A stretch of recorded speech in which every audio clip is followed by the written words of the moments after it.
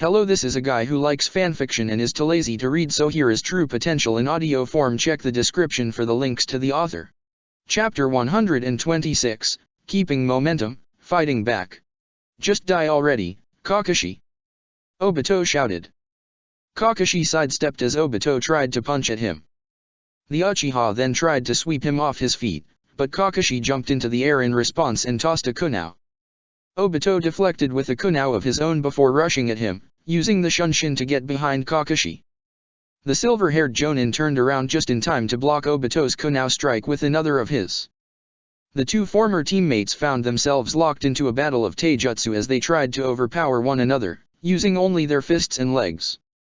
Neither side gained the edge over the other. They went back and forth trading blows, dodging one another or blocking with their own attack. As their battle continued, the world around them began to change. Instead of the twisted Kamui dimension, the two saw the forests of Konoha. In Kakashi's mind, he saw the Uchiha Obito he remembered, the loud, goggles-wearing boy. Obito, for a brief moment, saw Kakashi as his younger counterpart as well, a young boy with two regular eyes and a dour, serious expression. Obito shook his head, the image of child Kakashi leaving his mind. Seeing the image of his adult former teammate caused his eyes to steal as he ran through hand signs. Wind style, air current dance.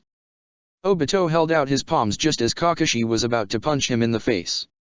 Immediately, gusts of wind appeared in the Kamui dimension, rushing towards Kakashi like blades of air. Kakashi immediately jumped backwards, avoiding the wind blades. The wind, however, changed directions and continued to fly towards Kakashi. Fire style, Phoenix Flower Jutsu. The Uchiha breathed out a series of fireballs that connected with the air currents, causing the fire to expand rapidly throughout the dimension. Kakashi's eyes widened as used the Shunshin to disappear. In response, Obito gestured with his right hand, causing one of the flame-covered air currents to reroute towards him. As predicted, Kakashi appeared directly behind Obito just in time to get hit by Obito's jutsu. He growled in pain as the wind cut into his skin while the fire burned away at it. Within seconds, however, Kakashi's body dissipated, turning into pure electricity. Obito scowled in response as he jumped backwards, avoiding the stray bolts from the electricity, a lightning clone. He turned around again to see Kakashi behind him, having used the Shunshin once more. He caught Kakashi's knee before it could connect with his head. You'll have to try better than that. I'm aware. I'm making sure to keep up with you. Kakashi acknowledged, shaking his head as he pulled himself away from Obito's grip just as the Uchiha redirected another air current at him. He dodged once again. You have gotten better. Much better. Time does that to a shinobi. We get stronger. Obito said sharply, his eyes narrowing. We change. If I didn't know that before, I know that now. Kakashi said, shaking his head. His right hand began to glow as he channeled lightning chakra throughout it. It's getting easier to see you not as my teammate, though. He pointed his hand outward, Reikari Senbon. The Hatake pointed his hand towards the fire-covered wind blades. As each blade grew closer to him, his lightning struck at them, causing the wind to scatter and the flames to dissipate. Within seconds, the attack was gone.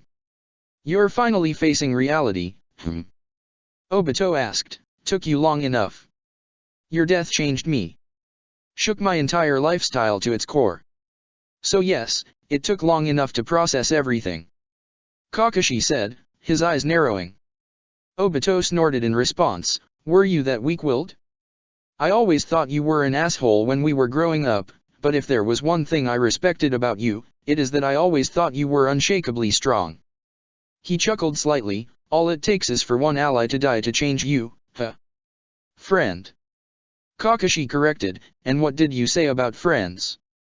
Those who abandon their friends are worse than scum. I didn't abandon anyone.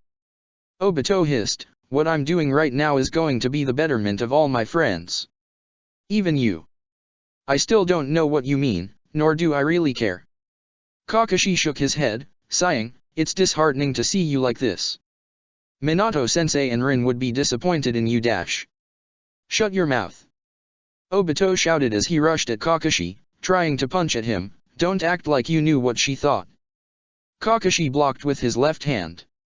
He was pushed back slightly at the force behind Obito's punch, causing his eyebrow to raise slightly. His glare, in response, only intensified. So, this is about Rin, then? Kakashi noted. It's more than Rin. Obito snarled out in response as he tried to punch Kakashi with his other hand. The man managed to catch his other fist with his right hand. Rin's death only served as my awakening. There's so much that needs to be done to make this world a better place. And you think Rin would be okay with it? Kakashi asked. Obito grit his teeth in response as he pulled his fists away from Kakashi's grip. Shut up. He charged forward again, trying to punch at him, but Kakashi jumped backwards in time. You think she'd approve of you trying to hunt the Jinchuriki? He asked. Shut up. Or that you killed Minato-sensei and Kushina-san. I said shut up. None of what you are doing is right, Obito. Why don't you understand dash? Shut the fuck up already. With one loud shout, Obito extended his fist backwards. His fist quickly covered itself in tree bark as Obito rushed at Kakashi. The silver-haired Jonin stepped out of the way slightly, but was not able to fully get away. Obito stabbed him through his left shoulder. Ack! Kakashi gasped, coughing up blood inside his mask. His eye then watched the wood that had impaled his chest start to expand. Pushing past the pain, Kakashi channeled lightning chakra throughout the tenketsu in his body, causing lightning to tear into the wooden pierces and destroy them. Obito tried to pull away his wooden hand in time, but he was still too close to Kakashi's technique and was struck by the lightning. He hissed in pain. Kakashi then charged forward, focusing all his lightning chakra into one singular point on his hands, Reikiri. Kakashi lunged forward, plunging the Reikiri into Obito's heart. Obito's eyes widened in pain as choked out blood heavily, his eyes starting to close slightly. Obito. I don't know what changed you, but I'm sorry. Kakashi shook his head, tears starting to fall from his non-sharing eye. Kakashi's thoughts were cut short, however, as Obito's eyes opened up once again. The Uchiha punched Kakashi in the face, pulling him out of his heart, and causing more blood to pour out. So that's what Rin must have felt, huh? Obito grumbled to himself between breaths, rubbing at his lip as he pushed the blood away. How? Kakashi's eyes widened as he focused on Obito's wounds. His body was resisting my attack well, but this time, I know my Reikiri hit his heart. How? No one should have survived that. His eyes widened as he watched the injury on Obito's body start to close in on itself slightly. You're regenerating. I am. Obito responded. His breathing calmed down and he turned to look towards Kakashi with a scowl. See how this is all pointless? You can't kill me, Kakashi. All you are doing is stalling. You aren't immortal. Kakashi shook his head, his hands tightening. So it seems I made the mistake of aiming for your heart. Next time, I'll help you test your regeneration and see if your body can regrow a severed head. Interesting offer, but I refuse.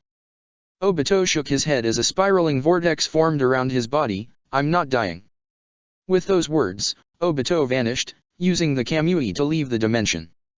Kakashi's eyes narrowed, preparing to take this fight to their normal reality once again. Brace yourselves everyone. Rashi said sharply as he and the other 7 Jinchuriki all tensed up.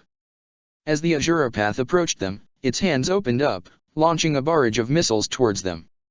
All 8 jumped away just in time as the missiles connected with the ground, creating massive explosions that scattered debris. As they all made distance, Naruto grabbed onto Gaara's unconscious body.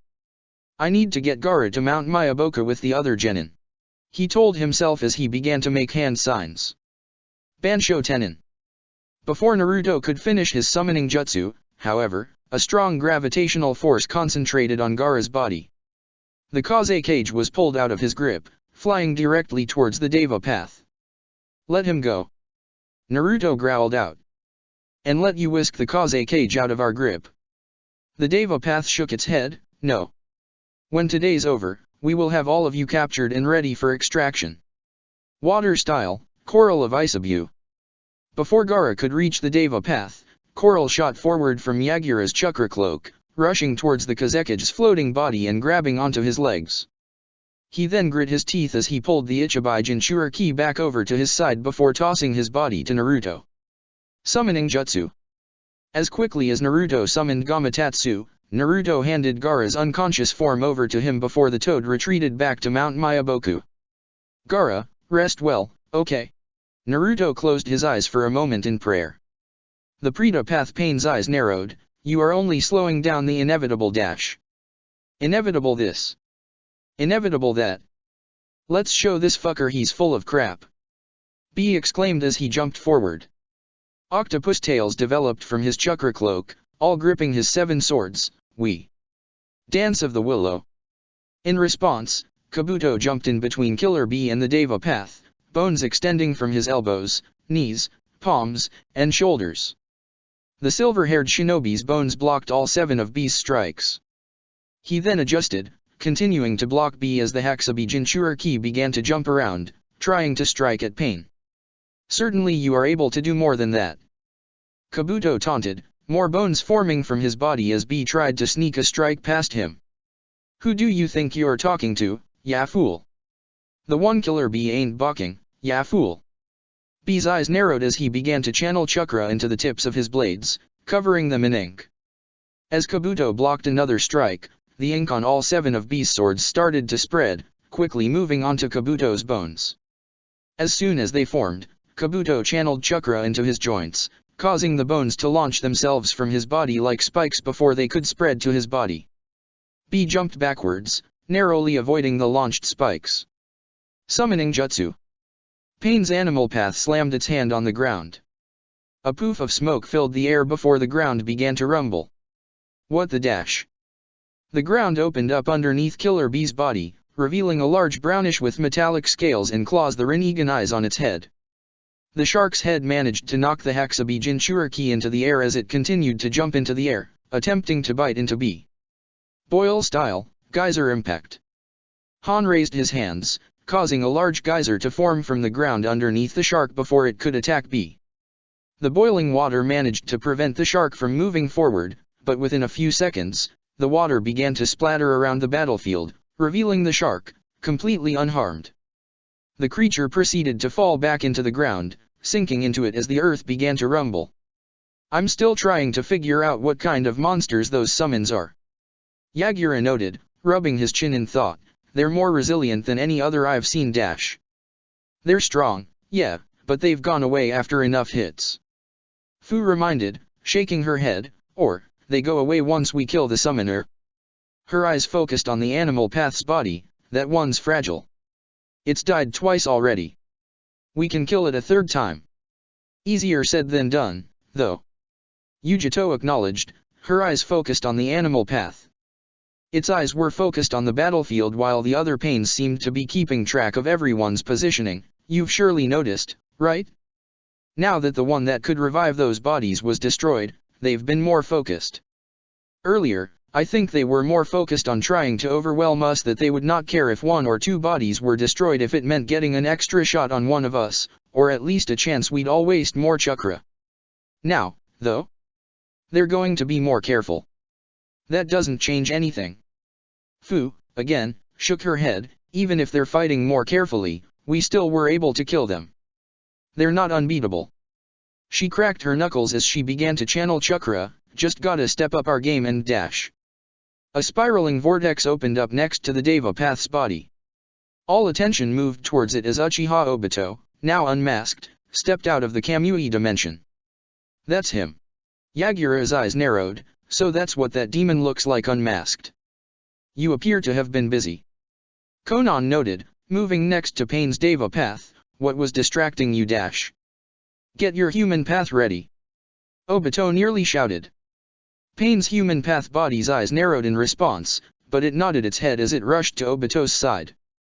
On cue with its arrival, another spiral vortex opened up next to the Deva Path's body. Kakashi appeared from the void, lightning surrounding its right hand. Ningendo.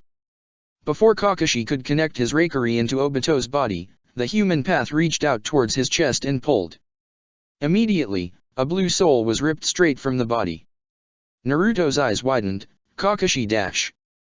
The human path's eyes narrowed as Kakashi's body fell apart, being reduced to nothing but scattered lightning chakra. Obito, the Deva Path Pain, and Konan jumped out of the way in time while the human path was forced to take the lightning strike into the chest. The body grimaced in response as a hole was burned through its cloak. A lightning clone.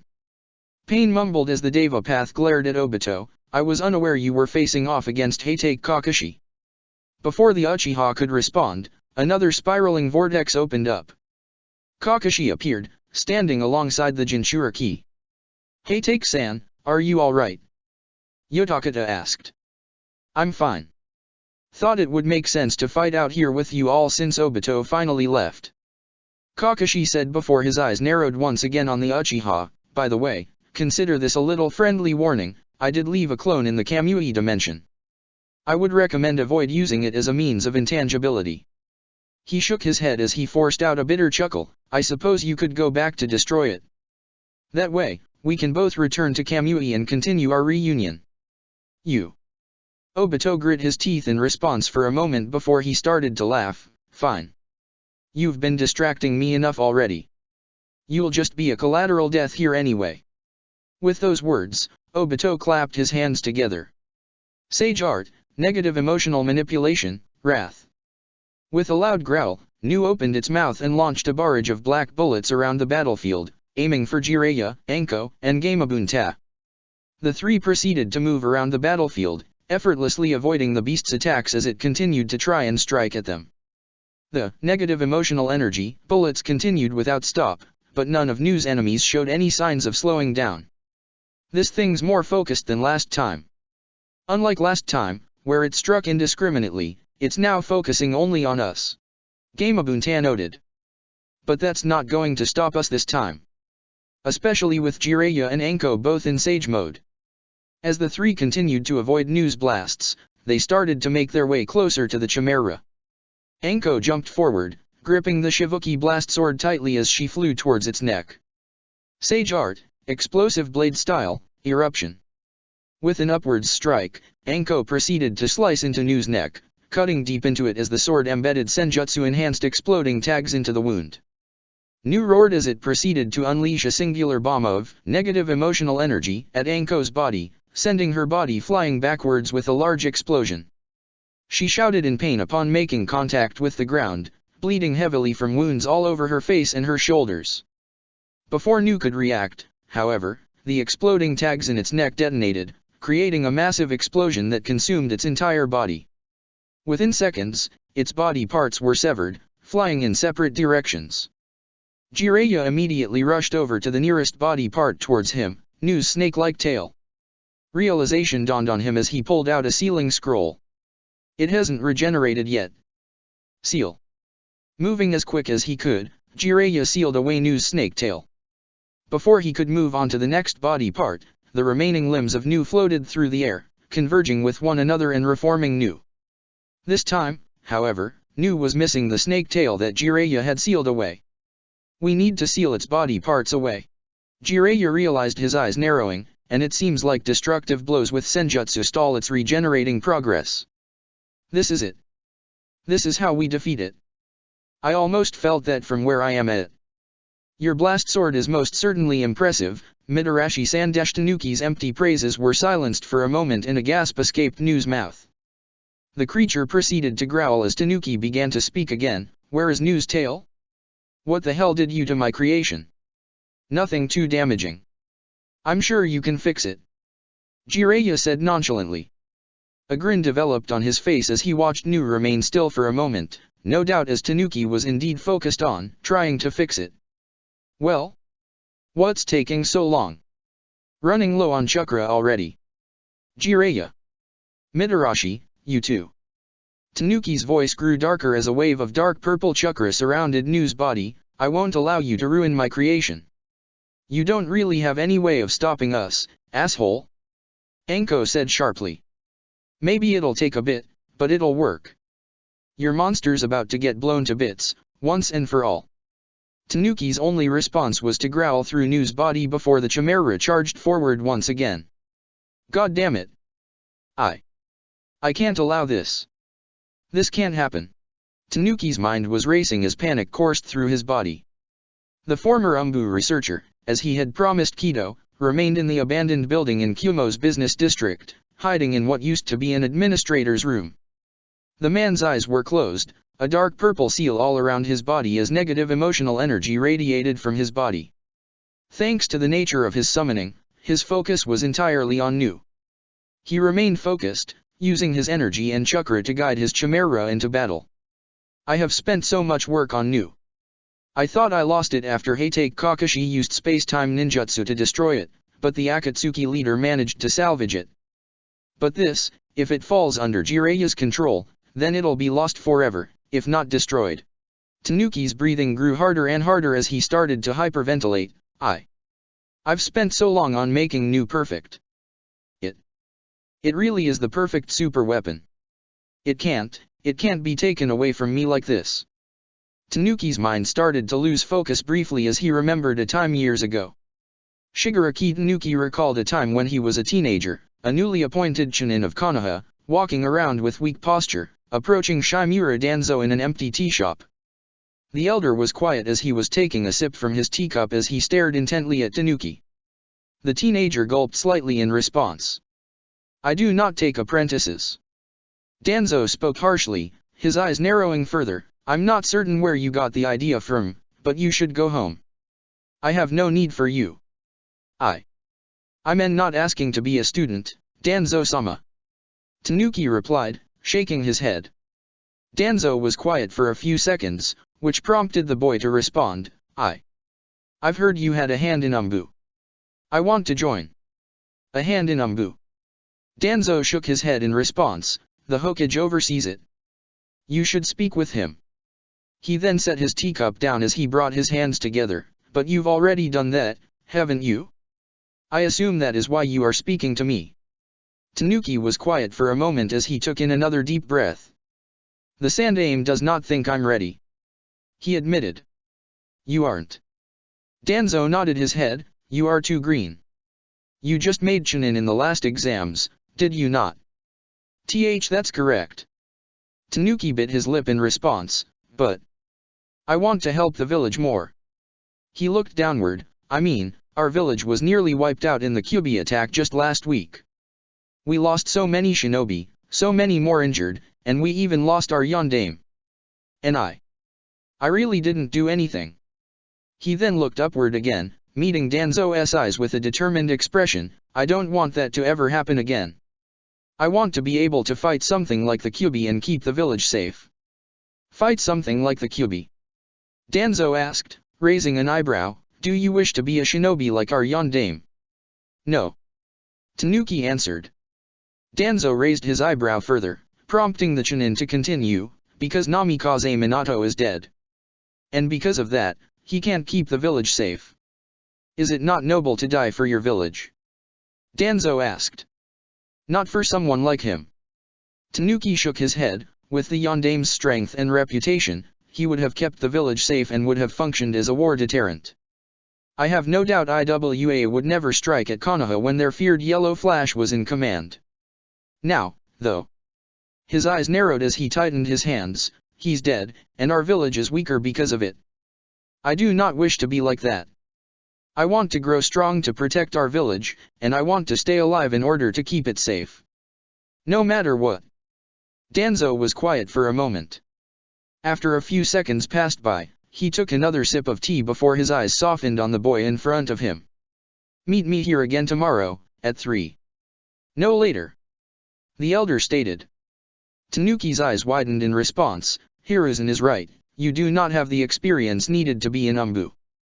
However, I think you have potential. You certainly have the right beliefs about the importance of keeping Konoha safe. You are not quite there yet, but you can be molded. With the right instruction, I think you have what it takes to do whatever it takes to keep our village safe. I will do what I can to help you grow in that regard. Immediately, Tanuki's reality turned back to normal. He returned to his position in the abandoned building. He gasped for a second as he tried to calm his breathing. Nu was meant to be a super weapon for Konoha, and then the village ruined it. They ruined everything. They betrayed Danzo-sama, and now, Jiraiya is trying to destroy Nu. Tanuki began to grind his teeth as he channeled more negative emotional energy. I can't allow that. Nu needs to fulfill Danzo-sama's will, and it must avenge his death. I need to. 8 trigrams 64 palms. Tanuki's eyes widened as he was forcibly ripped away from his focus on Nu and returned to reality. He was now face to face with Hyaga Hayashi, who had charged forward at him, striking him with 2 palm strikes. He was then hit by a barrage of subsequent strikes as he began to choke out blood. 2 palms. 4 palms. 8 palms. 16 palms dash. Sage art, negative emotion manipulation, envy. With a gasp of air, Tanuki released a burst of dark purple energy that collided with Hayashi's palm before he could strike again. The resulting attack hit Hayashi hard, knocking him backwards with a force equal to that of his palm strikes. The Hyaga clan crashed into the wall of the room, hissing in pain. It feels like some of my tenketsu were just sealed, not all, but some. Hayashi grumbled as he pulled himself up. I'm not certain how that worked, but I will need to be more careful. Tanuki glared intently at the Hyaga clan head. Hyaga Hayashi, what are you doing here? Do not ask questions you already know. It's unbecoming. Hayashi replied sharply as he got back into position. Now, if you would like some personal advice, I would advise dispelling that creature you summoned a moment ago and trying to flee. If you do so, I'm certain you will be able to preserve enough chakra that you might be able to escape me. Don't try to threaten me, Hayashi. Tanuki hissed in response, you do not have the skill to back that up. In actual combat, I will kill you. Are we so certain about that? Hayashi asked. Shall we find out? He's distracting me from Nu. I'm not controlling its movements, so it's all going to be remote. Tanuki grit his teeth in response as he began to concentrate on channeling chakra. I'll have to end him quick. I need to focus my energy on Jiraiya.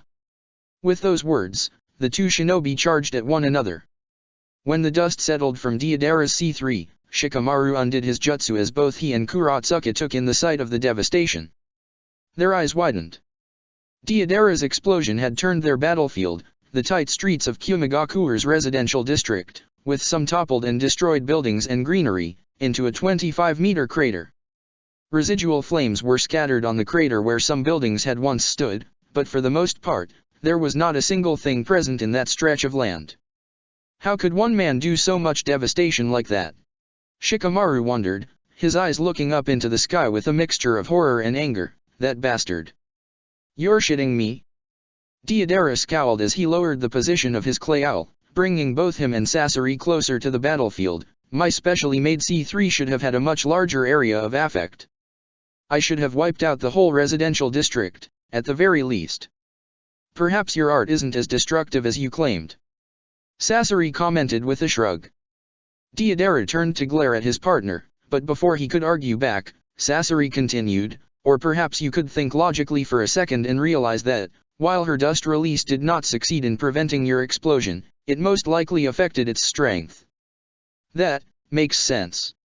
Deidara rubbed his chin in thought for a moment before he turned downwards, glaring back at Kurotsuka, just like the old man. Huh? You're also trying to get in the way and stifle my art. Art this. Art that. Shikamaru spoke up, glaring at the blonde Akatsuki agent. This all really is some game to you, isn't it? You don't give a shit about the lives you ruin and kill. All you care about is your artwork. Deidara snorted in response, you really trying to guilt me or something? I don't know any of these people, and if anything, I got a bad image of Kumo. Why should I feel guilty about dash? Shikamaru responded by tossing a kunao with an explosive tag in the air directly above his head. Deidara and Sasori tensed up slightly in response, but the weapon was not aimed even remotely near them. After a few seconds, Shikamaru made a hand sign and detonated the explosive tag, creating an explosion in the sky. As smoke filled the sky from Shikamaru's explosion, the Nara turned his head back to Deidara, his scowl deepening. That was just as magnificent as your precious artwork. And literally anyone can do it. He stated, all you've been doing is property destruction and terrorism, not art. Call it whatever helps you sleep better at night, but I can tell you for sure that, if it's art, it's nothing special. Anyone can do it after all. Deidara's eyes widened in response. Sasori chuckled to himself for a moment. A little moralistic about it, But he's not wrong. Sasori's thoughts died on his lips as he noticed the clay owl that he and Deidara were on was starting to fly directly towards Shikamaru and Kurotsuki. He turned his head to face his partner as he began to hiss, "What are you doing, Dash?" "Nothing special, huh?" Deidara nearly growled out as he pocketed his hands in his bag for a second before quickly pulling them out and clapping them. "Well, let's see if you appreciate an up-close look at one of my favorite works of art. Say hello again to my C2. Deidara separated his hands together, creating a clay dragon figurine that began to fly ahead of him. The clay dragon quickly grew into a much larger size. It opened its mouth, roaring as it grew closer to Shikamaru and Kurotsuki. In response, Shikamaru ran through hand signs, summoning jutsu. As the clay dragon began to glow, seemingly about to detonate, Katsuyu appeared in a poof of smoke. The giant slug fell downwards, crushing the clay dragon before it could fully explode. While the dragon did detonate, the explosion was contained and launched into the ground, causing heavy tremors but no other real damage as Katsuyu's body absorbed most of the blast radius. "Shikamaru-kun, Sando-san mentioned you once summoned him to take a spray of lava for you. I can see you have similar respect for me." Katsuyu replied, shaking her head. "Apologies, Katsuyu-sama." Shikamaru replied, his eyes narrowing on the slug, "How much of your power did I summon you?" 35%.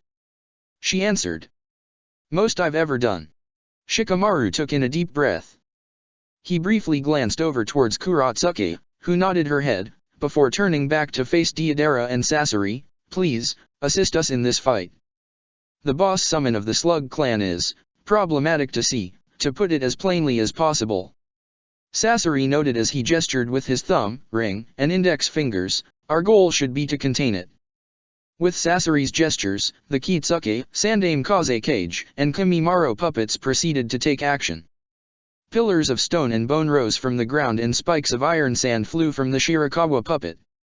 All three jutsus proceeded to strike at Katsuyu's body, forming a wall of sort around her body, preventing her from easily moving.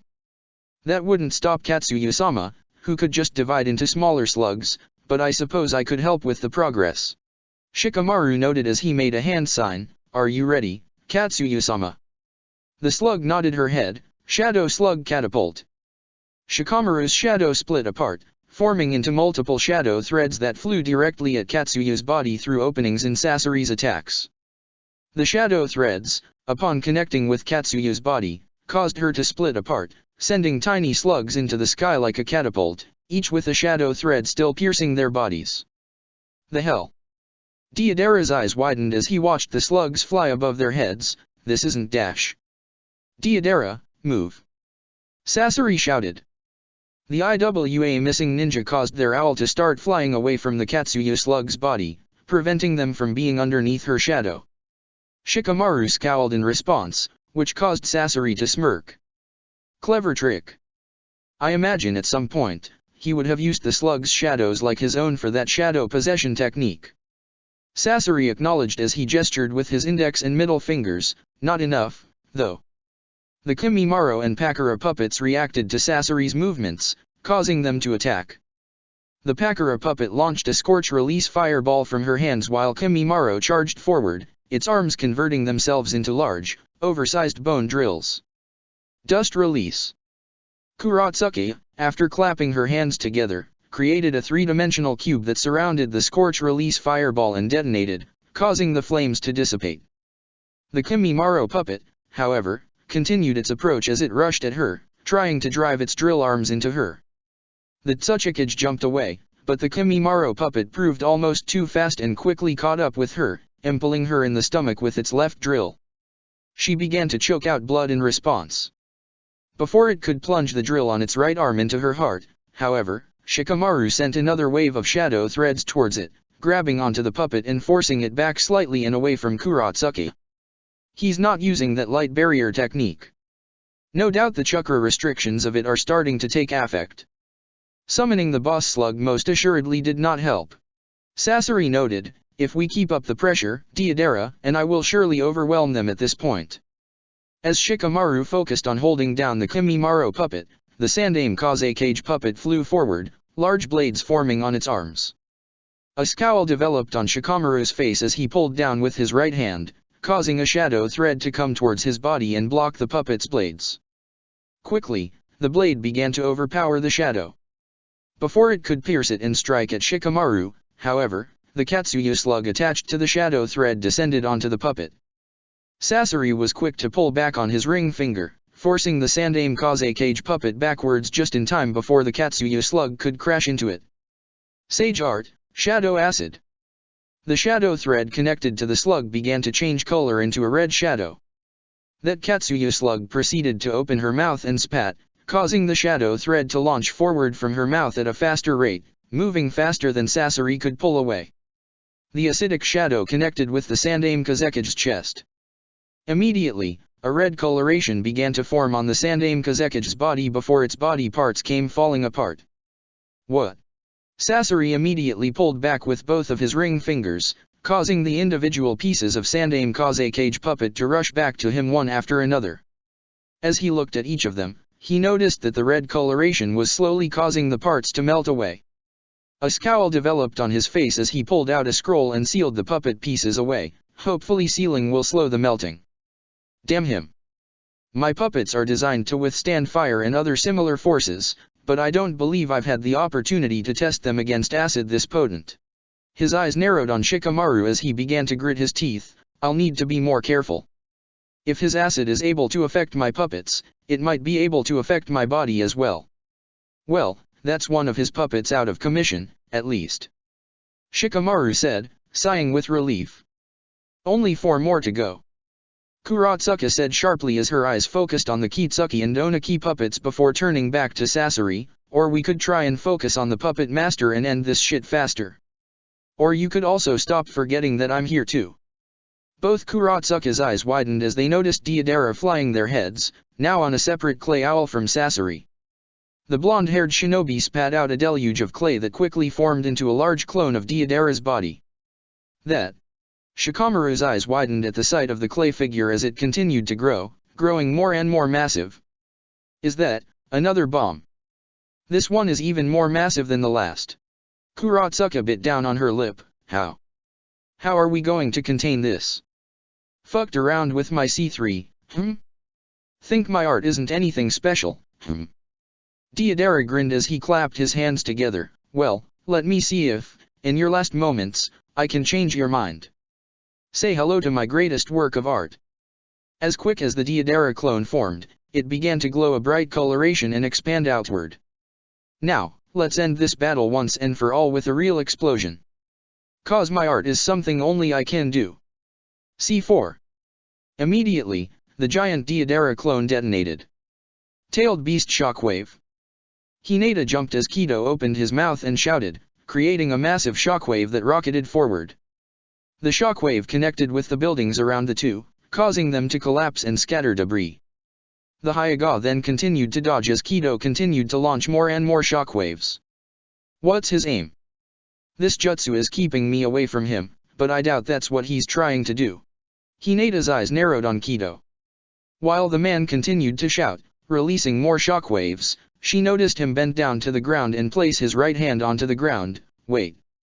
Lightning release, tiger scissors. The ground underneath Hinata's feet opened up, revealing a large, glowing bear trap made from lightning. Hinata tried to jump away in time, but the bear trap sent out a massive burst of electricity, electrocuting her and paralyzing her. Fun fact about this jutsu you are facing. While it normally requires it to be set in a particular location and is more of a trap that I need to hope I can spring on someone, thanks to the influence of the Kyuubi's chakra, I am able to summon it based entirely on remnants of my chakra scattered around the battlefield. Kido explained, a grin on his face as he snapped his fingers, causing another wave of electricity to rush through the bear trap. Hinata screamed in response, causing his grin to widen. Thankfully all that scattered debris is covered with my chakra. Hinata bit down on her lip as she watched Kido channel chakra into his mouth, creating a massive black orb of Biju chakra. I don't know how to get out of this. Hinata grumbled to herself. She watched Kido's Bijutama start to grow further in size before she began to channel chakra into her mouth. I'm not going to get out of this bear trap in time. So I need to see, is it possible to make him miss? Biju Dash. Sage Art, White Rage Technique. Hinata spat out a red dragon from her mouth that was gripping onto an orb in its hand. Immediately after being summoned, the dragon coiled on itself and began to screech and glow, creating overwhelming noise and light sensation throughout the battlefield. Ack! Kido's eyes widened. A growl escaped his lips as he staggered slightly before he launched the Bijutama forward. The jutsu flew towards Hinata's position, only barely missing her. Instead, the Bijutama collided with a part of the spikes of the electrical bear trap, causing the lightning to dissipate. Immediately, Hinata was freed. She took in a deep breath as she adjusted her body. Her eyes slitted more as she took more of the appearance of a snake, causing herself to block out the light stimulation. She also channeled natural energy into her ears, creating a blockade that repelled the Senjutsu chakra from her own attack. With a defiant look on her face, Hinata charged forward at Kido, her arms becoming encased in blue chakra shrouds that resembled lions' heads. Gentle step twin lion fists. Kido attempted to block Hinata's oncoming attack, but the sensory overload prevented it from recognizing where her strike was coming from. Hinata landed a punch directly to his face. He growled in pain, his nose cracking as Hinata pulled her fist backwards. That punch, is it draining my chakra? Kido nearly growled as he began to channel chakra into his body. Nine Tails burst. Channeling his artificial Biju's chakra through all of his chakra points, Kido sent out a massive burst of chakra that connected with Hinata before she could punch at him again. The resulting attack sent her flying backwards. Bijutama! Bijutama! Bijutama! Kido proceeded to spin around in a circle as he began to launch Bijutama after Bijutama in an unorganized fashion, striking at everything around him. Hinata barely had to move to avoid all the blasts.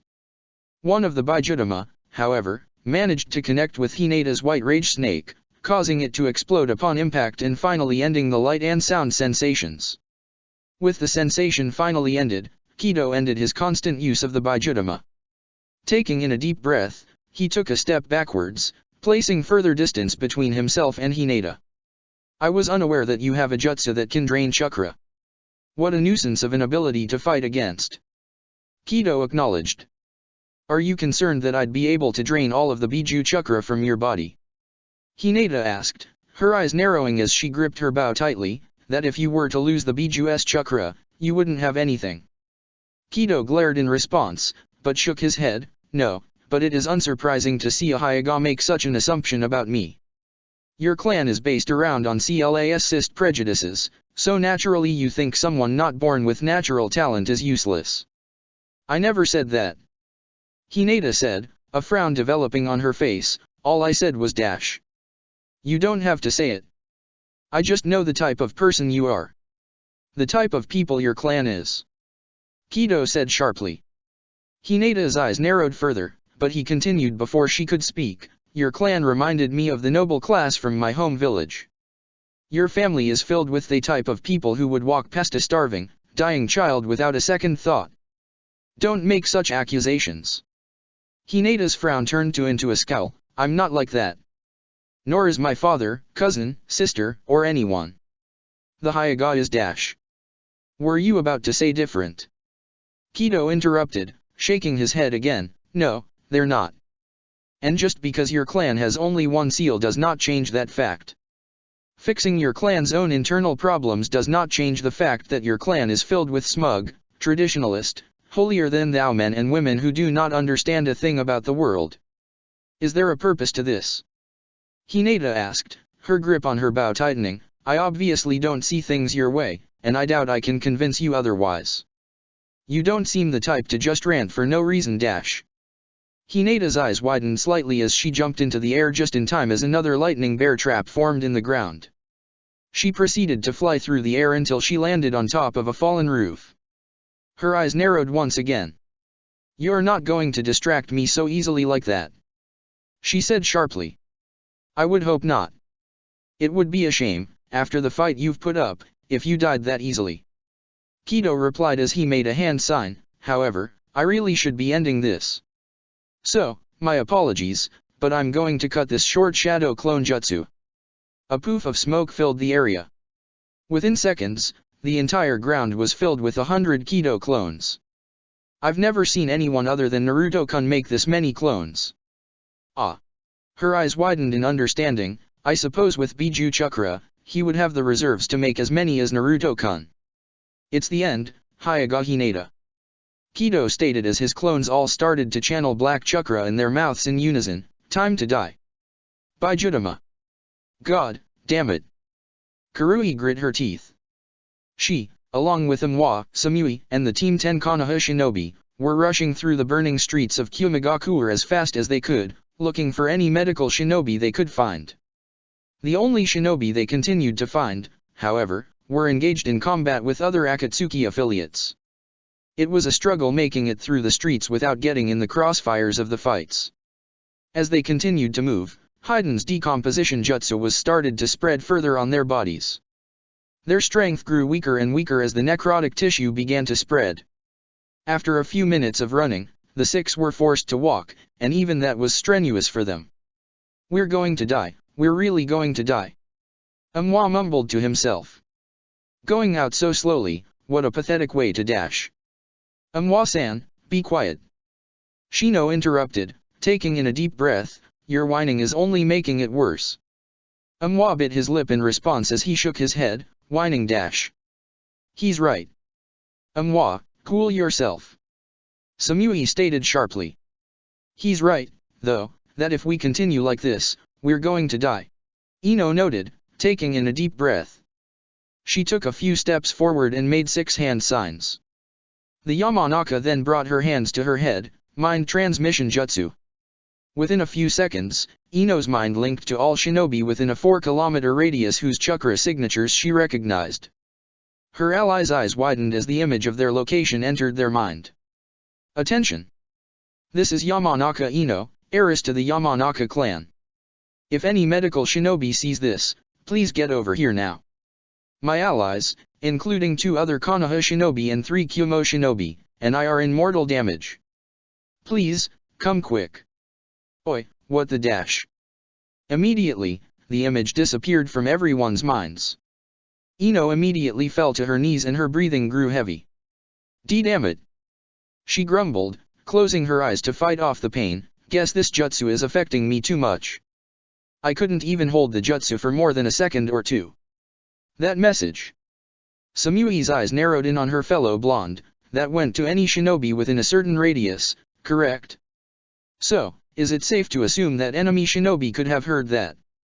Ino shook her head, I tried to minimize the chance of that, so I only sent it to chakra signatures I recognized running across during my time here. She bit down on her lip, here's, hoping that at least one of them was a medic. Conversation ended as the group remained still, waiting. After 2 minutes of waiting, the 6 shinobi started to feel the necrotic tissue spreading further on their bodies. They all hissed as they fell to their knees one after another. I'm not able to get up. I doubt they're able to either. Koji closed his eyes, taking in a deep breath. Dad, I'm sorry. I won't be able to see you. Pain Fuinjutsu, healing canvas. Healing chakra washed over Koji's body for a moment. He opened his eyes to see that green, visible chakra was rushing over his and his allies' bodies. He then turned his head to face 2 red-headed shinobi, one from Konoha and the other from Kusa. Uzumaki Susumu. Shino's eyes focused on the Konoha shinobi for a moment before moving towards the Kusa shinobi, and you're Naruto's cousin as well, correct? Yep. Uzumaki Karen. Karen stated, her eyes narrowing on the group, now, what the actual fuck happened to all of you? You all look like living corpses, and I mean that literally. It was a jutsu from one of the Akatsuki agents. Samui spoke up, taking in a deep breath as she tried to pull herself up. She succeeded, but quickly fell back to the ground. Damn. Please, stay still. Susumu pleaded, shaking his head, I'm only marginally treating the wounds.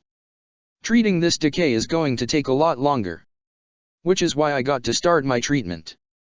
Karen grumbled as she took a seat on the ground. Before anyone could say anything to her, Karen held out her right hand, releasing 6 separate adamantine sealing chains. The chains quickly grabbed onto all 3 members of Team 10 and the 3 Kyumo shinobi, pulling them all directly next to her. Shit, that hurts. Karui hissed. What was that for? Ino asked. I just watched one of you all fall over. I'm not going to waste time waiting for you all to stumble towards me. Karen replied as she pulled up her long-sleeve shirt. Alright, so let's get this over with. I need all 6 of you to bite me. Silence filled the air for a moment. What? Koji finally spoke up, blinking in response. Karen sighed, adjusting her glasses slightly. You heard me correctly. My body has a strong natural life force that I inherited from my direct ancestry. The best way I can put it is that if you bite me, it'll spread that life force to you all and help your healing process. This sounds like entrapment. Amwa mumbled. If we bite you, then we'll be dash. You all are fucking decomposing. Karen shouted, causing him to yelp, you don't have time to be stupid. So get this shit over with and bite me already. Her words were met with no resistance as all 6 started to bite down on Karen's skin, while Susumu continued to try and heal their wounds with his own chakra. Chidori arrow.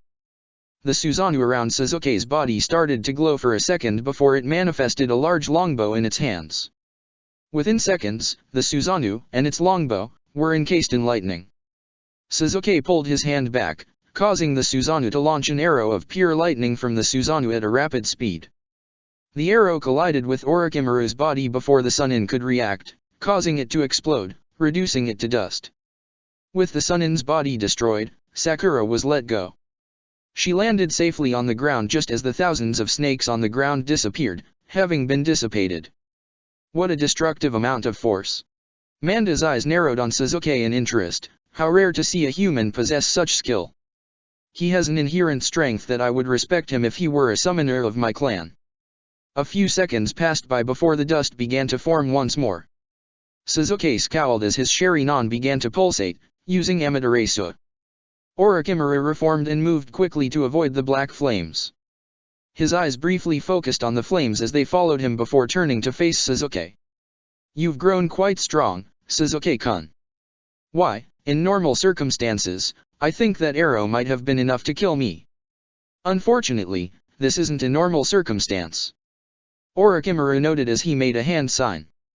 A malicious grin developed on his face as he began to channel an extensive amount of chakra. This is my new beginning. Before Sasuke could properly respond, his eyes widened as his curse mark began to pulsate. Arg. The Uchiha hissed loudly as he fell to his knees. His Susanoo began to flicker, briefly turning intangible every few seconds, before it finally collapsed. As the Susanoo finally faded away, the curse mark on Sasuke's neck began to glow a dark orange color as black markings began to form for a moment before receding. Sasuke-kun. Sakura's eyes widened in horror. What the hell is happening? He growled out. This is something I wouldn't be capable of doing to Anko-chan. After all, her curse mark is old and was implemented back when I was still experimenting with my sealing arts. Orochimaru chuckled to himself, but you, however? Your curse mark is only 3 years old, is it not? And it was placed on you when my skill with Fuinjutsu was at its peak. Sasuke continued to hiss in pain, his hands gripping onto his neck tight enough that he was affecting his own breathing. The cursed seal makings continued to spread over his body before receding in a forwards-backwards motion. Periodically, Sasuke's skin color would turn gray in color and appendages began to slowly form in Sasuke's back. How often did you use my cursed seal of heaven, Sasuke-kun? 1 or 2 times. Maybe not even once, Orochimaru wondered as he took a few steps closer, his chuckling growing louder. I've been told it's difficult to process sometimes if you didn't grow accustomed to it. Right now, at the rate it's spreading, it's overwhelming, isn't it? Again, Sasuke said nothing. Finally, the curse marks fully spread over his body. Sasuke's skin coloration turned gray entirely and the appendages on his back continued to form, turning into wings. His howling in pain continued to grow louder and louder. Orochimaru continued to walk over towards Sasuke's body, grinning the entire way. His mind can't process my chakra flooding into his bloodstream like this. Him not using my mark at all worked to my favor, since he has no way of controlling it. Orochimaru smirked as he finally reached Sasuke's body. He then reached forward for Sasuke's neck. In this state, he won't fight back. Now, I can finally be reborn. Fuinjutsu, World Crusher. Before Orochimaru could begin his jutsu, Sakura jumped forward at him, attempting to punch at him with her strength-enhanced fist. Orochimaru jumped away in time, causing Sakura's fist to collide with the ground instead, causing debris to scatter around the battlefield as a massive crater formed in its place. A scowl developed on Orochimaru's face as Sakura stood between him and Sasuke, cracking her knuckles. "I won't let you lay a finger on him," she stated. "You are not strong enough to stop me," Orochimaru said sharply, his eyes narrowing on her. "I may have complimented you a moment ago, but you are not on my level yet, Sakura-chan." "Yeah, well, let's find out, shall we?" she stated as she made a hand sign, Fuinjutsu, Illusion Flames Jutsu. In a moment, both Sakura's body and Sasuke's body exploded in a sea of pink flames that spread throughout the battlefield. Orochimaru's eyes narrowed as he made a hand sign. A moment passed by, but the pink flames stayed on the battlefield. This genjutsu she's using is being augmented by something. But what? Orochimaru bit down on his lip as he noticed the pink flames approaching him. He allowed some of the flames to connect with his body. Some passed through his body, as he expected, but one flame, upon connecting with his body, ignited, causing him to catch on fire. Some of these are real flames. Intriguing jutsu, however. "Manda!" he called out. The boss snake summon glared in response, but nodding his head as he slammed his tail into the ground, creating a massive crater, larger than the one Sakura created, and scattering debris haphazardly. The debris collided with the remaining flames, extinguishing the real ones. As the ground continued to shake from Manda's strike, Sakura was forced out of the ground, holding Sasuke's still twitching body. A grin developed on Orochimaru's force as he charged forward at her. He snapped his fingers, causing the Kusanagi sword to fly back to him. He gripped it tightly as he rushed forward them. Fuinjutsu, Thick Skin. Before Orochimaru could plunge the Kusanagi into Sakura's body, her body resisted, as if his blade collided with a shield. He then opened his mouth, causing his tongue to rush out and surround her neck. He tried to grab onto it tightly, but he could not get a good grip onto it. It felt as if her neck was somehow resisting. "What exactly is she?" Orochimaru's eyes widened as his tongue had pushed upwards on the collar of her top, revealing the trace of a sealing tag on her shoulder. "Ah, clever girl." A grin developed on his face as he pulled the Kusanagi sword backwards and sheathed it. He then brought his hands together. "You're not going to get me again like that, Orochimaru." Sakura scowled in response as she gripped her fist tightly. "You won't get past me dash." Five-pronged seal. The fingers on Orochimaru's left hand became encased in purple flames. He quickly reached for her shoulder, slamming the seal directly onto the sealing tag. What dash pain quickly traversed through Sakura's body, ag dash. Sakura's screaming was cut short as her body lost its protection. Her neck, no longer protected by her seal, was easily silenced as Orochimaru's tongue began to strangle her once again. Her eyes and body twitched as a seal began to form on her shoulder around the sealing tag on it that connected with her skin. "What an interesting seal you made for body augmentation," Orochimaru noted with a chuckle. "Makes for an interesting gimmick. I'm certain that you might be able to take a few shinobi by surprise with it. However, I am not one of them." His eyes then narrowed as he gripped Kusanagi once more. "Now, die already dash." Chidori. Before he could plunge Kusanagi into Sakura's body, Sasuke charged forward with a massive Chidori that was black in coloration. Sasuke impaled Orochimaru's chest with the lightning before aiming downwards, pinning the snake down. "What dash?" Before he could continue his sentence, Sasuke's eyes pulsated. Amaterasu. Rings of black fire began to form around Orochimaru's hands and feet. The flames, however, did burn his skin off, but functioned as bindings, pinning the Sannin down. Orochimaru growled as he struggled to pull himself up, but he was unable to. Immediately, Orochimaru's grip on Sakura's body came undone, causing her to return to the ground once again. She began to breathe heavily, her body struggling to relax as she tried to focus on the scene in front of her. "You. I can feel you. Your chakra is rushing through my veins," Sasuke stated sharply, his eyes narrowing as he felt a darkness rush through his body that was intoxicating.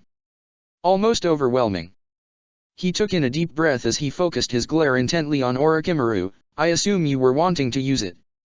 There's so much chakra of yours in my body, I bet you could have revived yourself. You. Why you? Orochimaru grit his teeth in response, what are you dash? It was overwhelming when you first triggered it. And it still is. I can hear your disturbing whispers in my ear right now, telling me to free you. Promising me more power if I free you. Sasuke stated. His glare tightened as he dug his Chidori further into Orochimaru's skin. More dust began to scatter, but Sasuke kept his Chidori embedded where it was, now allowing the rest of his body to be destroyed yet. Hilarious. You thought you'd be able to control me at one point, didn't you? D-damn brat. Orochimaru growled in response. Maybe in a different life, you could have. Maybe in a different time, I would have needed your power. Maybe I would have seen you as useful. Sasuke acknowledged. In a moment, the gray-colored skin returned to normal and the wings vanished, causing him to return to normal. However, I know better right now. I'm already plenty strong and I'll continue to grow stronger on my own, without the help of a monster like you. He then turned his attention to his teammate, Sakura. Get the sealing scroll. Despite her current state, Sakura nodded her head as she pulled out the necessary scroll and began to unravel it. No, not like this. Orochimaru grit his teeth before turning to face Manda. Manda. The boss summon stared at Orochimaru for a moment. He recalled Orochimaru summoning him to face off against Jiraiya and Oniki as nothing more than a distraction so that he could flee. The snake's eyes narrowed in response before he shook his head, causing Orochimaru's eyes to widen.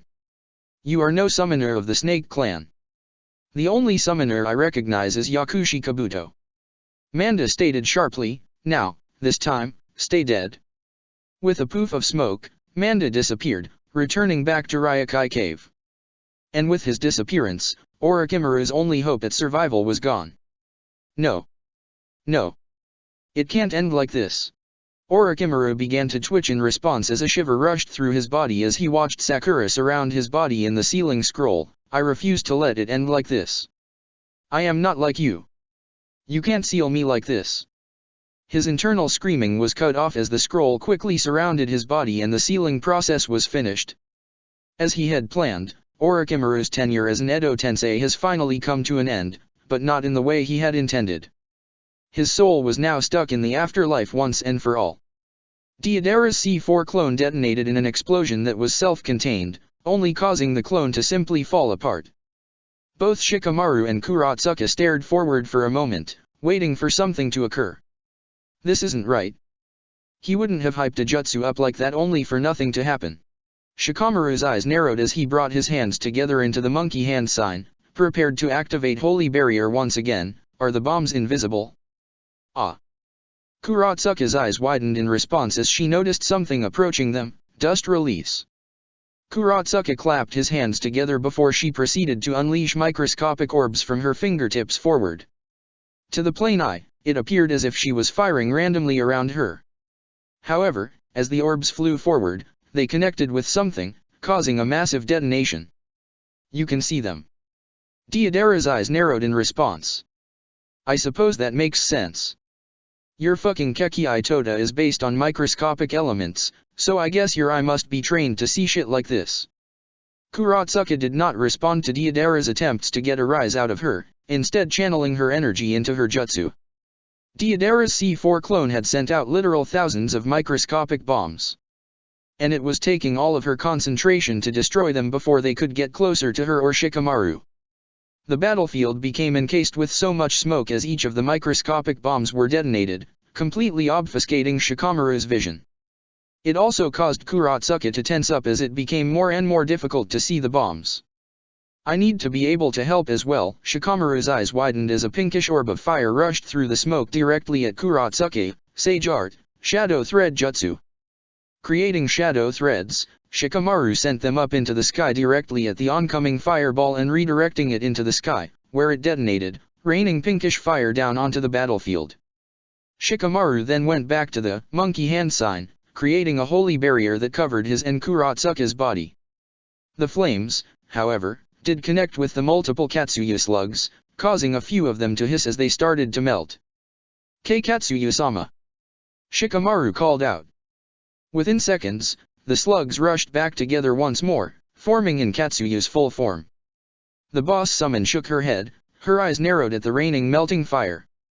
I don't recall ever facing such destructive enemies at any point. Katsuyu admitted, shaking her head, the longer this battle goes on, the more of a disadvantage you all are at. It's been like that all fight. Especially since I'm running through so much chakra keeping up the holy barrier as long as I have been. Despite Sage Mode, Shikamaru clenched his fists in response, it's only going to get worse. We need to take this on the offensive. One of those two has to die already. His eyes then narrowed on Kurotsuki, who despite the holy barrier still active on her, was still fighting against Deidara's C4 micro-bombs, and I think that Deidara is the one who's blowing through his chakra the most, as well as the one most likely to make a mistake we can capitalize on.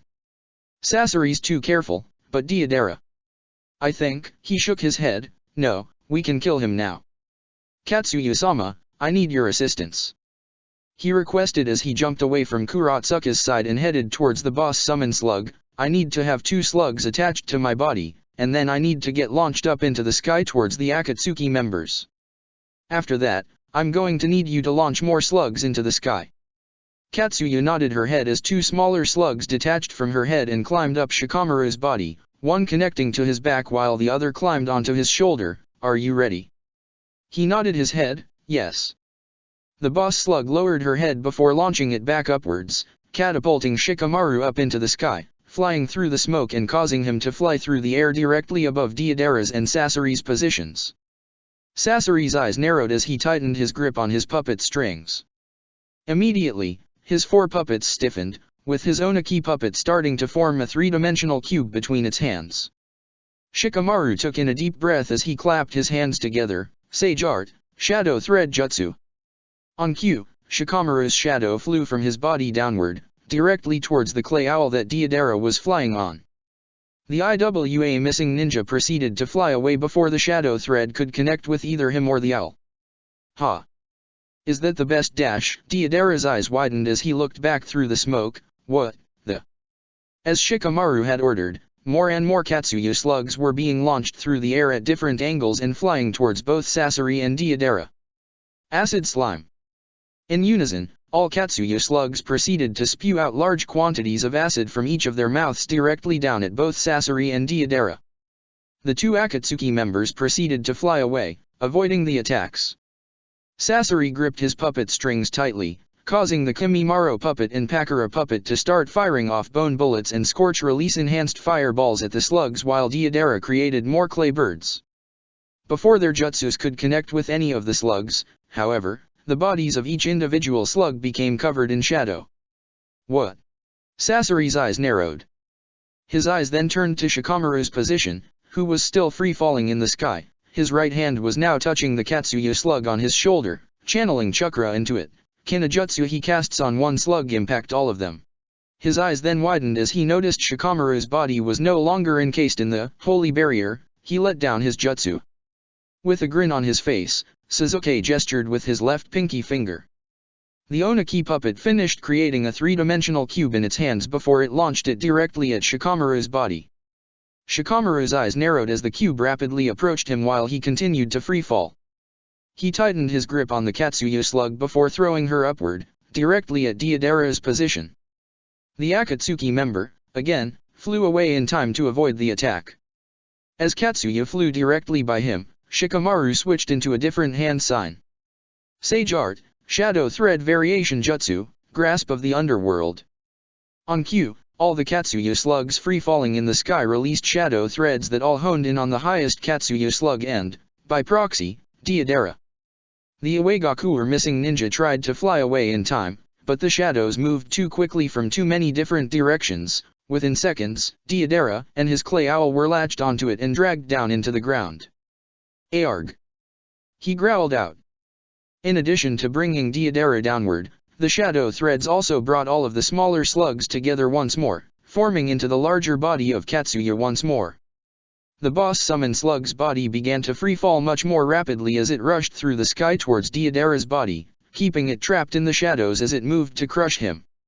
Almost got him.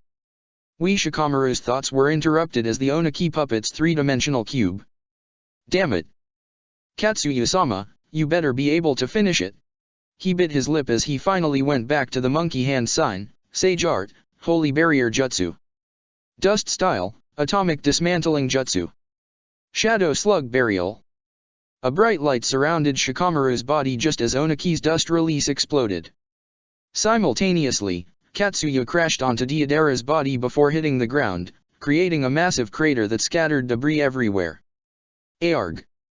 Kuratsuka shouted as the shockwave from Katsuya's fall was felt throughout the battlefield, forcing her off her feet. What the hell? As Kuratsuka finally composed herself, she noticed that the micro-bombs had finally ceased. Deidara's jutsu was finally over. Before she could sigh in relief, she noticed that the holy barrier around her body had also faded. Her eyes widened in horror as she rushed forward. Shikamaru. The dust finally ceased a few seconds. With the Oniki puppet's jutsu finally stopped, the cube was destroyed and opened up, revealing the falling figure of Shikamaru's body. Kuratsuka rushed forward towards him, grabbing onto falling body. Shikamaru's body was covered in burns from the explosion of Oniki's jutsu, but his holy barrier jutsu protected both him and the Katsuya slug from being atomized. His eyes flickered on Kuratsuka for a moment before they closed, falling unconscious. He's still alive. She noted, biting her lip, but I don't think I've ever felt such a lack of chakra in a person before. The Katsuya slug on his back came to the same realization. She proceeded to squirm up his body, latching onto his neck, the first bit of open skin she could reach. Make sure he never uses that holy barrier technique so liberally again. Katsuya stated, Shikamaru-kun's body is injured heavily, but more seriously, he is so close to dying from chakra exhaustion. If he wasn't in sage mode, he would have died. She shook her head, cutting off Kuratsuka before she could speak. I'm funneling as much chakra as I can into him, but he'll need medical treatment immediately. You need to get him to someone, or at the very least, keep him safe while I try and preserve his chakra network to the best of my abilities. I understand. Kuratsuka nodded her head. Her words died as a large explosion sounded throughout the area. Both Kuratsuka and Katsuya turned their attention towards the much larger Katsuya slug. The slug had been detonated, causing the body to burst into tiny slugs. The majority of those flying slugs were forced to dissipate, returning back to Shikotsu Forest while only a few remained. As the explosion finally subsided, Deidara was revealed. The Akatsuki member's body was covered in burns and bruises and his cloak was reduced to ashes. Immediately upon taking a single step, his body collapsed to the floor. He tried to drag himself forward, but he was unable to move even on the ground. He then reached for his shirt to pull it off. He managed to pull it off, revealing stitching over his chest. He tried to reach for the stitching and to open it, but the bones in his arms finally gave out, and his body collapsed, his arms going to his side. Damn it, can't he reach it? Can't use my final explosion. He growled out, his eyes starting to water slightly in frustration. Can't even go out in a bang, what a goddamn waste. His eyes then moved upward towards Sasori, who was still flying on Deidara's clay owl. Oi! Sasori no Dana!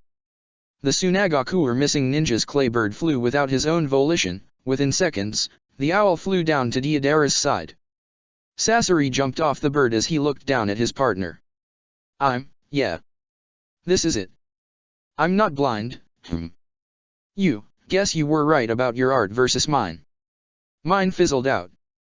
He grit his teeth for a moment as he looked at Sasori's puppets, his eyes focusing on the Oniki puppet.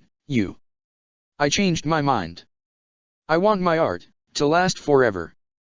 Sasori's eyes widened in response before a small smile developed on his lips. He pulled out a sealing scroll. I can make that happen. You better. Deidara stated as he looked back over at Kuratsuka. His eyes then narrowed on the unconscious Shikamaru in her arms. Now, show those heathens the meaning of true art. With those words, Deidara succumbed to his injuries and closed his eyes permanently. Immediately, Sasori sealed up his body, pocketing the scroll. You came around. I suppose it's fitting. In your last moments, You realized what's truly important about art. Sasori noted, gripping the scroll tightly. I promise you, Deidara, I will make your puppet my finest work of art. That is my promise to you, from one artist to another. He then turned his head to face Kurotsuki as a grin developed on his face, but that wish of yours can wait. I suppose I need to focus on your other wish first. Kurotsuki sat Shikamaru's body down on the ground. She took in a deep breath as Katsuya continued to focus on supplying Shikamaru's body with chakra. Katsuya-sama, if you would, please have one of your other slugs search for any medical shinobi to help him. Kurotsuki pleaded. Her eyes narrowed on Sasori's figure. I'll keep this asshole at bay for now. Kurotsuki. Katsuya nodded her head as one of her slugs proceeded to squirm off as fast as she could. The slug on Shikamaru's body stared intently at her. Be careful. I will be. She nodded her head as her expression tightened. She then watched as Sasori sent his Kitsuki and Kimimaro puppets forward towards her. Kanzen Lotus King. Within seconds, a massive wooden statue with a wooden frame around its back and head and multiple wooden hands, numerous smaller lands closer to the main body and 6 larger arms that extended well past the main body, formed behind Obito's body. That statue. Yagura's eyes widened in horror. I recognize that. That's one of Senju Hashirama's most infamous techniques. No. Rashi shook his head. It's inspired by it, but I've heard stories of the Shodei Hokage jutsu long ago, when there were still shinobi alive at the same time as him. This feels a much smaller scope of his jutsu, not his. Do you really want to compare my jutsu to his? Obito asked, snorting slightly as he shook his head. Why don't I give you a taste of what it's capable of? All is suffering. From on top of the wooden statue, 5 smaller heads formed and opened their mouths, releasing 5 elemental blasts, 1 fire, 1 water, 1 earth, 1 wind, and 1 lightning, downward into the ground. The Jinchuriki and Kakashi all jumped away as the 5 blasts connected with the earth, causing the ground to explode once more and sending another wave of debris around. This poor stadium. At the rate of this destruction, I don't think it'll be fixable in my lifetime. Yujito bit down on her lip, shaking her head as she turned her attention back to the statue. Not the time for that. As the Jinchuriki started to steady themselves, the giant wooden statue 2 of its larger hands together before the smaller hands started to elongate, launching themselves at the Jinchuriki and Kakashi. The 9 rushed through the battlefield as the hands collided with the ground. More and more hands followed suit, forcing them to keep on their feet. This thing was made with wood release, right? Naruto asked. Maybe we can counter with fire. Yagura shook his head. Fire release never was known to be effective against your Shodei, Naruto. Against the Shodei Hokage, yes, but that's to be seen against this asshole. Naruto stated, his eyes narrowing on Obito's body. He's using wood release because he has Senju Hashirama's DNA in him, right? Well, I'd say that should make his jutsus a lot weaker than his. So let's see how good they are against lots of heat dash. Shinra Tensei. Before Naruto could finish his statement, a massive gravitational force crashed into the bodies of all the Jinchuriki and Kakashi, sending each of them flying backwards. Mud style, mud entrapment. All 9 crashed into the ground as mud hands rose from the ground, latching onto their limbs and preventing them from moving. What the? Fu hissed as she tried to pull herself up. Someone else, keep it up. Kabuto stated sharply as he continued to channel chakra. Immediately, the mud hands tightened their grips on their opponents. Their endurance can only take so much. Thank you for stating the obvious, Kabuto. Obito snorted in response. Kabuto frowned in response, but Obito already turned away, facing the Azura Path. Your time to shine. The Azura Path nodded its head before it took a step forward, opening its hands, revealing launching pads for missiles. We're damned if we can't get up. Yotakata bit down on his lip as he concentrated on the Rokubai's chakra, affecting the pH of his skin. To his frustration, the mud hands on his body were not affected. Come on, damn it. Melt. Yotakata's skin began to turn into a brighter red color as his body's natural pH grew more and more acidic. The Azura Path finally launched its missiles at each of the Jinchuriki's bodies. Yotakata grit his teeth as his skin turned a deep darker color, his natural pH registering at 0. Finally, with his body at its most acidic, the mud arms melted away. Freeing himself, Yotakata pulled himself off the ground and reached for his pipe before taking in a deep breath. Water style, soap bubble, true acid. Yotakata breathed out a series of red soap bubbles that flew through the air towards the oncoming missiles. The bubbles made contact with the missiles, causing them to melt away instantly, before they continued to fly through the air towards the Azura path. Mud's chemical composition does not melt easily. Kabuto's eyes narrowed on the oncoming red bubbles. How acidic is that jutsu of his? In response to Kabuto's thoughts, Yotakata turned around and breathed out a series of red soap bubbles once again. Each bubble connected with the mud appendages holding down his fellow Jinchuriki and Kakashi, freeing them. We can't afford to be careless. Yotakata said sharply as he turned his attention back to the Azura path. Keep up the force, you all. We can't let them overpower us. Obito's giant Kanzen statue brought several hands down, trying to intercept the red bubbles, but the bubbles floated with the air, avoiding them. They continued to float towards the Azura path, but before they could connect, the Preta path jumped in the way and held out its hands, creating a barrier that absorbed the acid. That thing absorbs techniques. Kakashi observed, his main Jikyo Sharingan narrowing on the Preta path. That may be true, but Taijutsu is something it can't undo. B stated as he tightened his position. Yotakata is right, we need to be more aggro. So allow me to bring that thing to the gallows. With those words, Killer B launched himself forward, jumping forward at the Preta path. As he approached the body, Obito brought his hands downward, causing the wooden statue to bring more hands downward at B. The Hakusabi Jinchuriki jumped back to avoid the strike only for Obito to bring his hands into a monkey hand sign. More hands rushed forward, surrounding B's body. You're not getting through dash. Raikiri. Obito's eyes narrowed as Kakashi charged forward at the hands with lightning surrounding both of his hands. The Konoha Jonin jumped through the battlefield, dodging more hands from Obito's statue. Konan then launched paper needles from her wings at the man, which he continued to dodge until he was next to the hands surrounding B. Bansho Tenin. Before Kakashi could dig the lightning into the structure, his body grew limp as the Deva path dragged him towards his position.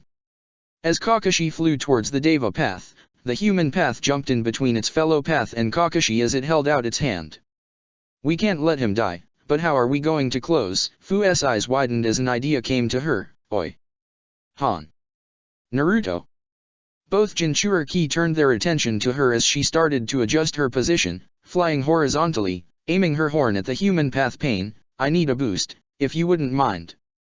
Both Naruto and Han nodded their heads in response. Steam surrounded Han's arms as he grabbed onto Fu's waist before pulling her back, like a spear. Naruto, in response, clapped his hands together. You are not like the Jinchuriki, hey, take Kakashi. Unlike them, you can die without affecting our plans.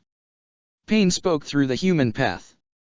As Kakashi continued to fly directly at the human path as it began to reach for his chest, Ninja Dash. Wind style, great breakthrough. Naruto breathed out a massive gust of wind forward at the same time as Han, using his steam-enhanced arms, launched Fu forward. The Nanabe Jinchuriki launched forward with enough force that it created a sonic boom throughout the battlefield. The other Jinchuriki, Obito, Konan, Kabuto, and the other paths of pain were staggered by the force as Fu rocketed through the air. As Fu flew through the air, she released cocoon strings that grabbed onto Kakashi's body. Gripping with her right hand, she pulled the Jonin to the right, away from her line of flight, as the horn on her head grew larger. Shinra Tensei. Striking lance edge. Fu's horn crashed into the human path with enough force that the body exploded upon impact, spreading body parts everywhere. Its destruction did not falter Fu's movement as she continued to fly towards the Deva path. Before her horn could collide with the Deva path, a strong gravitational force rushed through her body, propelling her backwards. Despite the pain from Pain's attack, a grin developed on her face. 2 down, bitch. She stated, now, let's dash. Her words died on her lips as she noticed a flurry of paper butterflies, all formed from explosive tags, flying around her body. Her eyes widened in response as she began to channel chakra around her body, forming a cocoon. With a snap of her finger, Konan detonated the butterflies, completely encasing Fu's cocoon in fire. After a few seconds passed, Fu was sent flying back to the other Jinchuriki, the cocoon being pulled off and burns all over the Biju Chakra Amor she created. She crashed into the ground, creating a crater. Fu, are you alright? Naruto asked. I've been better. She grumbled as she tried to pull herself up. As she slowly steadied herself, she turned to look at Konan's flying position. Why does she hit like a mountain? I know Deidara is a member of the Akatsuki and uses explosives, but I think she has him outmatched even in his own element. Han acknowledged. Obito extended forward, causing the wooden statue to launch more of its hands directly at the Jinchuriki. Yujito quickly leaned downwards and grabbed Fu, pulling her over back as she jumped. Naruto, Yotakata, and Yagura followed behind while Han remained still and held out his hands, catching the palms of the first hand that tried to crush him. Channeling steam into his hands, Han managed to cause the wooden hand to melt slightly. After a few seconds, Han was able to overpower the hand and destroy it. The second wooden hand then fell on top of him before he could grab onto it, crashing into his body and slamming him into the ground. More and more hands continued to strike at him before he could get up, pinning him to the ground. With each subsequent blow, Han started to choke out blood as steam started to leak haphazardly from his chakra cloak. Reikari. Kakashi, finally free from Pain's last attack, charged forward at Han's position. The Jonin rushed forward as fast as he could, using his lightning to pierce the wooden hands holding Han down. Within seconds, bark was scattered as the wooden hands were destroyed. After a moment, Han was able to free himself. With a sigh in relief, both he and Kakashi jumped backwards as more hands continued to descend on them. I owe you, Kakashi-san. Han admitted, rubbing away at the blood on his lip. And I owe you, Fu-san, and Naruto for saving me a moment ago. Kakashi smiled behind his mask as the two continued to jump, avoiding the hands that tried to crush them. It seems we do have the force to destroy these hands, but the sheer multitude of them makes it hard to crush all of them. And it certainly doesn't help that the other Akatsuki members are still here to get in the way. It's only a matter of time. Han said, shaking his head, we'll manage dash. Lava style, Monkey King's vortex. Both Han and Kakashi turned their heads towards the arms that were holding B in place. A green-colored vortex of lava surrounded them, quickly melting away at them and freeing Killer B. The Hakubi Jinchuriki continued to jump forward at the Preta Path Pain, gripping his swords tightly with his octopus tails. Shinra Tensei. Before B could strike at the Preta Path, another gravitational force rushed through his body, sending him flying backwards. As B flew through the air, a grin developed on his face. Now, it's time to confirm my theory about that thing. His grin widened as he managed to look back towards the Preta Path. The Preta Path's eyes narrowed on the green vortex of lava as it subsided and Rashi jumped out from under the ground. The Pain held out its hands tightly as it generated a barrier around his body. Before connecting with the barrier, however, the Biju cloak around Rashi's body faded away, causing the man to return to normal. Rashi, with no Biju chakra flowing through his body, easily pierced the Preta Path's barrier and delivered a punch to its face with enough force that he knocked it down. Rashi then quickly got on top, slamming his body weight on the Pain as he dug his foot onto its head. B was right. This thing may absorb ninjutsu, but it can't do anything against taijutsu. Rashi noted with a grin as he continued to apply more force, and that's how this one dies. The Deva Path's eyes narrowed in response. Konan and Kabuto proceeded to attack, launching paper needles and bone bullets respectively, while the Azura Path released more missiles from its arms. All attacks were aimed directly at Rashi, but before anything could connect, the other Jinchuriki intercepted. Water style, water mirror jutsu. Water style, soap bubble, true acid. Nine-tails twister. Yagura generated a mirror of water that, after reflecting the image of the oncoming paper needles, created identical needles that collided with Konan's, causing both sets to clash against one another and fall to the ground. Yotakata breathed out more red bubbles from his pipe that intercepted the Azura Path's missiles, causing them to melt before they could explode. Naruto launched a tornado directly at Kabuto's bone bullets, redirecting them and sending them flying back his way, forcing Kabuto to jump away. Well, look at that. That one isn't doing that gravity jutsu on Rashi. Killer Bee grinned as his eyes focused on the Deva path, who seemed to be staring at Rashi and the Prita path. You keep spamming that thing, so it can't be a chakra issue. It must have a cooldown. The ground underneath Rashi's feet began to shake. Bee immediately turned his focus towards the ground and opened his mouth, generating a massive black orb of Churka, Bijudama. The Bijudama was launched into the ground just as the animal path's land shark was about to jump out. The orb connected with its head while still underground, tearing into its body until the creature disappeared in a poof of smoke. As the other Jinchuriki continued to block attacks, Rashi focused solely on the Prita path. Pain struggled to free its body, but Rashi was applying too much force that it was impossible. After a few seconds passed, Rashi's pressure finally gave out and the Yonbai Jinchuriki crushed the Prita path's head. The body became limp as Rashi rechanneled the Son Goku's chakra once more, gaining his Biju cloak. Third body down. Rashi declared sharply. Only 6 left, 3 more pains and 3 other assholes. Naruto stated as his eyes focused on the Deva path. How does it feel, knowing you're this close to losing? Are you starting to realize your loss was inevitable? A snarl developed on the Deva path's face as he held out his right hand, Shinra Tensei. The battle was entering its final stages, once and for all. Chapter 127, Changing Momentum. Shinra Tensei. With narrowed eyes, Pain released another gravitational force from his Deva path. The force crashed through the whole battlefield, knocking all the Jinchuriki and Kakashi off their feet, sending each of them backwards. The Deva path then turned its head to face Obito, who only nodded his head in response as he gestured with his right hand. The Kenzan statue immediately released more wooden palms towards the other Jinchuriki and Kakashi. The wooden palms connected before they could steady themselves, crushing each under their weight and creating 9 more craters. Do that mud jutsu you did earlier. Obito hissed towards Kabuto. Hurry dash. Before he could finish his sentence, and before Kabuto could channel his chakra, 3 of the wooden hands became encased in flames before being reduced to ash. Yujito, Rashi, and Naruto freed themselves quickly.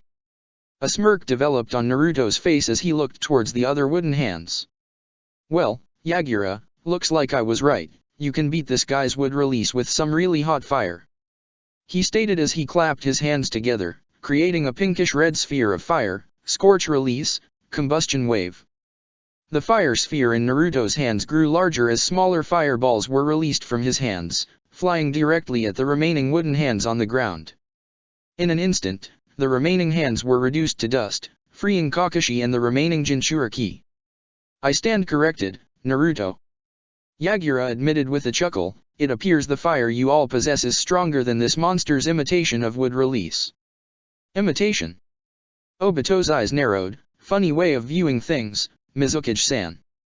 You above anyone else should know my strength. I know your strengths, alright, and it's nothing I respect. Yagura hissed in response, take away the genjutsu you cast on me in Isabue years ago, and you would never have been able to defeat me. Isabue. Obito mumbled the name before shaking his head, whatever, it doesn't matter. I would never have been able to cast such a genjutsu on you if I wasn't inherently stronger than you. He then turned towards the Deva path Pain, who nodded its head in response, before turning back to face Yagura, in case you have forgotten your place, let me remind you exactly how. All is suffering. Bansho Tenin. The smaller wooden heads on the Kanzen Lotus King started to channel chakra, generating elemental blasts in their mouths. Before the other shinobi could react, however, Pain held out his right hands toward Yagura, causing his body to grow limp once more. Within seconds, Yagura was flying towards Pain just as Obito's wooden statue released its elemental blasts. D-damn! Yagura bit his lip as he began to channel Isabue's chakra, Shell Spear. Yagura! Naruto shouted as he held out his hands, adamantine sealing chains. Yagura's Biju cloak began to change shape, forming into a turtle shell with spikes that quickly covered his entire body. Naruto released sealing chains from both his hands that flew towards the shell, hoping to grab onto the Sanbai Jinchuriki before Obito's blast connected. The 5 elemental blast, however, connected first, crashing into Yagura's body. Within seconds, the force of Obito's jutsu tore into the turtle shell, cracking it and ripping it apart bit by bit until Yagura's body was exposed. The Yondaime Mizukage screamed in pain as the jutsu finally came to a halt. What remained of his Biju cloak fell apart, revealing Yagura's normal body. His skin was heavily cut up by the wind, he had heavy bruises from the force of the stone and the water, visible burns from the fire, and his body still seemed to be covered in electricity. He quickly fell to the ground, unconscious after the assault. "There's two." Pain spoke up from the Azura path, chuckling as Obito's wooden statue released a hand to grab onto Yagura's body. "By your logic, I assume you must see things are not as dire for us as you had assumed. Bijutama." The Deva Path's eyes narrowed as he watched Killer Bee released a Bijutama directly at the wooden hand approaching Yagura's body, destroying it. Naruto's sealing chains finally reached Yagura's body, grabbing onto him carefully. Still alive. Naruto sighed in relief after confirming that Yagura still had a pulse. He took in a deep breath as he quickly summoned another toad, who took Yagura away to safety. The Deva Path pains in Obito's eyes narrowed in response, but before either could respond, Kabuto proceeded to chuckle. "You're taking them to Mount Myaboku," he noted, shaking his head. "It's not difficult to get there. Not if one is already aware of its location." "Don't bullshit me," Naruto hissed in response. "There's not a chance in hell you know where that is." Kabuto snorted. "You really think that? You don't think that the Snake Clan wouldn't keep tabs of where the toads live? I'm certain the toads know where Ryokai Cave is, after all."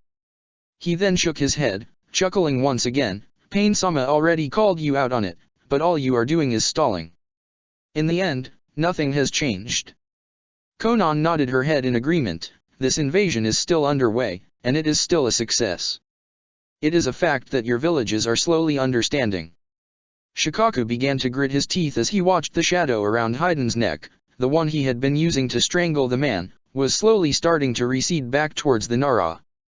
Heiden's eyes watched the shadow on his body fade away before he started to notice the shadow that the Nara clan head was using to hold him down was starting to waver. "Is it just me, or are you getting weaker?"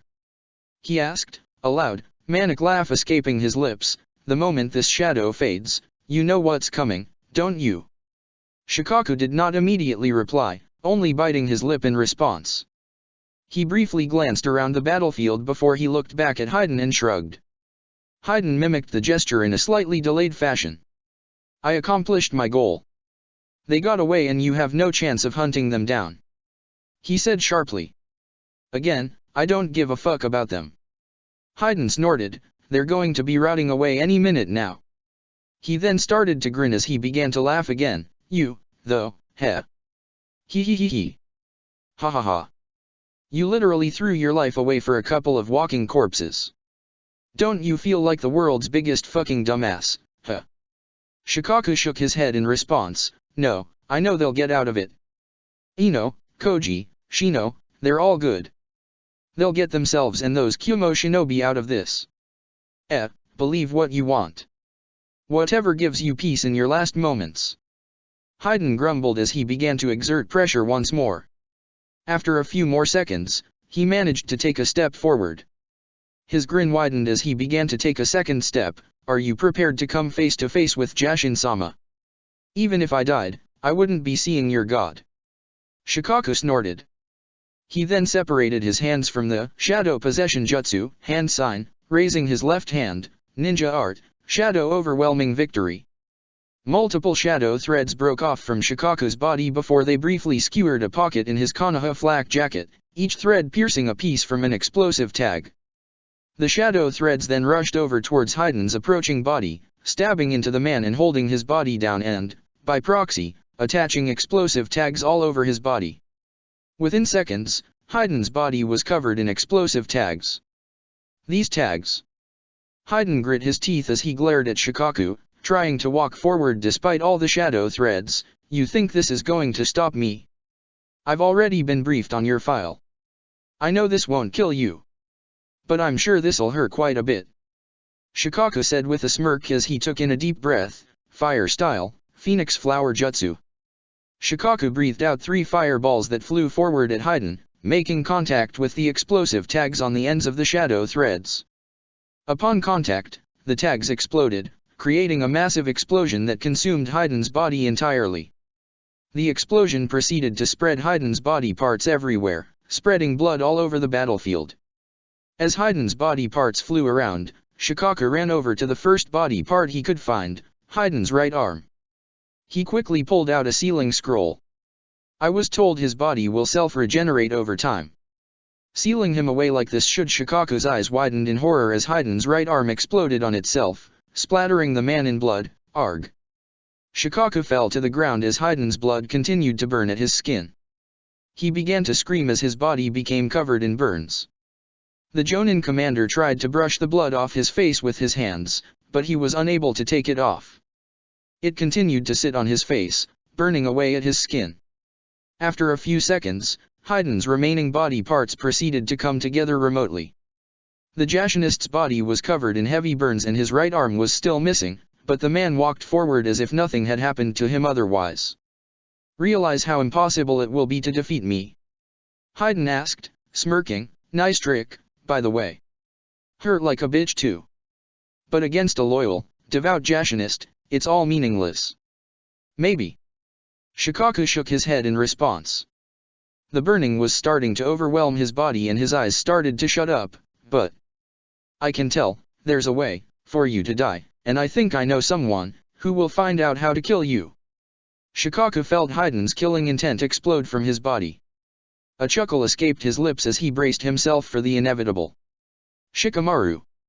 I'm going to trust you, your girlfriend, and your friends will finish this guy off. And all those like him. A small smile then developed on his lips. Give them hell for me. The fuck are you smiling about? Haiden growled out. With a snarl, Haiden closed the distance between himself and Shikaku and pulled out one of his iron spikes. He then slammed the spike directly into Shikaku's face, going straight through and piercing his brain. Haiden then pulled out the spike and proceeded to stab Shikaku's body in his chest. And then his stomach. Then his shoulders. He continued to mutilate the Nara's body over and over until Nara Shikaku's corpse was completely unrecognizable. How's that? Still smiling now that you're in hell?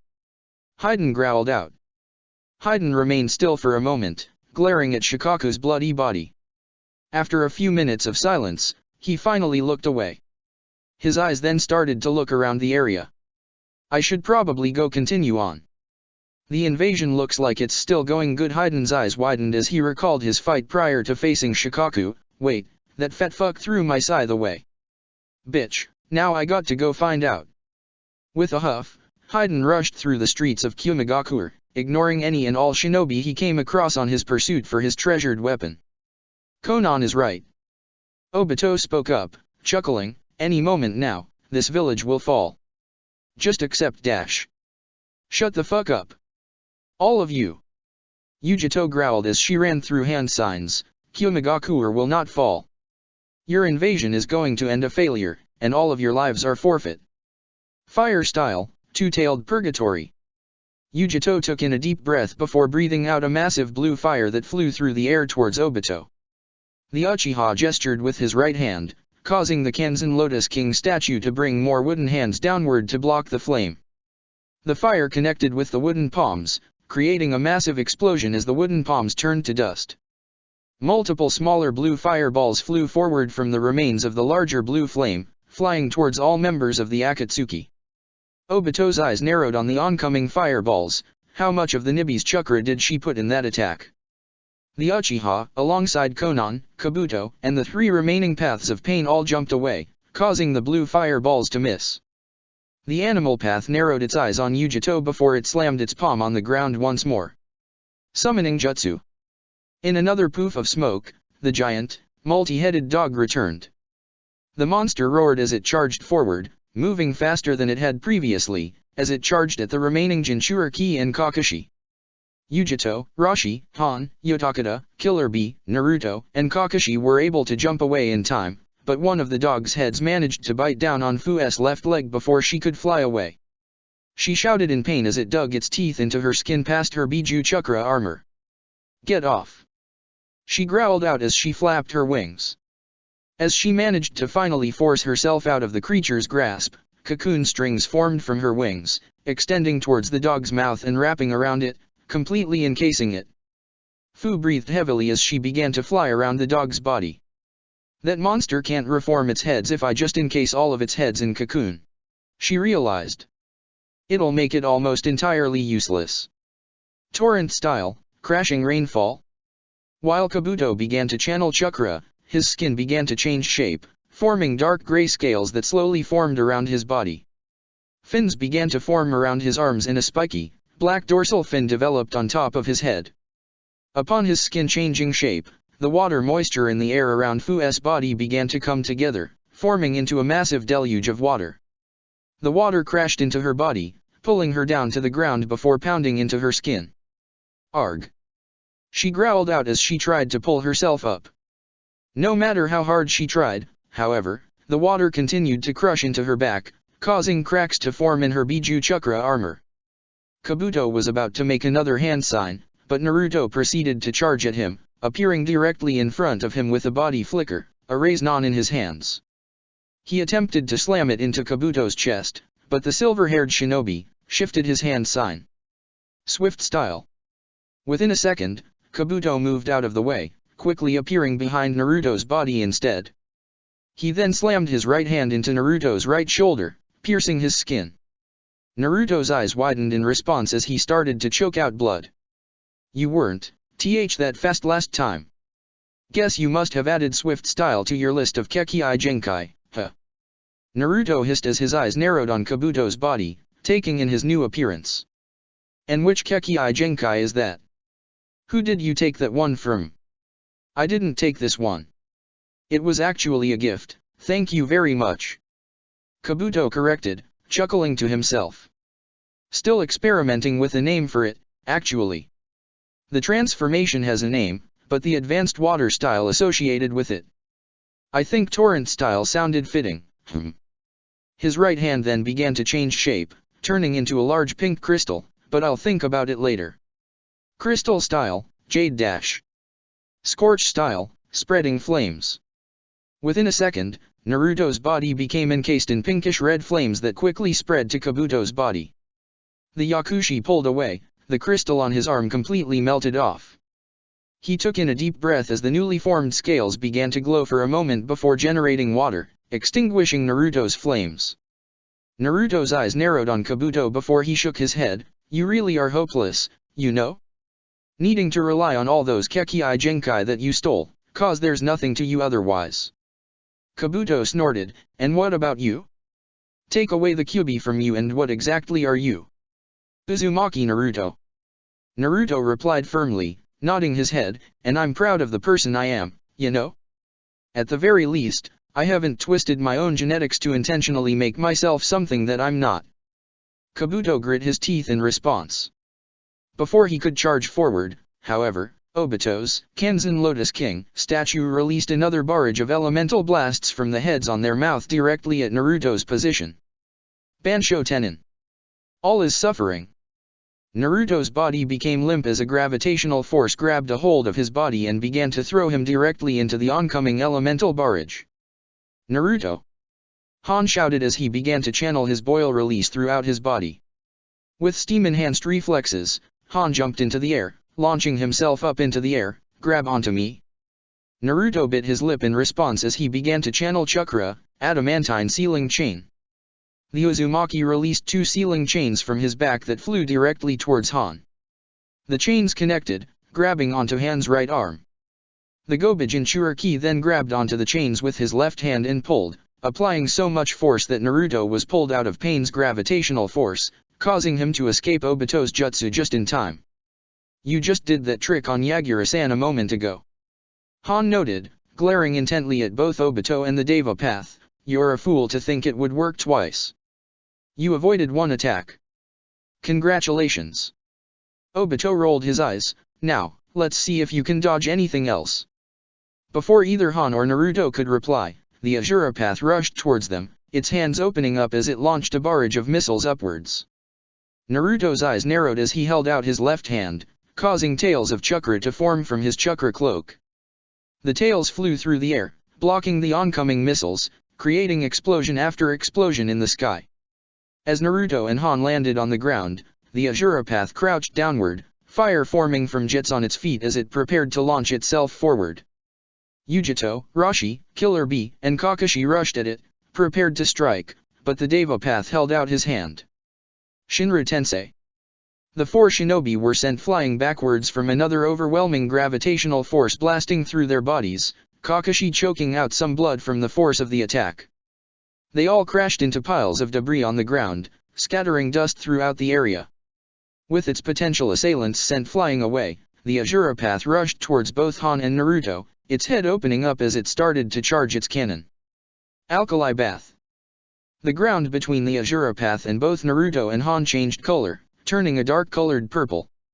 The Azura Path, initially, continued to fly over the changed battlefield without much concern. The ground, however, began to bubble. Water style, soap bubble, 14 alkali bubbles to heaven. The dark purple covering rose from the ground, forming 14 dark purple bubbles that completely surrounded the Azura Path's body.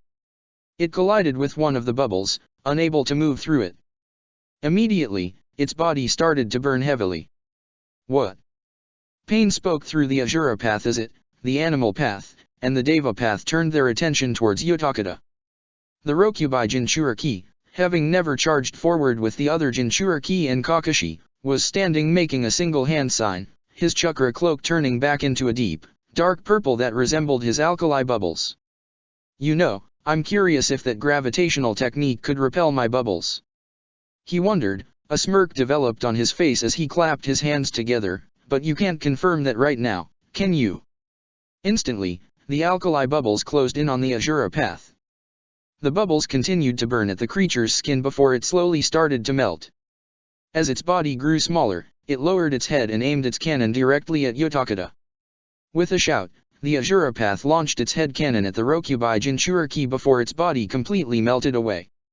The blast, while not dissipating the alkali bubbles, flew through them on its approach towards Yotakata. Yotakata jumped away in time, but the blast connected with the ground underneath him, creating a massive explosion that quickly consumed Yotakata's body. Yotakata! Naruto shouted. Yotakata's body became encased in flames as he jumped towards Naruto's and Han's position. His chakra cloak extinguished the flames after a second, but he quickly fell to his knees after the fact, breathing heavily. He looked upward, focusing on Pain's Deva Path. Another down. Yotakata mumbled, his smirk returning. And as times goes on, we're figuring out your strategies, and the limits to your overpowered abilities. A chuckle escaped his lips as he pulled himself back up to his feet. With each passing second, you come across less and less like the god you claim to be. That is how we know you all will fail, why this invasion will fail. Baijutama. Hinata jumped throughout the battlefield as she dodged Baijutama after Baijutama released from Kido and his multiple shadow clones. Each orb barely missed her body, crashing into the ground and creating more and more craters. Dodging this many Baijutama over and over is going to get impossible. If this fight keeps up longer, I'm going to mess up and get hit. Hinata realized, biting down on her lip, and he's right that if I get hit by one of those, I'm dead. As the Hyuga avoided another attack, another Baijutama flew towards her new position. She sidestepped just in time, the giant orb grazing the snake aura from her sage mode. She bit down on her lip harder. Shit. I will confess that you have genuinely impressed me, Hyuga Hinata. I think most shinobi would have succumbed to the attacks already. Kido admitted, chuckling slightly, I really value this data, for what it's worth. Please, keep trying to dodge for as long as you can. He's enjoying this. Hinata grit her teeth as she continued to focus on dodging. I need to figure out how I can stop this. She took in a deep breath. My only shot is going to be if I can get this guy to stop, even for just a moment. If I can get him to stop this Baijutama spamming, I might be able to create an opening I can exploit. Her hand instinctively went to her bow. Maybe, if I try using that jutsu with Senjutsu Chakra instead of my Chakra affinity, maybe that might work. Taking in a deep breath, Hinata pulled out her bow and began channeling Senjutsu Chakra into her bow as she launched an arrow made from Senjutsu Chakra into the sky. Sage art, never-ending snake arrow downpour. Hinata's arrow flew through the air, changing shape into a cyan-colored snake. After traveling through the air for a moment, it changed direction, flying back down towards the ground. As the snake arrow traveled downward, water moisture in the air and natural energy in the clouds began to come together around the arrow, forming into hundreds of cyan-colored snake arrows.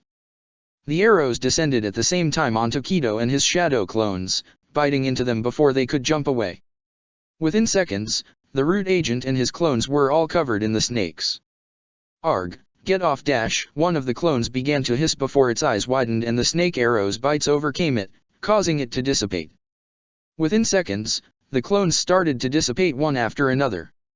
With the Bijutama onslaught finally at its end, Hinata's eyes focused on the original Kido as his clones disappeared. Her fists tightened as another chakra aura layer surrounded her arms, taking on the shape of a lion's head. Finally!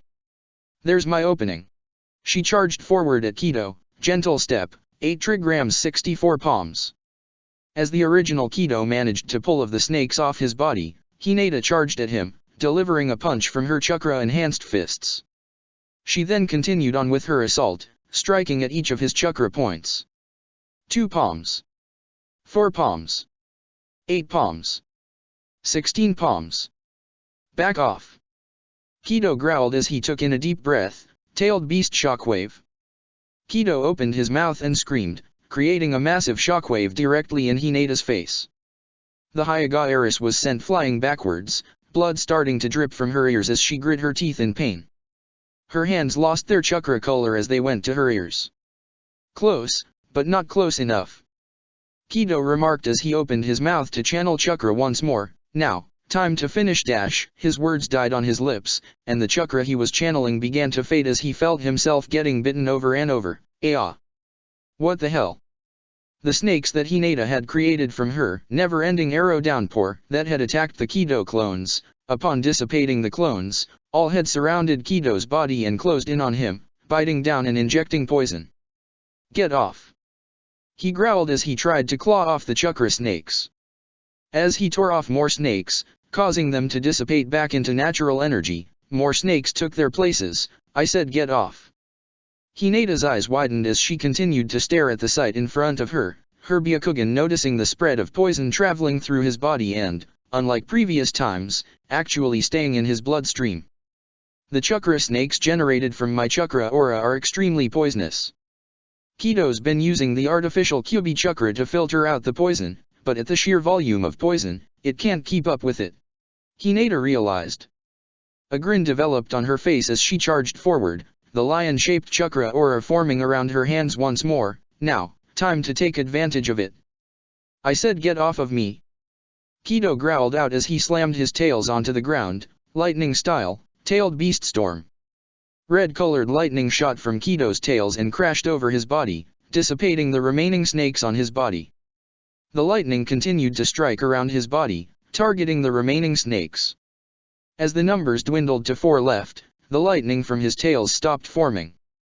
His eyes pulsated slightly as he started to cough up blood. What? It's catching up to you, isn't it? My poison? Hinata asked as she finally closed the distance. Kido's eyes focused intently on her, moving from her face to her fists, which were already coming directly towards him. But it's too late, you're already in my area of divination. Gentle step, 8 trigrams, 64 palms. 2 palms. After slamming her chakra-covered palms into his chest, Kido choked out even more blood than before. He tried to channel chakra into his mouth to create another shockwave, but he was unable to do so and only choked out more blood. 4 palms. 8 palms.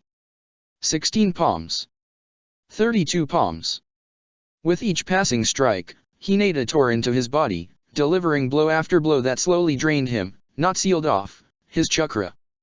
After the 32nd strike, the artificial Biju chakra faded away from his body, revealing the bloodied-up, human body of Tsumaiki Kido.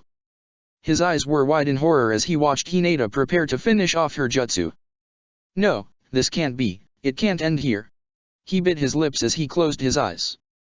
His mind played back an image of his father, coughing into his hands as he waved goodbye to his son, as he sent him off to Konoha to find a better life. I wasn't supposed to die here. Damn it, father, you told me to live, and I. His thoughts came to an end as Hinata continued with her strike. Her final 32 palm strikes tore into his body before she finally aimed her final strike at the Tenketsu point at his heart. 8 trigrams 64 palms. Her final palm strike pierced Kido's chest, crushing his heart. The former root scientist's body had gone completely still as she pulled her fist out of his chest, causing the corpse to fall to the ground. It's done. Hinata told herself. She took in a deep breath, thank goodness. Hinata immediately fell to her knees, her exhaustion catching up to her. Her chakra aura faded and her body stopped channeling Senjutsu chakra, causing her appearance to revert. She struggled to pull herself back up to her feet, her legs wobbling as she slowly began to move away from her battlefield. I need to get to a medic, so I can help elsewhere. She mumbled to herself. The Devapath Pain's eyes narrowed on the melted remains of the Azura Path's body before narrowing on Yotakata. It held out its hands for a moment as it took in a deep breath, Water Wind Wild Wave Jutsu. The Devapath spat out a large deluge of water from his mouth as a gust of wind was released from his palms.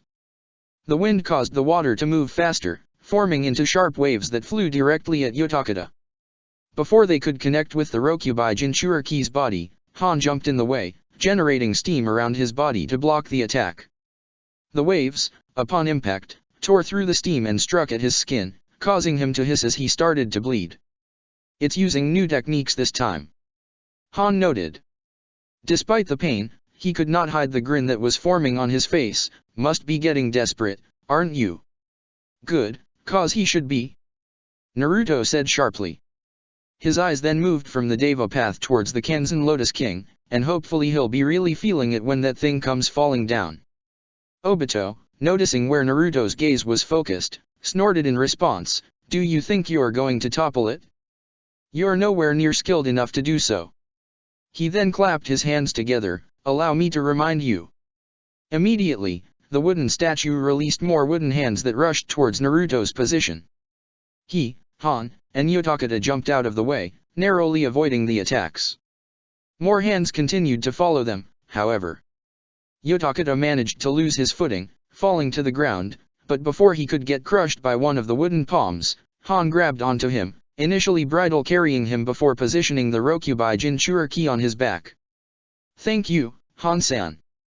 I'm probably not going to be able to move much for a little bit. Not after that last attack. Yotakata admitted. If you need to set me down away from the battle, I understand. Can you still attack from this position? Han asked. Yotakata noted as he brought his pipe to his lips, which caused the IWA shinobi to nod his head. That's the most important part. You're not a burden, yet. We fight together. Then I'll keep fighting. Yotakata smirked as his eyes narrowed on the statue.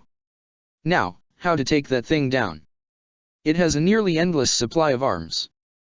No matter how many we destroy, we either have not touched the surface of its full amount, or it regenerates them. Both thoughts are troubling. He bit down on his lip as his eyes narrowed on his head. Suppose the natural thought is to just remove its head. His eyes widened as he turned his attention towards the water deluge Kabuto had created that was still present, pounding on Fu's body. That's the ticket. We need to free Fu. Yotakata stated. Already ahead of you. Before Yotakata or Han could approach Fu, a spiraling vortex formed around the cascading water pounding onto her body. The vortex began to rotate rapidly as the water was sucked inside, freeing Fu. The Nanabe Jinchuriki pulled herself off the ground, breathing heavily as she tried to steady herself. That hurt like a bitch. Fu hissed. She turned her head to the side just as Kakashi jumped to her side, his Mangekyo Sharingan active in his eye. She nodded her head, thanks, Kakashi-san. No need to thank me. Consider if returning the favor from earlier. He replied back, smiling behind his mask.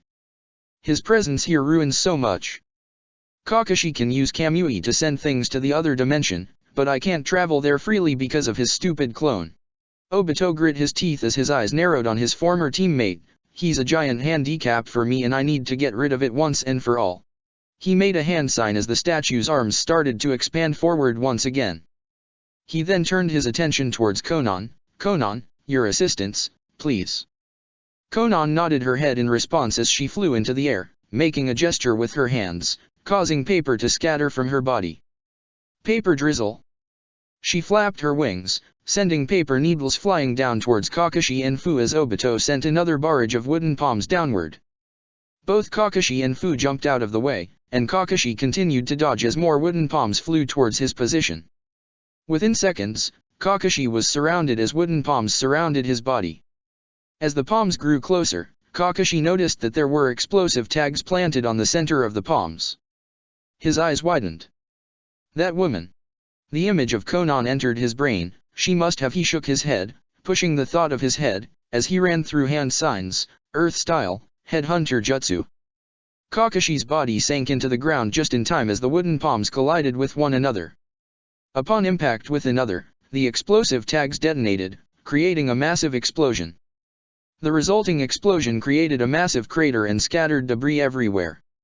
Kakashi was forced out of the underground, flying into the sky with heavy burns on his body. Heh. Obito smirked as he clapped his hands together. I'll look forward to seeing you again in the ideal world, Kakashi. Farewell for now. All is suffering. Bijutama. As the Kenzen Lotus King released an elemental barrage from its heads, Naruto released a large Bijutama that flew directly towards the statue's head. The Bijutama intercepted the elemental blast before it could connect with Kakashi's body, creating a massive explosion that caused gusts of winds and rock debris to scatter as raindrops, flames, and lightning fell down to the ground. Obito's eyes twitched. Why is that one of you most always step up in defense of each other? You Jinchuriki are cockroaches, you won't stay down. Are we, now? Naruto asked, grinning. Well, I wouldn't call any of us cockroaches, but I'd call her a horned beetle. Obito turned his attention towards Fu, who was now flying up into the sky towards the Kenzen Lotus King's head. His eyes narrowed as he gestured with his hands, causing the hands of the statue to strike once more, trying to crush her. To his disappointment, however, Fu proceeded to fly around, avoiding each wooden palm as she continued to fly up its body. A scowl developed on his lips as he made a hand sign, causing the wooden palms on the statue to morph, turning into wooden dragon. Stay down dash. Fire style, flaming cat claw. Leaning down for a moment, Yujito leaped upwards, the claws on her hands encasing themselves in blue flames. She sliced upward into the air, sending blue flames upward into the heads of the wooden dragons that had formed around Fu's body, destroying the heads and causing them to fall apart. Yujito's claws buried themselves into the statue's body. She then began to scale her way upward to Fu's height. The two female Jinchuriki nodded their heads as they rose up together, Yujito clearing a path and destroying all the wooden palms and dragons that tried to intercept Fu. After a few more seconds, Fu finally reached the top of the statue. Facing it directly, the mouths opened up channeling elemental chakra into each head. Fu, in response, channeled Biju chakra in her mouth. Bijutama. Before the Kenzen Lotus King could strike once more, Fu unleashed a large Bijutama into its head, causing it to explode before the whole statue ignited. She flew away and Yujito jumped off the charred statue just in time as the statue came crumbling to the ground, reduced to ash. They destroyed it. Obito grit his teeth in response, these damn brats. Madara, you were wrong about its strength. Fu quickly flew down, joining the others. Yujito continued to freefall towards the ground, but before she could hit the ground, a pillar of papers materialized underneath her and rose upwards, slamming into her chest, causing her to choke out blood as she was sent flying back into the sky. Yujito. Fu called out as she immediately flew back up. The Nibi Jinchuriki continued to float aimlessly upwards until she finally stopped. She now found herself surrounded by paper butterflies, all made with explosive tags. Yujito proceeded to breathe out a stream of blue flames, using the force to send her downwards just in time as the paper butterflies. As she began to fly downwards, Fu managed to catch onto her body. The two Jinchuriki then flew level with Konan, who was glaring at the two of them as her paper wings continued to flap. You know, I'm getting really sick of you. Fu grumbled. The feeling is mutual. Konan replied as she held up her right hand. Paper broke apart from her arm, taking the shape of a chakram that began to spin rapidly. The resistance you all are putting up is more irritating than admirable. Resisting. That's really all we are doing in your perspective, isn't it? Yujito asked with a snarl. All because you think your organization is divine? Cause you think your precious leader is a god. She channeled more of Matadabi's chakra, causing her claws to sharpen further. Allow us to set the record straight, his divinity is a lie, and we're going to prove it by killing both you and your god. Konan's glare intensified as she sent her paper chakram flying towards both Yujito and Fu. 8 trigrams Mountain Crusher. Sage Art, Negative Emotion Manipulation, Envy. Hayashi released a massive burst of chakra from his palms at the same as Tanuki sent a blast of dark energy from his hands. The two blasts collided with another, creating an explosion with enough force that the resulting shockwave tore down the walls of the factory room. The abandoned building began to shake heavily, but miraculously did not fall down on top of them. Dust had scattered throughout the building. Hayashi jumped backwards, his eyes focusing on Tanuki, who began to slowly creep his way towards him. That envy, jutsu again, is that producing copies of my techniques? Hayashi wondered, he's replicating almost all of my techniques without fail. I need to figure out what limitation there is to it, otherwise nothing I do will be able to overpower him. You seem to be in thought, Hayashi. Tanuki spoke up, causing Hayashi's eyes to narrow in response. The former root scientist made a hand sign as he began to channel more negative emotional energy. If you're trying to analyze my jutsu, I hope you've figured out how to counter fast, otherwise, this is going to be the end of you. He took in a deep breath before the negative emotional energy began to form rapidly in his hands, causing them to glow a black coloration. Sage Art, Negative Emotion Manipulation, Wrath. That amount of energy. Hayashi bit his lip as he quickly spun around. Rotation. Tanuki unleashed a seemingly endless barrage of chakra bullets from his hands that flew towards Hayashi's position just as Hayashi expelled large amounts of chakra around his body, forming a spinning barrier. The bullets collided with Hayashi's barrier, blocking the initial wave and causing them to dissipate. Tanuki's jutsu, however, was not faltered and continued to fire without mercy. As seconds continued to pass, Hayashi began to bite down on his lip hard. How has he not faltered? Why does his chakra amount still appear to be the same? As the chakra bullets continued to rain down on Hayashi, the bullets finally managed to pierce the barrier, causing it to fall apart and for Hayashi to break his stance, ending the rotation. What dash Hayashi's words died on his lips as the bullets began to rain into his skin. Arg.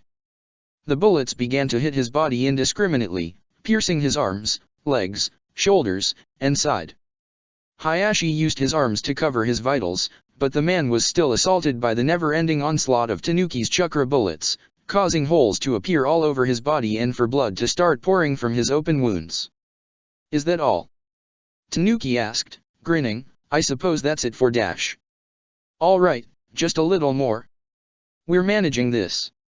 Soon, this thing will be destroyed. Nu. Tanuki's eyes widened as his attention was pulled away from Hyaga Hayashi.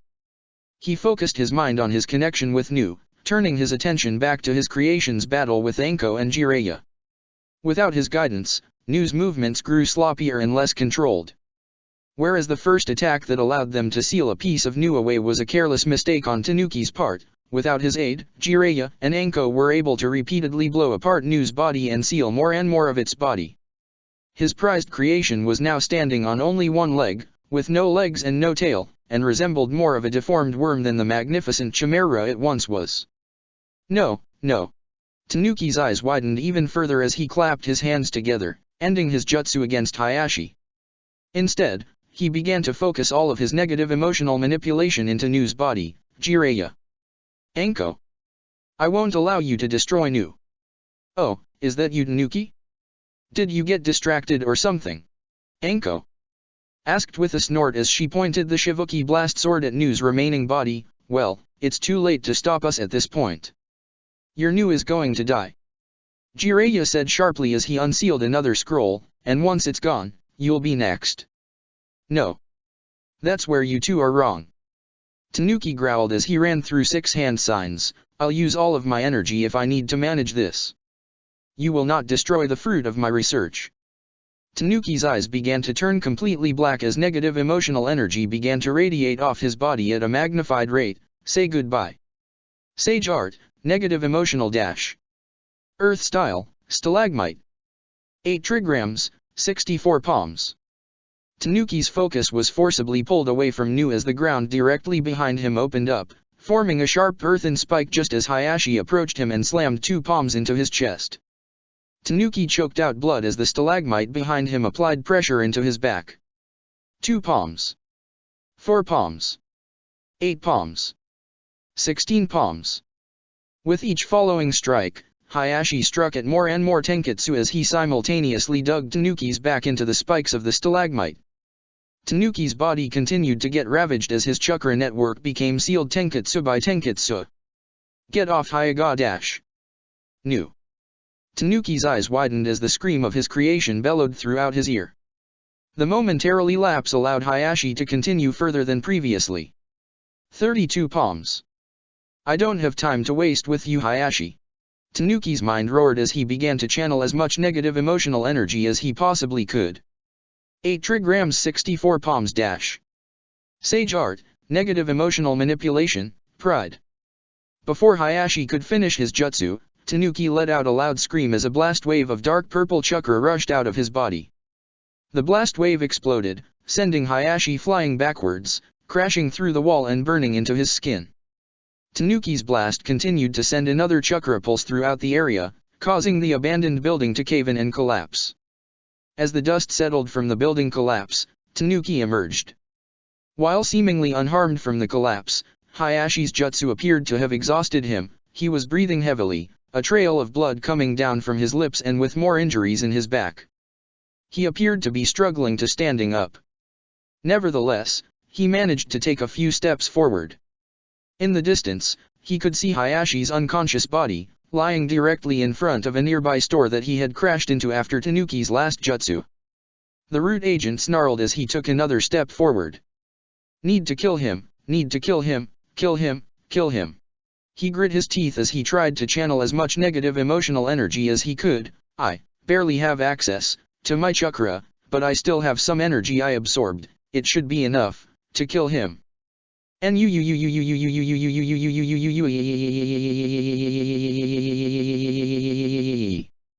Tanuki's eyes widened once again at the sound of the loud screaming. He closed his eyes as he changed his perception to Nu's. His body proceeded to shake as he brought his right hand to his mouth. No. Nu's body was now reduced to only its head. The Chimera was screaming loudly as Tanuki watched Jiraiya and Anko approach the head, the Hokage holding one final sealing scroll in his hands. There we go. It's finally over. Jiraiya said sharply as he placed the scroll down next to Nu's head. Shigaraki Tanuki, your creation is done. And soon, you'll be next. No, Jiraiya dash. Tanuki's words died on his lips as Jiraiya finished the sealing away Nu entirely and severing Tanuki's connection to the Hokage. No. No.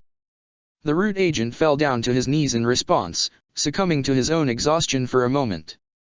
His body began to shake more and more as the world around him began to disappear. It's over. Nu's gone, it failed. I failed. He bit his lip as he shook his head. I failed. I failed you, Danzo-sama, damn it. This battle's over, there's no point.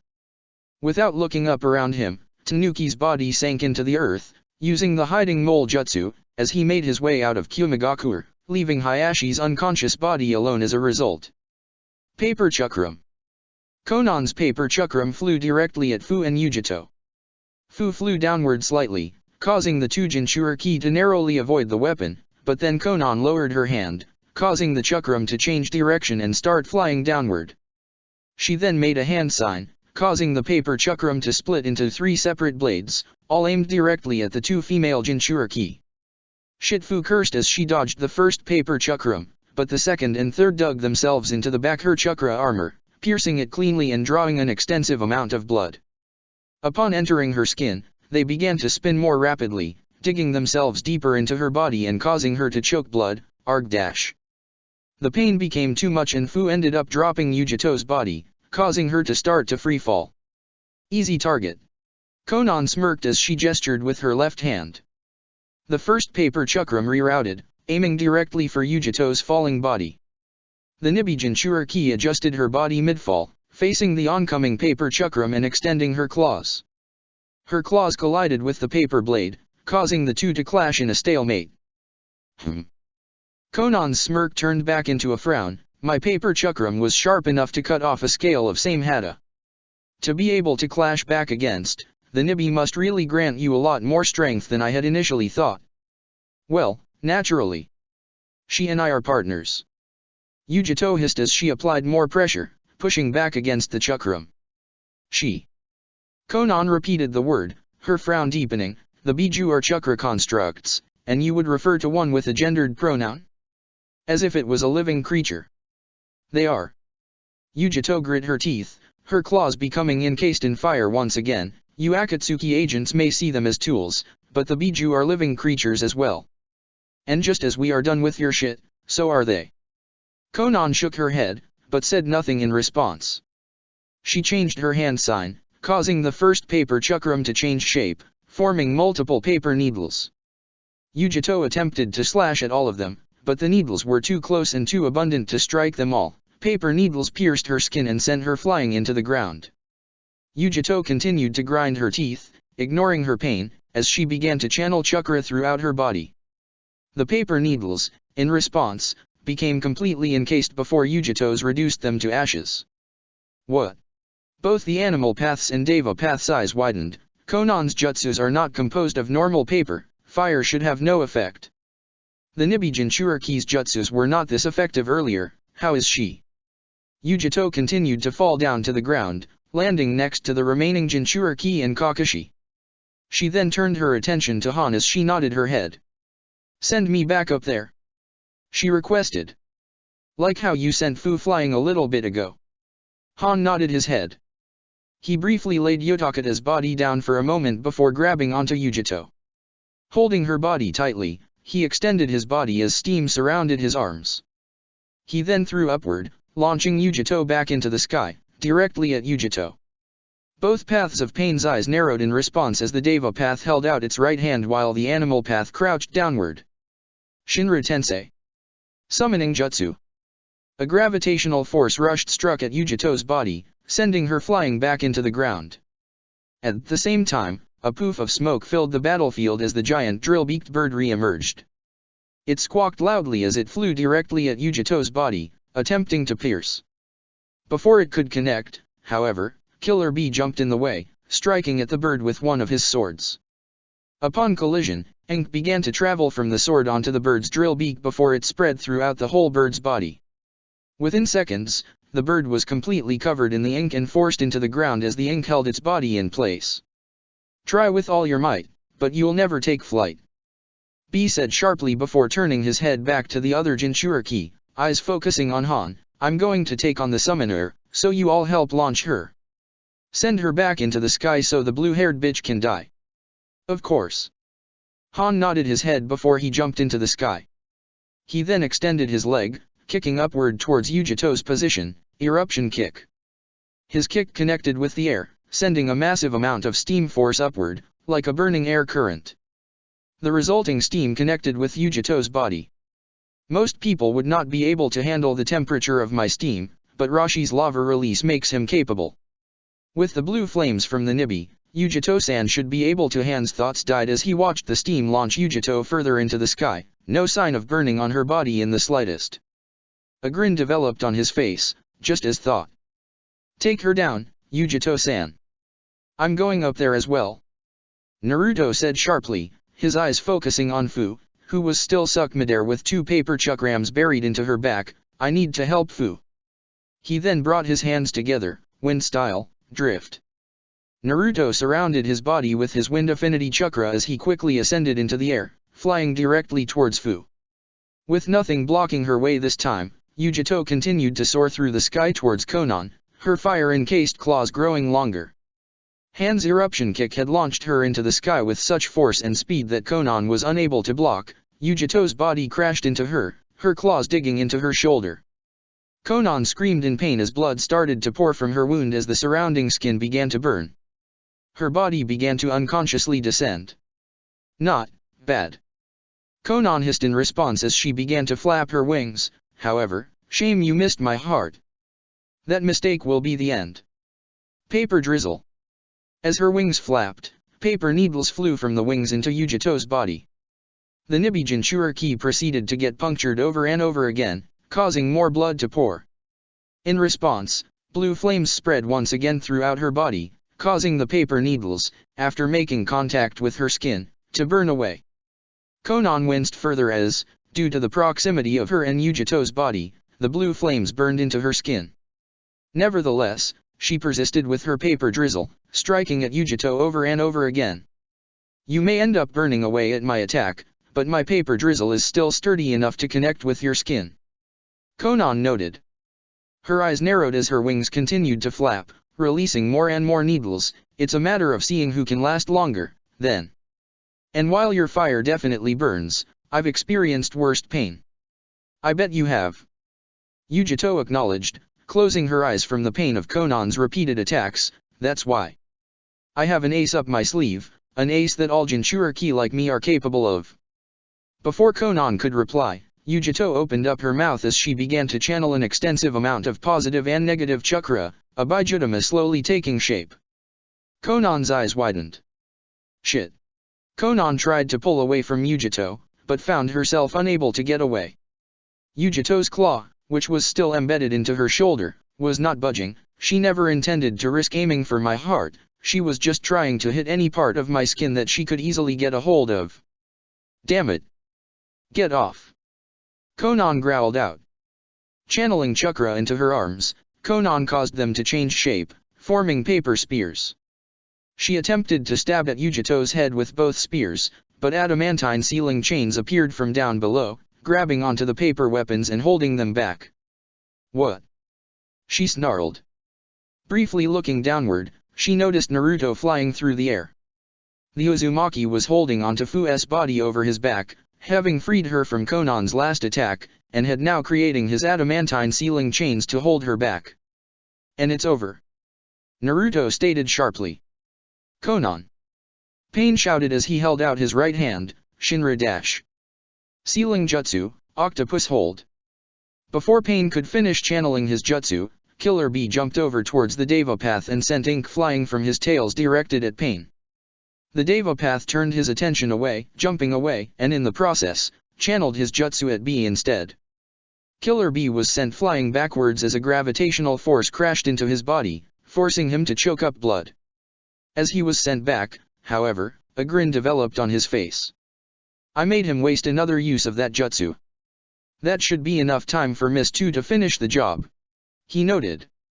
Konan, realizing what was about to come, took in a deep breath. Her eyes moved from the developing Bijutama and Yugito's mouth to Naruto, whose chains were still preventing her from freeing herself, before moving back to the Deva Path. I failed you, my apologies.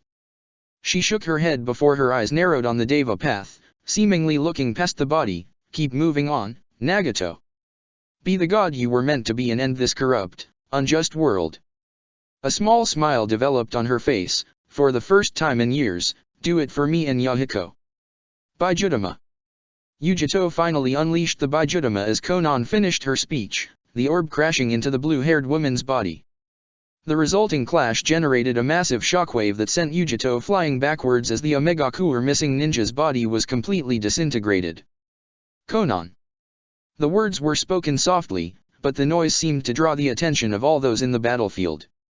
Everyone turned their attention to the Deva Path Pain, who had a look of horror on its face that seemed alien to its normally stoic appearance. Well, her death seems to have affected him much more than Kisame's did. Rashi noted, his eyes narrowing. Now Konan is dead too. Obito grit his teeth, this is getting bad. We need to be more careful now. His eyes moved from the Deva Path to the Animal Path then to Kabuto. The Animal Path might be expendable, but if we lost Kabuto, or if Nagato lost the Deva Path, we'll have to retreat. Pain-sama. Kabuto's eyes softened slightly on the Deva Path, recognizing the look of despair on his face. It reminded him of his own reflection after he learned the news of Orochimaru's passing. What is your next move? This is just like with Yahiko. Pain finally spoke, the Deva Path's hands shaking. Now, even you Konan, this pain. Immediately, the Deva Path's body grew stiff as his eyes narrowed. The animal path jumped towards the side of the Deva path as the two bodies narrowed their eyes on Yujito, Naruto, and Fu, who were all descending down to the ground. Just as I killed those who killed Yahiko. I'll repeat it, he said, speaking through both paths at the same time. A snarl developed on his face as the Deva path clapped its hands together, generating a large, black orb. Jinchuriki be damned, I'll kill all of you. Chibaku Tensei. Standing outside Kyumigakur, near a destroyed watchtower, Yakumo and Naoki had kept their distance from the invasion. They had attacked and killed any shinobi that had approached their position, leading to a line of Kyumigakur corpses around their position, but they tried to remain separate from the conflict as they continued to wait. Time moved slowly as the two silently watched the village get more and more destroyed. After a while, two familiar shinobi finally approached them. Both Naoki and Yakumo began to relax on reflex as Amuda and Chino arrived at their meeting point. About time, Naoki stated. For someone with swift release, you really are slow. Yakumo noted, her eyes focusing on Amuda. Amuda glared in response, but said nothing. Chino, meanwhile, chuckled. Sorry, we took a scenic route. I kinda wanted to get an idea of all the damage that was going on in the village. She admitted, a grin developing on her face, even if the Akatsuki lose, I think it'll take years for Kyumo to ever recover. Her grin widened. Now, imagine this magnified to an even higher level. Do you think it'll happen? Naoki asked. That Akatsuki will be able to usher in a new era, beginning with the downfall of the major shinobi villages. Chino nodded her head, I don't think, I know. That's good to hear. Yakumo noted, her eyes moving back, away from Kyumo and towards another major shinobi village in the distance, Konohagakure. I'd love nothing more than to watch them all burn. And who knows, maybe we'll get to participate in it. Chino added. We're getting ahead of ourselves. Amuda spoke up. The other former Enoya's hero agents turned their attention towards him as he looked onward into the mountains. For now, let's just simply move on and enjoy our first taste of freedom. Naoki nodded his head, away from Oya's hero. Towards a new beginning. Chino added. With that thought in mind, the four hurried off. The large, black orb the Deva Path Pain released into the sky obfuscated the sun once more as the battleground began to shake again. Kakashi's Sharingan eye focused intently on the orb, this jutsu. This again. Naruto scowled, whatever, we can just blast this one away like we did the first dash. Summoning jutsu. Before Naruto could begin channeling his Bijutama, the animal path slammed its hand into the ground, summoning a giant crab that charged its way forward towards Naruto. The Uzumaki jumped away, narrowly avoiding one of its pincers, before he stepped foot on a chunk of ground that began to rise upwards. Damn it! He hissed. Naruto Rashi's words were interrupted as the ground underneath him rose as well. The Yonbai Jinchuriki tried to jump back to earth, only for the patch of dirt he landed on to rise upwards as well. Arg. I'm not going to allow you all a chance to use your Bijutama like last time. Pain said sharply, his Deva Path's eyes narrowed intently on the rising battlefield while the animal path continued to slam its hand on the ground, creating more and more smoke. Within seconds, the battlefield was filled with multiple bats that flew throughout the sky, seemingly unaffected by Pain's Chibaku Tensei. The bats screeched loudly as they rushed the Jinchuriki, trying to bite them. One bat dived at Yujito just as she began channeling her Bijutama. The Kyumo Kunoichi was forced to jump to the side, only to get struck at by another.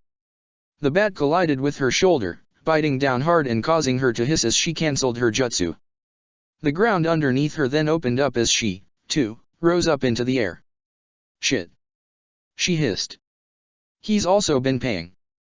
Just like how his gravity jutsu seems to have a cooldown, he seems to have noticed that the Bijutama requires a ratio of chakra and that it can't just be used in an instant.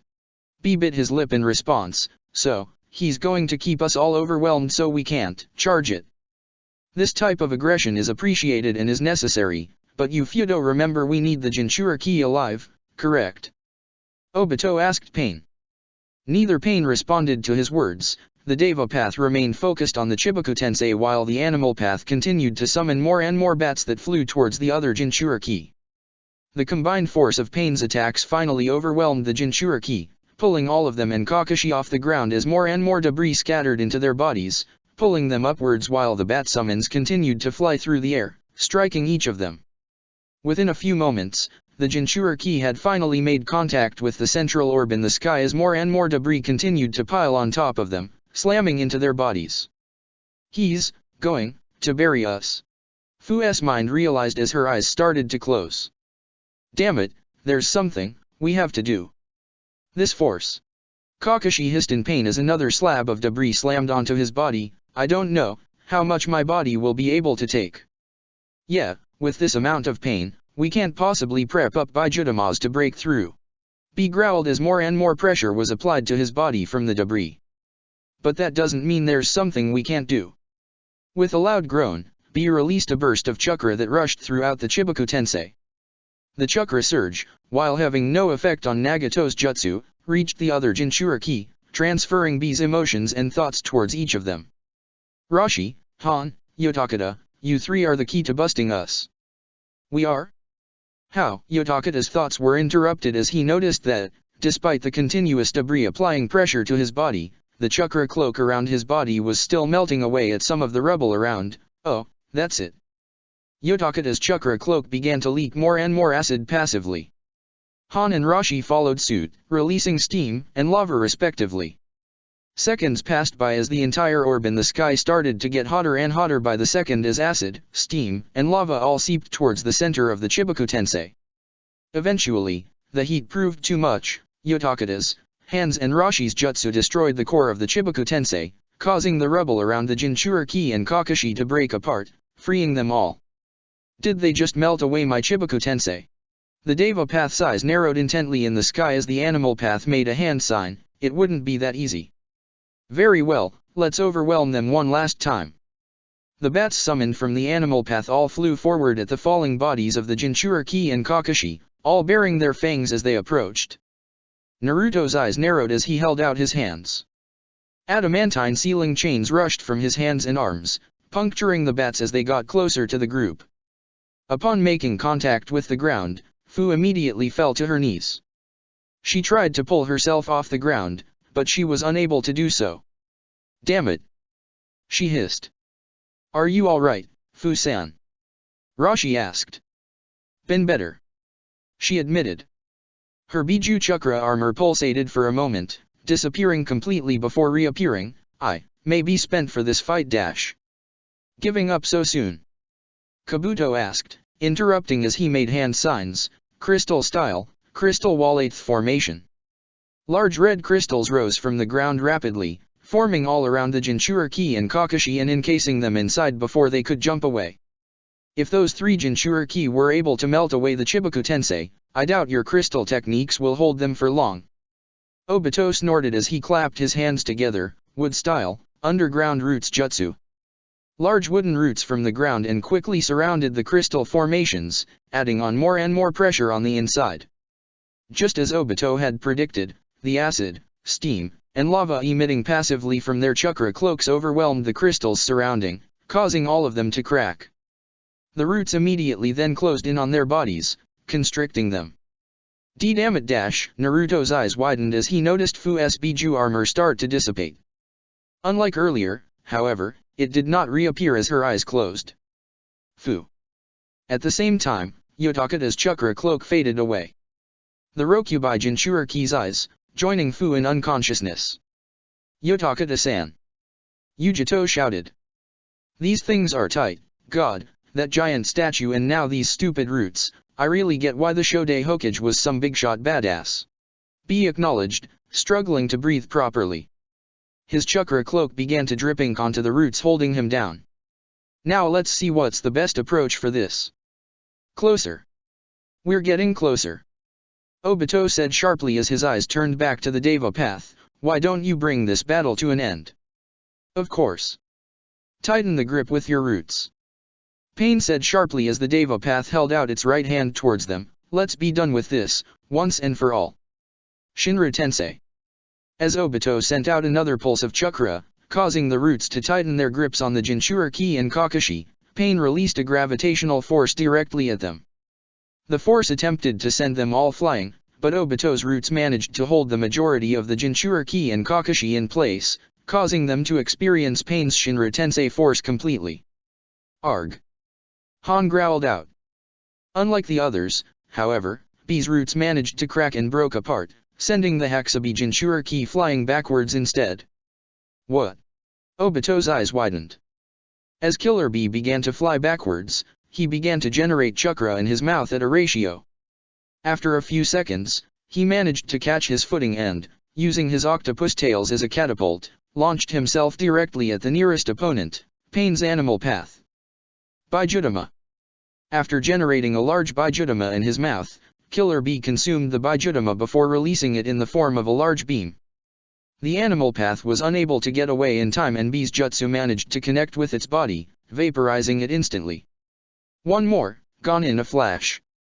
B stated with a grin as his eyes moved towards the Deva path. Now, let's take out some more trash. As Obito turned his attention away from the other shinobi, the roots holding them down began to weaken. With a burst of chakra, Naruto, Yujito, Roshi, Han, and Kakashi were able to free themselves. They then freed Yotakata and Fu and laid them down on the ground for a moment as Naruto quickly summoned a toad to take them back to Mount Myaboku. At the rate this is going to be end in failure. Obito realized. A scowl developed on his face as his eyes focused on the final remaining Pain. I can't wait for him to lose the Deva path. His Sharingan pulsated as a spiral began to form around the Deva path. Kamui. Pain's eyes narrowed. You dash. Within seconds, the Deva path was absorbed by the vortex, transported into the Kamui dimension. What are you doing? Kabuto's eyes narrowed. This mission is a failure. Obito stated bluntly as his main Jikyo Sharingan activated once more and a spiral formed around himself. Retreat for now, if you can. Where the hell do you think you're going, coward? Naruto shouted as he held out his right hand. Naruto created an adamantine sealing chain that flew through the air towards Obito, but before it could reach him, Obito was absorbed by the spiraling vortex into the Kamui dimension. A scowl developed on his face as he turned towards Kakashi. We need to go and chase after them. Naruto stated. We can't let them get away. Not when we're so close to destroying Akatsuki. Understood. Kakashi nodded his head as his main Jikyo Sharingan activated. However, using Kamui for an extended period provides an extensive drain on me. I can probably send myself and maybe 2 more people with me into Kamui dimension at most, otherwise I might exhaust myself in the fight. And it is essential that Kakashi is able to fight. It's the only counter to Uchiha Obito's Kamui. Roshi bit down on his lip. Alright, then who wishes to go with him? Me. Naruto stated, taking a step forward to Kakashi's side. I need to make sure they stay down. Allow me as well. Yujito stated, joining their side. This mission was my mission. Just like Naruto, I need to make sure the leadership of Akatsuki stays down. Very well. Kakashi nodded his head as his Sharingan began to change shape. Then Naruto, Yujito-san, let's do this. Kamui. A spiraling vortex surrounded the 3 shinobi. Within a second, Kakashi, Naruto, and Yujito vanished, entering the Kamui dimension, leaving Roshi, Han, and Killer B behind. I think that was the right call. They have the numbers in that fight. Roshi noted. His eyes then narrowed on Kabuto. However, we can finish off the last one in their absence. Damn you, Obito. Kabuto hissed as he ran through hand signs. Sorry, but this isn't odds I'm sticking around with. Swift style, acceleration. In an instant, Kabuto vanished in a blur as he hurried off at blinding speeds. Swift release. Killer B scowled. I guess that asshole used it earlier. Must think he's some type of journeyer. Catching up to him is going to be impossible. Roshi's words died on his lips as Han began channeling an extensive amount of steam. Han. I'll catch him. Han stated sharply as he got into position to run. Boyle style, steam engine boost. Within seconds, Han launched himself forward, moving faster than any of the remaining Jinchuriki could process. Watt speed. Killer B mumbled, shaking his head. Number 5 can move alright, probably fast enough to catch that guy for a fight. Roshi remained still as he looked forward in the direction Han rushed off in. He shook his head for a moment before turning his attention towards the unconscious figures of Yotakata and Fu. We need to get these two somewhere they can rest. Then we need to rejoin the battle however we can. B nodded his head as he picked up Fu's body. Rashi carried Yotakata's and the two hurried off, looking for an infirmary they can drop them off with. As the two left the remains of the Chunin exam stadium, Rashi turned his head once more to face the direction Han ran towards. I've never seen Han move that fast. I'm sure of it. He's able to catch up to him. Rashi noted, taking in a deep breath. Good luck, Han. Kick his ass. Chapter 128, An End to Pain. Upon arriving in the Kamui dimension, Obito came face to face with the Deva path. The final pain glared at him. What are you doing, Dash? Calling an end to this farce. Obito interrupted, a scowl developing on his face. Konan and Kisame are dead, and you lost 5 paths already.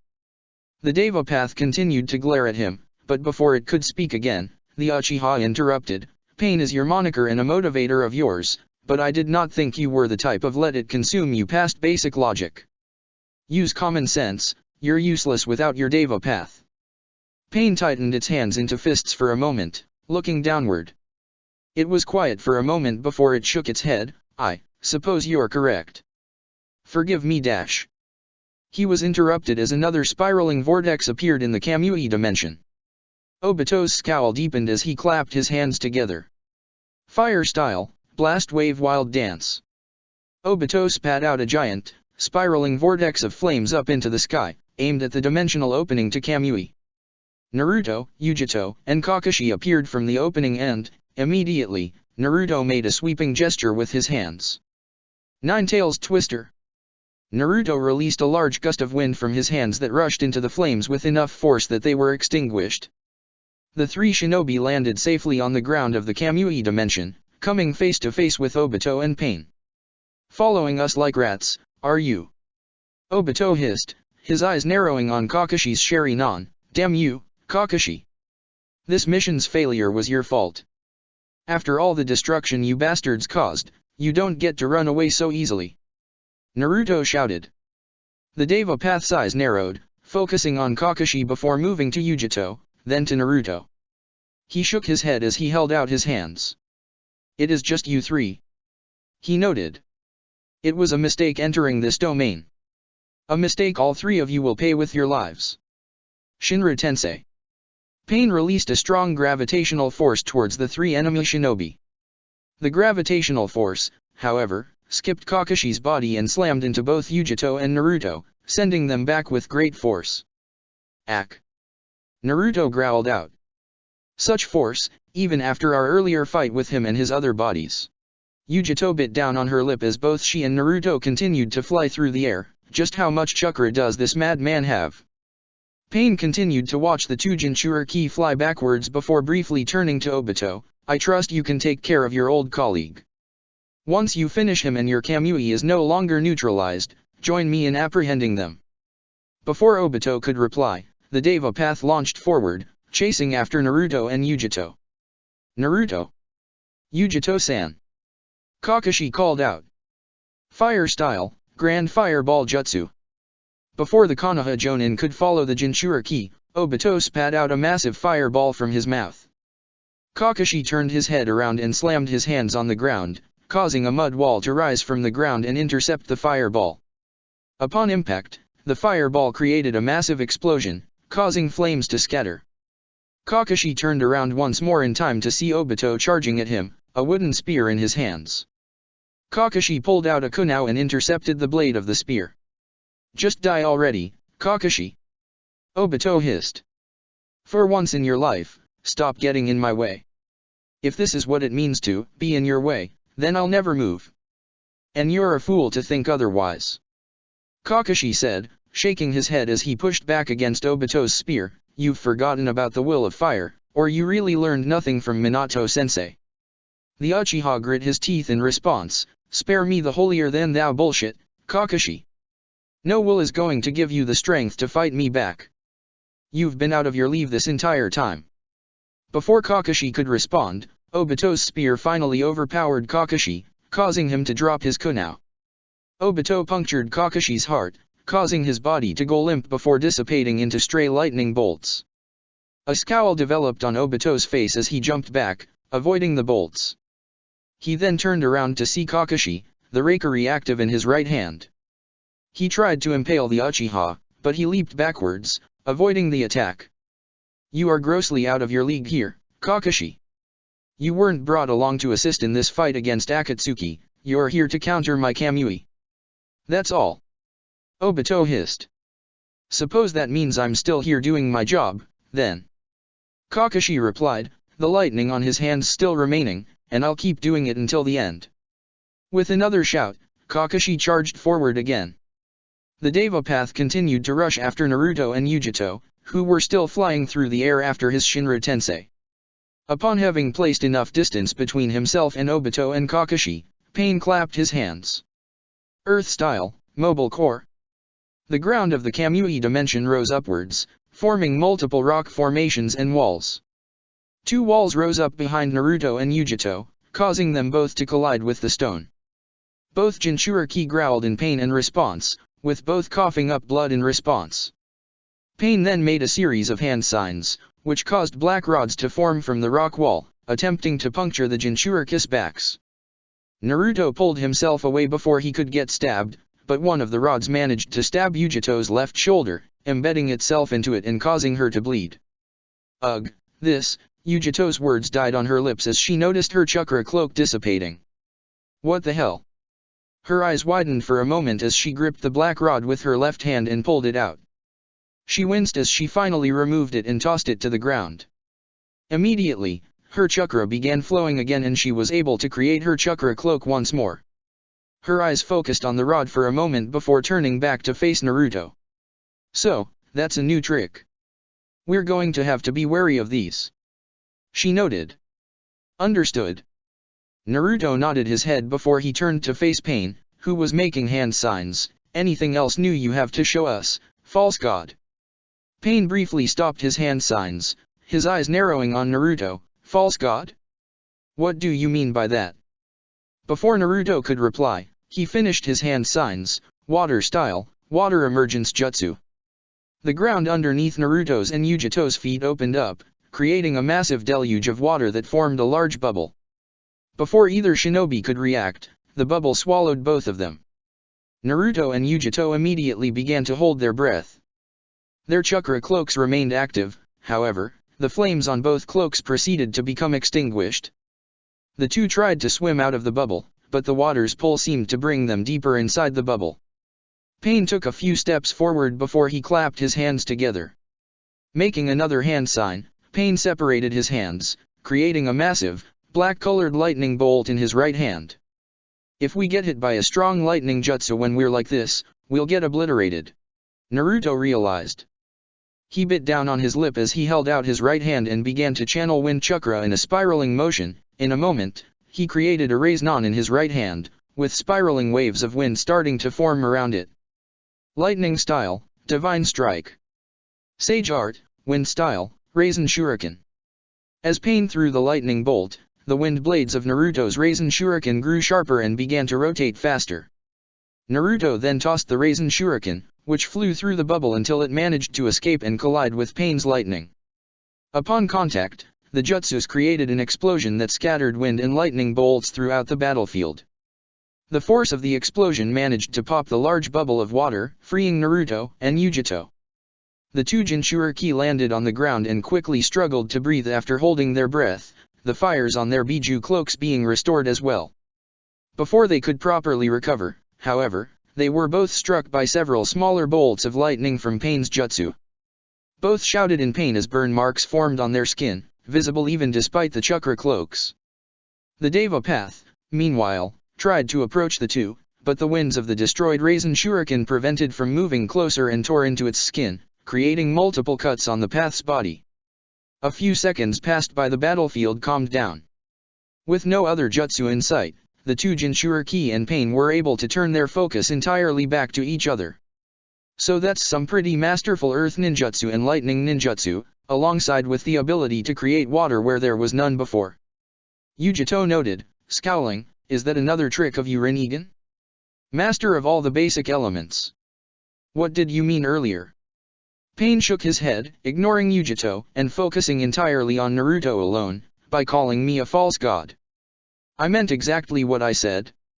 Naruto replied, his eyes narrowing, no god would willingly cause as much destruction as you are doing to Kumogakure. Pain was quiet for a moment. Both Naruto and Yujito got into position to charge forward when the man shook his head and closed his eyes. I suppose you could consider this destruction. He acknowledged, however, how would the two of you consider Kumo's actions during the Third Shinobi World War? Naruto's eyes narrowed, what do dash? You were alive back then. Pain's eyes opened wide, focusing on Yujito, you served during the war, did you not? Yes, but I only helped with a few missions. I was a genin back then. I didn't even have control over my power yet. Yujito answered, what are you getting at? You served enough to know what true destructions. Yujito, I ask you, if you consider what I have done to Kumo as destruction, then I would like to know what you think about all the villages throughout Unokuni and Tanokuni that were ravaged by your village's army during your conflict with Konoha. Pain stated. Yujito's eyebrow raised slightly, but before she could respond, he turned to Naruto, and I can ask you the same question, Uzumaki Naruto. If I were to tell you that villages throughout those countries, as well as villages in Kusa no Kuni, Aim no Kuni, and Tani no Kuni, were destroyed because of your village's military, how would you consider those destructions? Naruto frowned in response as he shook his head, that's dash. The major shinobi villages love to fight amongst each other, but you choose to fight your battles in the countryside of unrelated nations, whose villages become collateral to your wars. Pain exclaimed sharply, his Rinnegan narrowing on both Jinchuriki, that is what I consider an actual example of destruction. That's. Yujito bit on her lip again, looking away slightly, that's war. No one wants war to happen in their village. That's why dash. It's why your village decided my home was worth fighting in.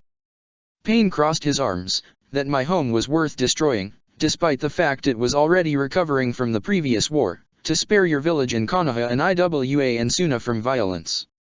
That's. I'm sorry about your village. Naruto mumbled for a moment before he began to glare at Pain, his resolve returning, but that doesn't excuse what you're doing now. Uzushiogakure was destroyed and you don't see me or any of the other Uzumaki trying to bring down Kumogakure. You are a Konoha shinobi, not one of Uzushio. You cannot claim their hardship as your own. Pain shook his head, I, too, trace my origins to the Uzumaki of Uzushio. Your words ring hollow in my ears. You know nothing of their plight, nor of my own as a resident of Aim no Kuni. Masakadoji-san does, though, and he's here fighting on behalf of Kumo right now. Naruto stated sharply, fighting you. To stop all this needless destruction. Naruto's right. Yujito nodded her head, we can apologize on behalf of Konoha and Kumo all you want, but nothing the villages did in the past justify what you are trying to do in the present. You don't have the moral high ground, asshole, so stop talking like you do. Your organization promotes the same violence you're speaking against, and you're literally in the middle of an invasion. Heh. A deep chuckle escaped Pain's lips, I am aware of my own hypocrisy. I, too, am a cog in this cycle of hatred and pain. That's why I know I need to be the one and this. That way, I can let this vicious cycle die with me and observe a world incapable of such pain. And once Akatsuki has reached its goals, this reality will come to pass. The Deva Path's Rinnegan narrowed on the two Jinchuriki as he lifted his right hand, so for the sake of this world, Uzumaki Naruto and Yujito, stay down. Shinra Tensei. Where? The fuck? My scythe. Heiden's shouts could be heard throughout Kumogakure as the Jashinist rampaged his way through the streets. He was so focused on his search that he attacked only the shinobi who attacked him first or got on his way, as opposed to slaughtering haphazardly in his religious glee. His search took up more and more time as he moved through street after street, looking for where his scythe landed. Heiden's face grew distraught as he continued to comb the village looking for his cherished weapon. How far did that fat bastard chuck my precious scythe? Heiden wondered, as he grit his teeth. He'll be rotting in hell, experiencing Jashin-sama's wrath in no time, and it won't be enough to make up for this transgression. Haiden's thoughts came to an end as he found a familiar face, a purple-haired woman, in her Kaima form, pulling out his scythe from the body of an Uegakuer shinobi. You! Haiden snarled, hand me my scythe, blasphemer. You have no right to touch it. Geez, nice to see you too. Isaribi grumbled as she brought her left fin to her ears, rubbing them slightly. If you didn't want someone grabbing your scythe, you shouldn't have lost it. I never lost it, it was taken. He hissed as he held out his right hand, and now, it's found its way back to me. Now, hand it over. Fine. Fine. Isaribi shook her head as she tossed over the scythe to Haiden. The Jashinist grabbed it, his demeanor softening, as he began to caress the blood-covered blades, which earned an eye roll from the Kaima hybrid. I tried using it, but that thing's just too clunky to properly use. I'd rather use my scales to cut enemies. You wouldn't understand. Haiden replied, a grin developing on his face. Someone who does not know Jashin would not understand how functionally perfect and designed this weapon is. He then gripped it tightly as he looked out into the crowds, and now, to continue his righteous genocide dash. Before he could charge at the nearest enemy, the ground by his and Isaribi's side opened up. Both turned their attention as Zetsu rose from the ground, its eyes moving between the two.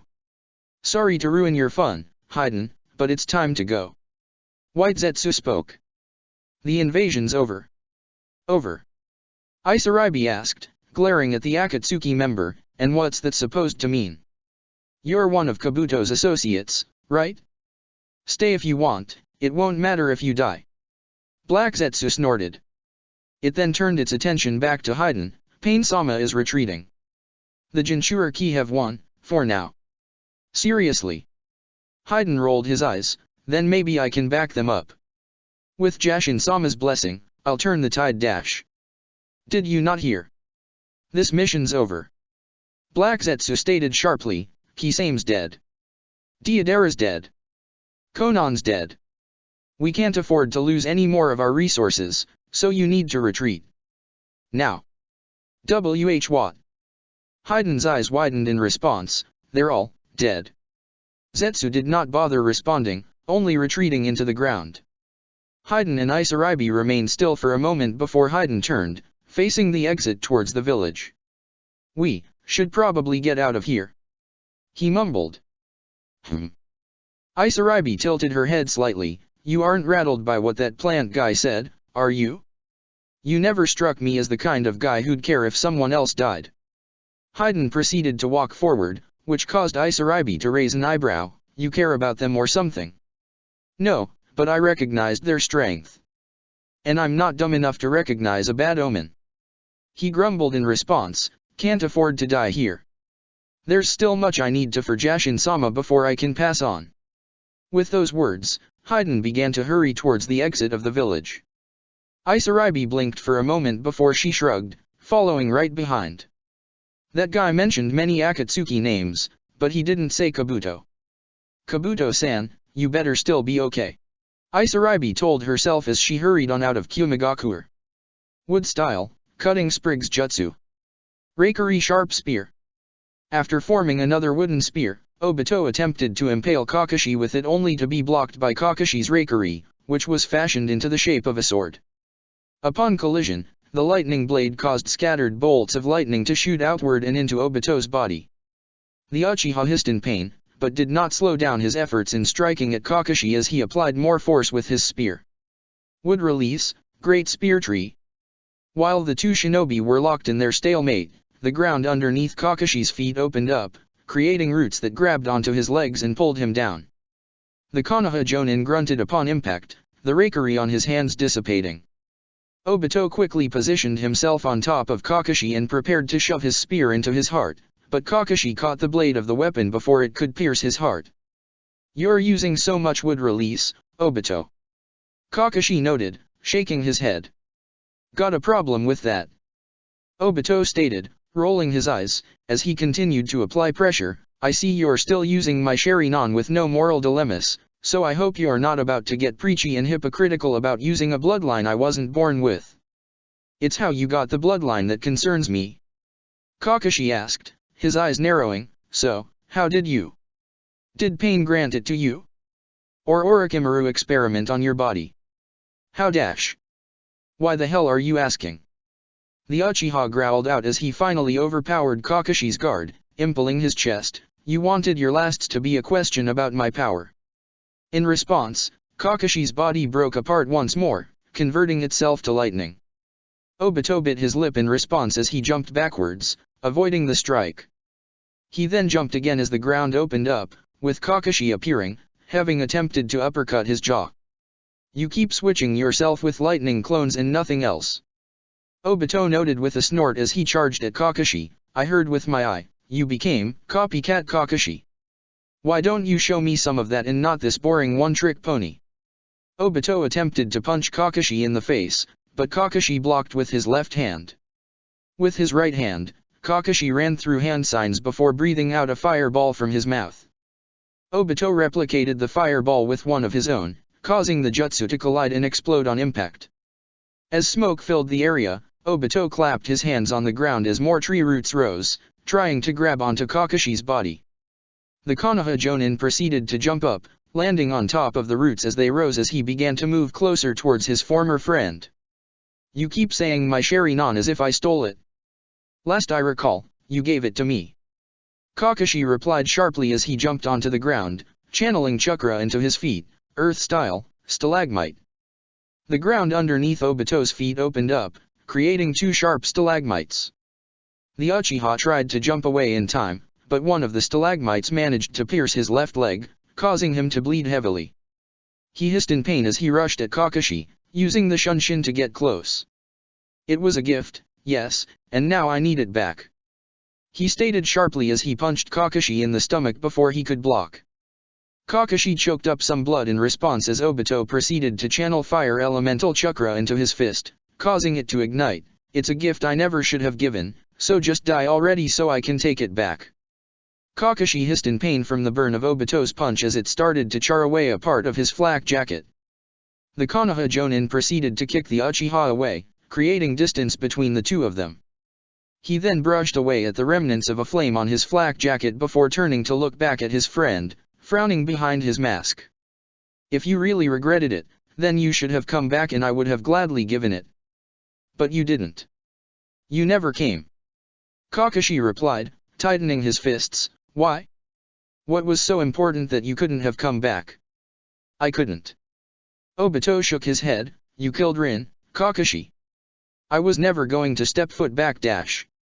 Then where the hell were you before that? Kakashi shouted back, interrupting his former friend. Rin didn't die the very next die. So where were you, then? You could have saved her. You could have saved everyone. Obito bit his lip, closing his eyes in response as memories came back to him. Memories of an elder Uchiha, sitting in the cave. Memories of a spiraled masked Zetsu who took care of him. He shook his head, his eyes narrowing back on Kakashi. None of your business. Is that so? Kakashi shook his head, a glare returning to his eyes. You're as culpable as me, then. Perhaps so, but things will be better in the new world. Obito said, taking in a deep breath. Rin will be there, Kakashi. So will Minato-sensei and Kushina-san. My grandmother. Your dad. They'll all be there. His eyes then narrowed on his friend, reddening slightly, as shall you. So just do me a favor and die already so I can meet the real you in the true reality. More of this reality crap, he's truly lost. Kakashi sighed. With that sentiment in mind, Kakashi charged forward again at his former friend. Sasori. It's time. The fight between Sasori and Kurotsuka came to a halt as Zetsu appeared from the underground directly next to Sasori's side. The plant-like creature focused entirely on Sasori as Kurotsuka's eyes narrowed on it. Another Akatsuki member, damn it. She grit her teeth in response. I'm at my rope keeping up with him and keeping Shikamaru safe. This is getting too much. I need Katsuya-sama's slug to get back with the backup already. What do you mean? Sasori asked, his eyes narrowing on Zetsu. The invasion's over. The retreat order is already in place. Zetsu replied. The words rang through both Kurotsuka's and Sasori's heads, their eyes widening in response. And what does that mean? Sasori hissed in response, Pain-sama was blunt about us being behind schedule. We can't afford to be wasting time. We've already lost enough members today, Sasori. Be reasonable. Black Zetsu stated sharply, if you have issues, take it up with the boss after. But retreat, unless you want to be left to rot here alone. With those words, Zetsu retreated back into the ground. We've lost that many numbers that a retreat order was put in place. How badly did everyone else screw up this mission? Sasori grit his teeth in response as he turned to Kurotsuka, glaring, Deidara lost his life in this mission, and you're telling me to simply retreat as if his death did not matter. The puppeteer was still for a moment, keeping his eyes on Kurotsuka for a moment. The Tsuchikage, in response, was doing the same, waiting for the Akatsuki member to make the first move. The two were locked in a standstill for a moment. After 30 seconds of inaction, Sasori finally called back his puppets. In an instant, 4 of his puppets were sealed away, with only the Oniki puppet remaining. An order's an order. If the rest of the organization is retreating, I am not going to be the only one here simply to get captured and executed. He noted, gritting his teeth. Pain, we are going to have a serious chat about this decision, though. Hey! Kurotsuka shouted as she clapped her hands and began channeling dust release chakra in her hands. I don't give a shit what your orders are, I'm not letting you get away. In unison with one another, both Kurotsuka and the Oniki puppet created and released a dust release 3-dimensional cube at one another. The two jutsus collided, creating a large explosion that scattered dust and debris throughout the battlefield. Within seconds, as the dust cleared, Sasori and his puppets were nowhere to be found. Damn it! Kurotsuka hissed. I can still sense his presence. He's not far. Kurotsuka-san, I found someone. The Godame Tsuchikage turned her head in time to see the smaller Katsuyu slug wiggle its way over to her direction, with a Kirigaku or medical ninja following her. The medic immediately rushed to Shikamaru's side, providing him with medical attention. Oh, thank God. Thank you so much. Kurotsuka said, smiling at the medic for a moment before her attention went back to Sasori. Immediately, a frown developed on her face. Shit, I stopped paying attention for a second and he's gone already? How'd he get away so fast? Kurotsuka was still for a moment as she tightened her fists. The image of both her father and grandfather as puppets entered her mind once more before she grit her teeth. Next time, it'll be different. Akasuna no Sasori, I will kill you. Mark my words. With the Akatsuki member no longer in sight and combat now over, Kurotsuka immediately hurried over to Shikamaru's side as she began to watch the medic slowly heal at his wounds. Shinra Tensei. A strong gravitational force slammed into Naruto's and Yujito's body from above, slamming them into the ground hard. Earth-style, ground imprisonment. The ground underneath the Jinchuriki rose up and began to change shape, swallowing the Jinchuriki's bodies and forming circular bindings that covered their hands and legs. Both Naruto and Yujito tried to pull themselves up, but they were unable to break the bindings. Seriously, how strong is this guy's earth ninjutsu? Yujito hissed as she tried to pull herself out. I can't even use the headhunter jutsu to get out of here. Naruto bit his lip as he continued to struggle. His eyes briefly glanced over towards Pain, who was rushing over towards them, 2 black rods developing from the palm of his hands. We need to break out now. Naruto. Yujito called out, use the Bijutama and quick. Channel enough chakra to break my bindings, and I'll do the same. Naruto's eyes widened before he nodded his head and began channeling positive and negative chakra. Within seconds, the two were able to produce small-sized Bijutama in their mouths. The two Jinchuriki launched the orbs at one another, which collided with their entrapments. The Bijutamas exploded, causing debris to scatter everywhere as the Jinchuriki freed themselves. Now, too. Yujito's thoughts were interrupted as Pain had rushed at her, stabbing her with both black rods before she could move, one through her right shoulder and one near her chest. The Kumo Jonin choked blood in response as her chakra cloak began to fade for a moment. Yujito. Naruto shouted. Relax, Nii Yujito. I missed your heart. Pain said, chuckling as he dug both rods deeper, causing Yujito to choke out more blood. I will confess, though, seeing you in pain like this does give me more joy than I'd care to admit. It most certainly does not compare to what you did to Konan, but it is dash. Otama raised on. Pain jumped backwards, separating himself from his rods as Naruto attempted to slam a large raise-non into his stomach. Naruto grit his teeth as he began to propel wind chakra into his palm before launching the raise-non towards Pain. The Deva path's eyes widened for as he held out his right hand once more. Shinra Tensei. Just before the raise-non could make contact, Pain released a gravitational force that sent the orb backwards once more, towards Naruto. Naruto proceeded to sink into the ground, avoiding his own attack. Pain's eyes narrowed on the ground for a moment before he slammed his hands on the ground, channeling earth-release chakra into his palms. Within seconds, the ground proceeded to shake heavily. Naruto was forced out of the earth, getting launched into the air directly in front of Pain's body. This shall be the end. Pain stated sharply as he generated a black rod in his palm. He then lunged forward. Submit to your fate, Uzumaki Naruto.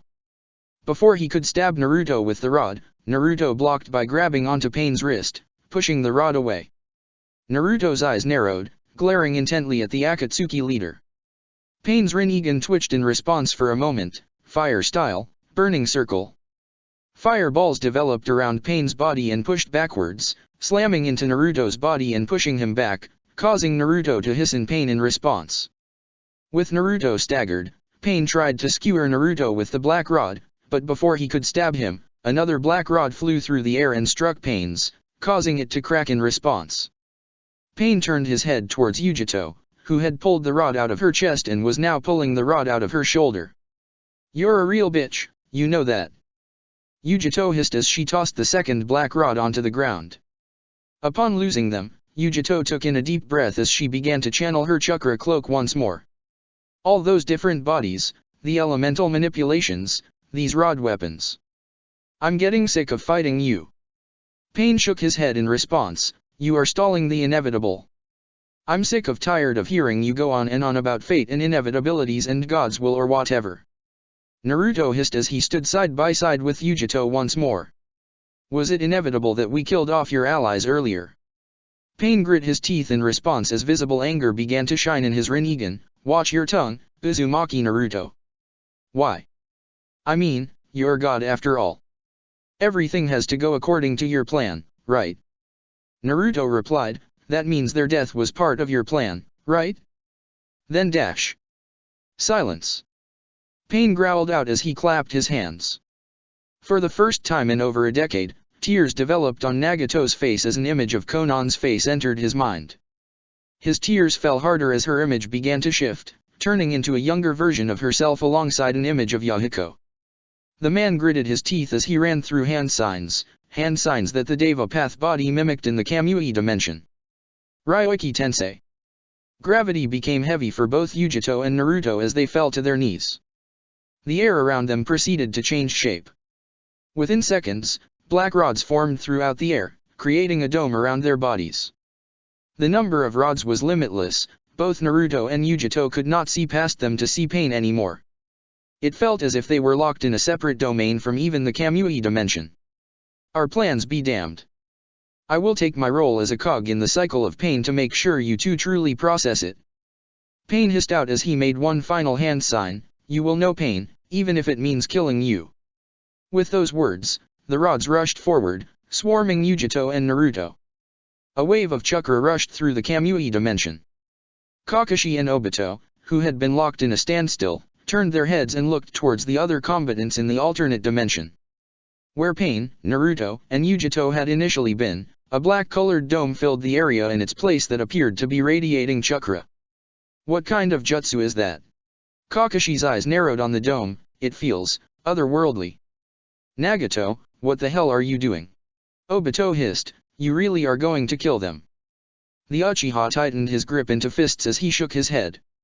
His head moved from the dome back to Kakashi for a moment before a scowl developed on his face and a swirl of chakra surrounded his body.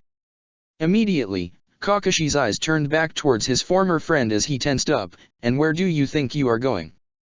Away. Obito replied, glaring back at Kakashi for a moment. Follow if you want, but I'd advise you go and help the Jinchuriki. They'll die if they remain in that field. I'm not going to stand here and do nothing while you kill the Jinchuriki, Nagato.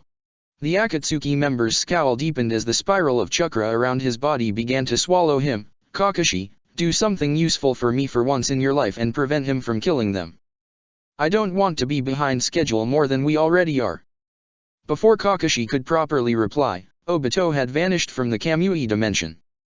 The Jonin stood still, almost as if he was expecting the Uchiha to return back and continue the fight. A few seconds passed by before he finally got his confirmation. Uchiha Obito had retreated. Why would he leave like that?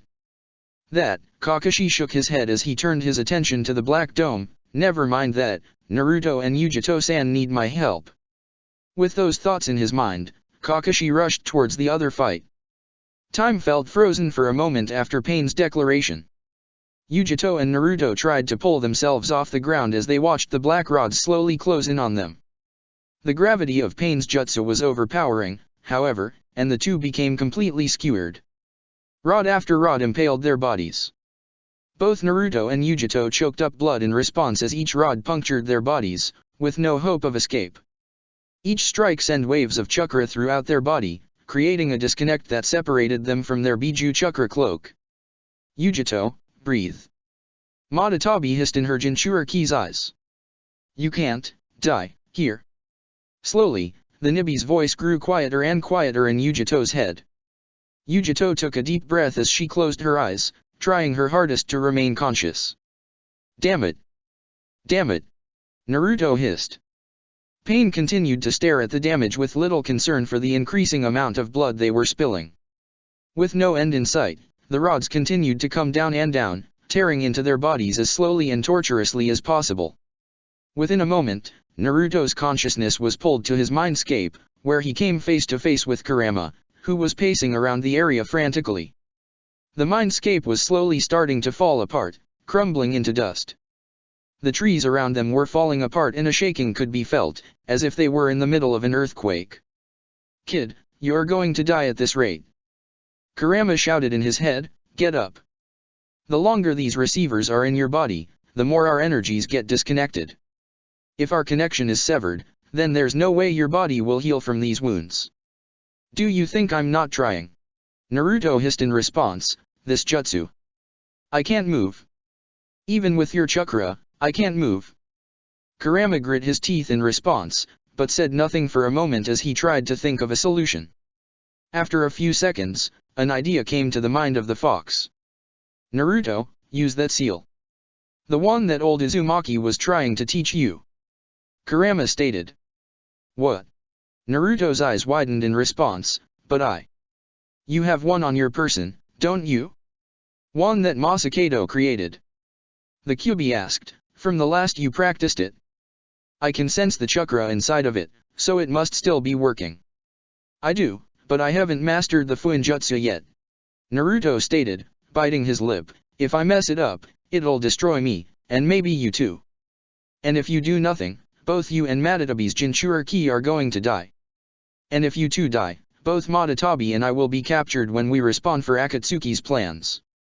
The fox growled in his head, I'm willing to risk my existence on your Fuinjutsu, if it means I won't be forced to become a part of the Jubi. So just try it, damn it. Naruto was quiet for a moment, his eyes widened for a second before he nodded his head. A grin developed on his face as he nodded his head, his right hand going to his chest. You're right. I have to try it. Naruto stated as he ran through a series of hand signs, snake dragon hare snake dog rat dog snake monkey ox dragon monkey horse bird boar snake, and took in a deep breath, Uzumaki Fuinjutsu, chrono reversal. As Naruto began to release a large amount of chakra from his body, a light blue aura began to develop around his body. Pain's eyes narrowed within his domain at Naruto's body. A blue light had completely surrounded it. Is he using a jutsu? I am impressed he has any connection to any of his chakra, or the Kyuubi's chakra, considering the amount of receivers embedded in his body. But no matter. He shook his head as more rods began to come towards the body's body, nothing you can do will be able to pull you out of my jutsu. Pain's thoughts were interrupted as the blue light swallowed Naruto's body entirely and pulled him backwards, out of the Ryoiki Tensei. In an instant, the black receivers that had been embedded into his body had fallen to the ground, as if they had been aimed at nothing. What?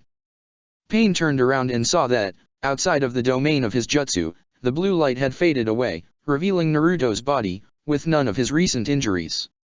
The Deva Path's eyes widened. How? He muttered in response. As the blue light had faded fully, Naruto opened his eyes, glaring at Pain. He took a step forward, staggering slightly, as he rushed towards Pain. Because God's plan says fuck you. Naruto managed to growl out as he reached his fellow Uzumaki and punched him in the face. Pain was staggered backwards in response. Upon the forced movement, the Ryoiki Tensei collapsed, with shards of black chakra falling to the ground that dissipated upon contact with the Kamui Dimension's floor. The black receivers in the sky all fell to the ground, while the black receivers that had been impaled into Yugito's body seemed to shoot out of her body and fall to the ground, joining the others. Pain rubbed his cheek in response, his eyes still wide as he continued to stare at Naruto for a moment. After a few seconds, he finally took a step forward, shaking his head. What was that jutsu? He asked. How did you have enough chakra for that? I don't have to say shit to you. Naruto hissed, breathing heavily. God, how did I have enough chakra for that? I can barely feel any chakra in my body at all. I'm not certain. You used more chakra than I was expecting with that Fuinjutsu, and exhausted yourself in a way I have never felt before. Kurama's voice echoed in his head. Even though you rewound your body's physical condition, there is still a disconnect with your chakra and mine. You need to be careful, because you are not healing at the level to fight recklessly.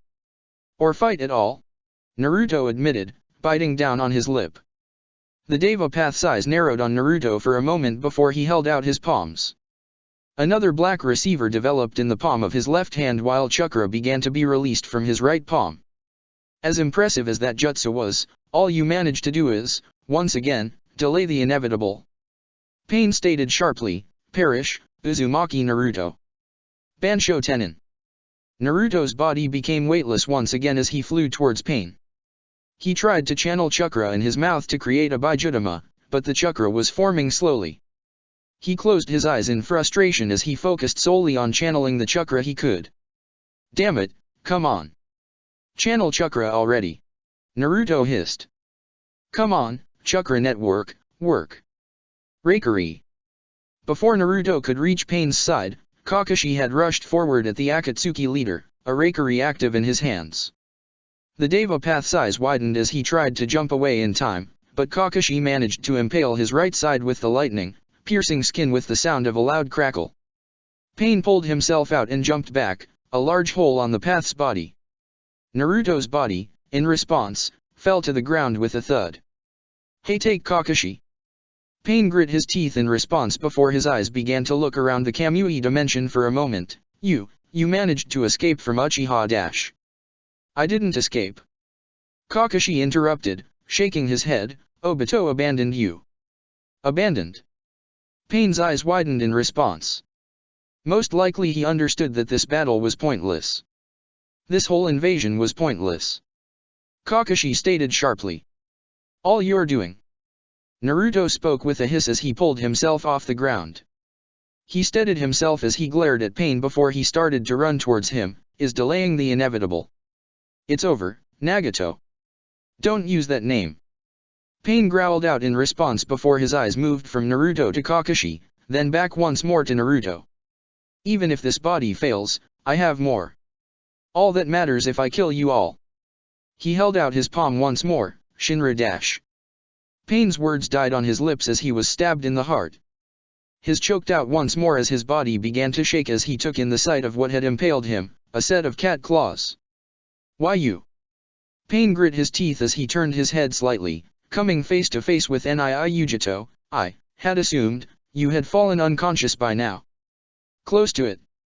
Yugito hissed back, breathing heavily as if it was a struggle to remain standing, but I'm not going down yet, not until I see your corpse. Pain's eyes narrowed in response as he held out his right palm, placing it against her chest. Shinra Tensei. Sending a gravitational pulse directly into Yugito's body, the Nibi Jinchuriki choked out blood as she was sent flying backwards. Pain then turned his head back around. He now came face to face with Uzumaki Naruto, who formed a spiraling orb of chakra in his left palm. Pain's eyes widened. I wasted my Shinra Tensei. The Akatsuki leader tried to jump backwards, away from Naruto, but Naruto grabbed onto his wrist with his right hand and pulled the leader of the Akatsuki closer to him. Raise Non. With a shout, he dug the Raise Non into Pain's face. He gritted his teeth as he continued to dig his jutsu further into the man's head. A few moments passed by before Pain's head was no more and the body fell to the ground, completely limp. Naruto breathed heavily for a moment, standing directly above the Deva Path's unmoving body. His eyes tried to focus on it, making sure it was not going to start moving again. It's over. With that thought, Naruto fell to his knees, his eyes closing. Naruto. The last noise Naruto heard was Kakashi shouting his name as he finally closed his eyes. The last sensation he felt was the feeling of himself falling to the ground.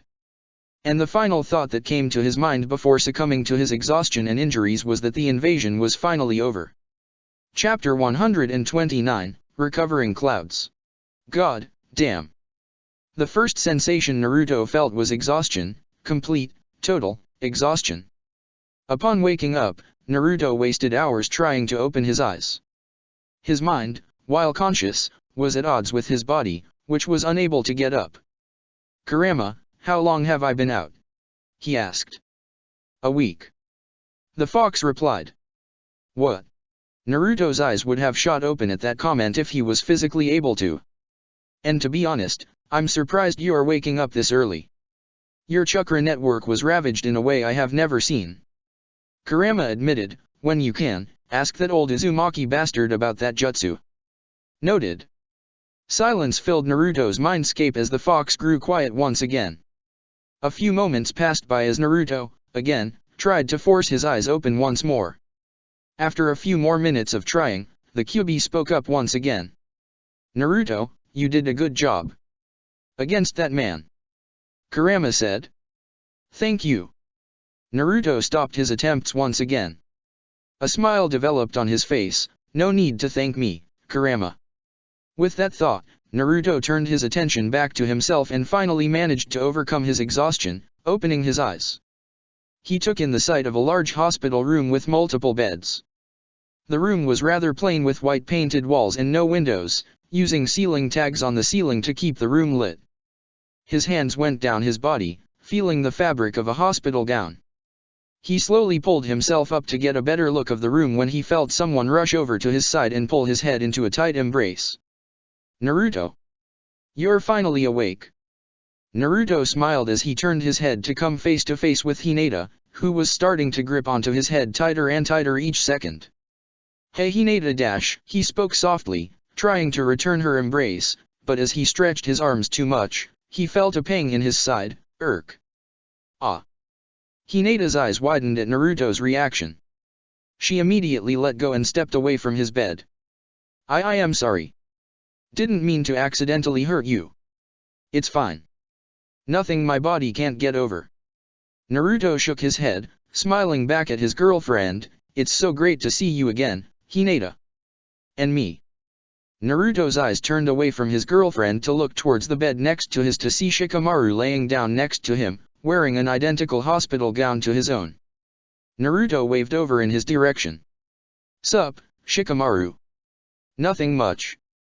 Shikamaru replied with a chuckle as he glanced over at Hinata, just going to say, by the way, that while Hinata's visited you every day for at least an hour, I've been here by your bedside this entire time. Just remember who truly values you. Hey, that's not fair. Hinata frowned in response, shaking her head. You're here every day because you're still being treated. Oh. Naruto gave his friend a curious look. How messed up did you get in this invasion? Got fucked up pretty badly, both physically and internally. And let's not even get started on my chakra network.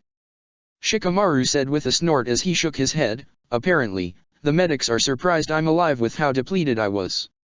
The Kyuubi also said I wrecked my chakra network as well. Naruto said, rubbing the back of his head. Guess you and I can make the Chakra Irresponsibility Club or something. Chakra Irresponsibility Club. Shikamaru chuckled in response. Sounds stupid, but kinda catchy. I'm in. Please don't. Hinata shook her head in response. I'd rather not have to spend days waiting for the two of you to wake up and heal. Welp, sorry Shikamaru, cancel the club. Naruto said, shaking his head. If Hinata says no, then that's that. Shikamaru rolled his eyes in an overly dramatic fashion. Lame, you were the one who brought it up in the first place. The three members of Team 3 were quiet for a moment after Shikamaru's comment before they all started to laugh loudly. A few seconds passed by before the three quieted. Naruto's eyes took a moment to look at the other empty hospital beds before speaking. So, I take it that, since we're all in a Kumo hospital, that everything ended up well? He asked, rubbing the back of his head. The village is safe. For the most part, yes. Hinata nodded her head. There were lots of casualties, especially amongst the Kumo shinobi, and the village itself is very damaged, but Akatsuki was fended off and the village will recover. The Raikage got all of the civilians evacuated, and the shinobi casualties amongst all of our villages could have been worse. Shikamaru stated before his eyes turned downward. Those who died, they kept this village from falling.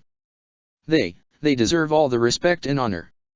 Naruto's mind briefly recalled the sight of Aburame Tsunemasa, the genin of Team 8 who died at the hands of Pain's Chibaku Tensei. Before he shook his head, a frown developed on his face as his eyes started to darken. Did we lose anyone we know? He asked. Amongst Konoha shinobi, Ebisu died. Shikamaru nodded, causing Naruto's eyes to darken more. We also lost Koji's dad and... The Nara's voice softened for a moment, his eyes reddening for a moment before he shook his head, his eyes drying up. My old man. Naruto's eyes widened in response as his mind flashed back to his last year in the academy. Memories resurfaced of Shikaku and Yoshino watching over Naruto, Hinata, and Shikamaru training. Of eating dinner with Shikamaru's parents and watching Shikaku and Yoshino bicker amongst one another. Of Shikaku taking Naruto aside to teach him the Shadow Clone Jutsu. Shikamaru. Naruto spoke softly, his eyes starting to water. I'm so sorry dash. Don't. Shikamaru shook his head again. Naruto blinked in response, still crying, as Shikamaru shook his head a third time. It's the last thing he would want. Koji, Ino, and Shino told me that Dad sacrificed himself to get them to safety. I know he wouldn't want us feeling bad for him. The Nara's eyes reddened again, this time allowing his tears to fall, but Dad wouldn't have regretted how he died.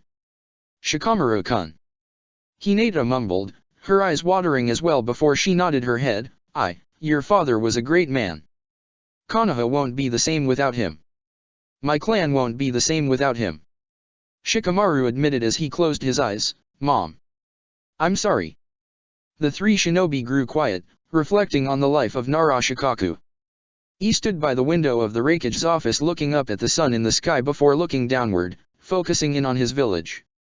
From his position, he could see people, both civilian and shinobi, beginning the reconstruction effort throughout the village. Rubble was being slowly removed from the village while supplies were being brought into the village, with some construction already taking place in areas of the village. It would take a long time, potentially even years, but Kumogakure would rebuild, stronger than ever. The Yondaime Raikage remained still, staring out the window until a knock sounded on his door. He turned his head as the door opened up, revealing Mabi and Jiraiya. The Hokage is here, Raikage-sama. Mabi announced before bowing her head and leaving the room, leaving the two Kage alone. He was quiet for a moment as he finally walked away from the window and walked past his desk, heading towards Jiraiya. The Sannin eyed the man curiously until the man came face to face with him. Thank you for stopping by. He said with a neutral tone of voice. Jiraiya nodded his head in response, prompting him to continue. I heard that Uzumaki has woken up, finally. I assume you will be making travel plans to return to your village soon. Yeah. Jiraiya, again, nodded his head. Now that he's awake, we'll wait just a day or two for him to fully heal. After that, we'll be out of your hair. No need to rush out, but I imagine you want to return back home. The Raikage noted. Yeah, no offense, but I feel like I've been in your village for a while. Even a guy like me gets homesick from time to time. Jiraiya said with a chuckle. His eyebrows then raised slightly, although, I thought you'd want to chase me and my shinobi out of your village by now. You aren't getting used to us, are you? He looked away for a moment, crossing his arms. He did not verbally reply. Jiraiya bit down on his lip, resisting the urge to call the Raikage at Tsundere. Certain people he could get away with making such jokes, but even in his best of moods, he was not the person to make such comments to. Instead, he settled for letting out a small giggle from his lips. The Raikage immediately turned his head to him, frowning. Is there something funny, Jiraiya? He asked. The Hokage shook his head emphatically, which caused the Raikage to shrug his shoulders in response as he finally made eye contact with him again. When he is able to move out of bed, before you all leave, I would like to have a meeting with the other Kage and the Jinchuriki. There's still some things I would like clarified and discussed. Understandable. Jiraiya said, we aren't done, after all. Akatsuki was forced out, but they weren't destroyed. I would like to continue this discussion with everyone present. Mei, Kurotsuki, and Gaara have agreed to wait to leave until we meet once more. He stated, I just need your agreement. Of course. Jiraiya stated, his eyes narrowing, there's plenty to discuss still. The two Kage remained quiet for a little longer. After a few seconds, Jiraiya turned around, facing the door. I'll go share the news with Naruto and check up on the kid in general. He said, chuckling, knowing that you want to discuss something will probably help his body heal faster. That kid somehow works in unbelievable ways. He snorted in response. As Jiraiya waved goodbye and started to walk toward the door, the Raikage cleared his throat, causing the Hokage to turn around again.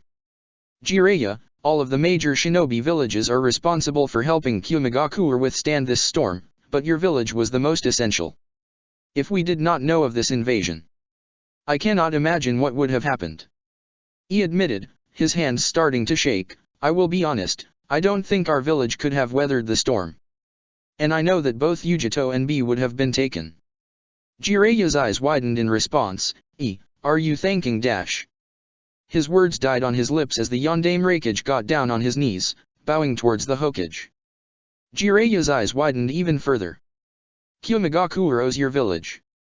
I owe you a debt I will never be able to pay off. He declared. Hold up. Jiraiya mumbled, his eyes focusing on anything but the Raikage, get up. This isn't like you, no need to be so Dash.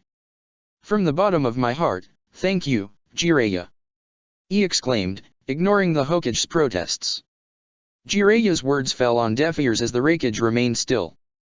As uncomfortable as ES gratitude felt in the moment, however, the Hokage did feel a sense of relief and gratitude of his own for the expression. For the first time in decades, since the death of both the Nidaime Hokage and Nidaime Raikage, it felt like both Konohagakuer and Kyumegakuer were finally on track to a peaceful relationship. So, he's finally dead. Zabuza muttered. Both Mei and Kamui were quiet as Zabuza, Kojuro, Anko, Kyo, and Rahayo glanced at the same Hada blade, which was laid on a stand in the center of Mei's suite in Kirigakure. Zabuza was directly in front of the sword, carefully studying it. His hand grasped the hilt of the blade only for scales to appear, cutting into his skin. Despite the injury, however, Zabuza smirked as he pulled his hand back and undid the bandages on his face in order to lick the blood off. Blade's still as temperamental as always. He noted with a chuckle as he turned his head to Kamui, I'd have to beat you in a fight to get a hold of it. Yagura's eyebrow raised slightly, is that a challenge, Zabuza-san? Zabuza shook his head, no, I'm attached to Kyubikuribisho too much. His eyes then focused on the Sanbai Jinchuriki's body, so, you managed to do it, huh? Destroyed Kisame, to the point that he has no corpse. He nodded his head in approval, good job, Kamui. Thank you, Zabuza-san. Yagura bowed his head in response. Suppose that settles our final member, huh? Kojuro noted as he adjusted his glasses, if Samehada is chosen then Kamui-san is the seventh and final member of the Seven Swordsmen. That is the case. Mei admitted. Rahayo sighed in response, which earned a small, awkward smile from the Godaime Mizukage, My apologies, Rahayo-san. It's whatever. Rahayo shrugged his shoulders in response. I was already aware that my status in the Seven was dependent on me taking down Kisame. It's just fate that someone else got to fight him. He says that, but he'll probably sulk when he's alone. Kaio noted. Her brother glared in her direction, earning a chuckle from the Yuki clan woman. I'm not wrong, you know? It's behavior I'd expect out of my son, not my older brother. Bitter feelings aside, the Mizukage cleared her voice, bringing attention back to her. That is why I called all of you here. We'll have a proper ceremony when we are back in Kirigakure, so Onoka and Suijutsu can witness the 7 swordsmen be completed properly. She then turned her head towards Anko. I've already spoken to Jiraiya, so that's including you, Anko. We expect you there. Understood. Anko nodded her head, her eyes focusing on the window in Mei's suite. If I may, though, I need to stop by Konoha before I can attend the meeting. Stop by Konoha. Mei's eyes narrowed slightly. Is that necessary for you? That'll surely add another week to the dash. I'll be quick about it. Promise. Anko interrupted, still focusing on the window. The Mizukage frowned in response. She waited for Anko to elaborate further, but after 30 seconds of waiting, she sighed and turned her attention to the rest of the room. That was all. She noted, I have one final meeting with the other cage that should be happening either the day or after, and once that's done, we'll return to Kiri. For now, just enjoy the remaining downtime or help around Kumo's reconstruction. With those words, both Kaio and Rahayo left the room, followed by Kojuro. Anko lingered slightly before nodding her head and turning her head to walk out the room. As she walked out of the building and headed out into the streets of Kumo, a hand reached out and grabbed onto her wrist. Mamakai Zabuza had followed her out. Let go of my wrist, Zabuza. She stated sharply. Humph. The man's eyes were narrowed on the Konoha Jonin. I expected more of a reaction. What's going on in your head? None of your business. Anko shook her head in response, her eyes narrowing on him. Now, let go. Not until you stop bullshitting me. Zabuza scowled. What's going on, Anko? I heard that Uzumaki student of yours woke up today. Shouldn't you be somewhat happy about that? I am, and I'm going to see him now actually. Anko hissed as she finally tried to pull away, so backdash. You're not going to see him. Zabuza hissed, his grip tightening in response to Anko's resistance. You're going to go the nearest bar and get hammered, aren't you? Anko glared in response, as if you aren't an alcoholic yourself, so don't go there dash. Who died? Zabuza's question seemed to calm Anko's anger as she looked downward again. She stopped resisting the Kiri Jonin, which caused him to finally let go of her wrist. She did not rush off, however, and finally turned to face him. Aberame Tsunmasa. One of the genin Konoha sent out here. She admitted, biting her lip. Were you close to the kid? Zabuza asked. Not really, but he was a good kid. Anko admitted as she bit harder, causing her lip to bleed. He was a genin on Kurene's team, however. And she assigned me to look after him. Zabuza was quiet for a moment as he brought his hands to his side. Anko took in a deep breath as she finally looked up, making eye contact with her fellow swordsman. I have to go back to Konoha to apologize to Kurene. I broke her trust. She said, her hands tightening into fists. I told her I'd keep her students safe, and I failed. The genin agreed to go on what will most likely be classified as an S-rank mission. Zabuza said, shaking his head, they knew what they were getting into.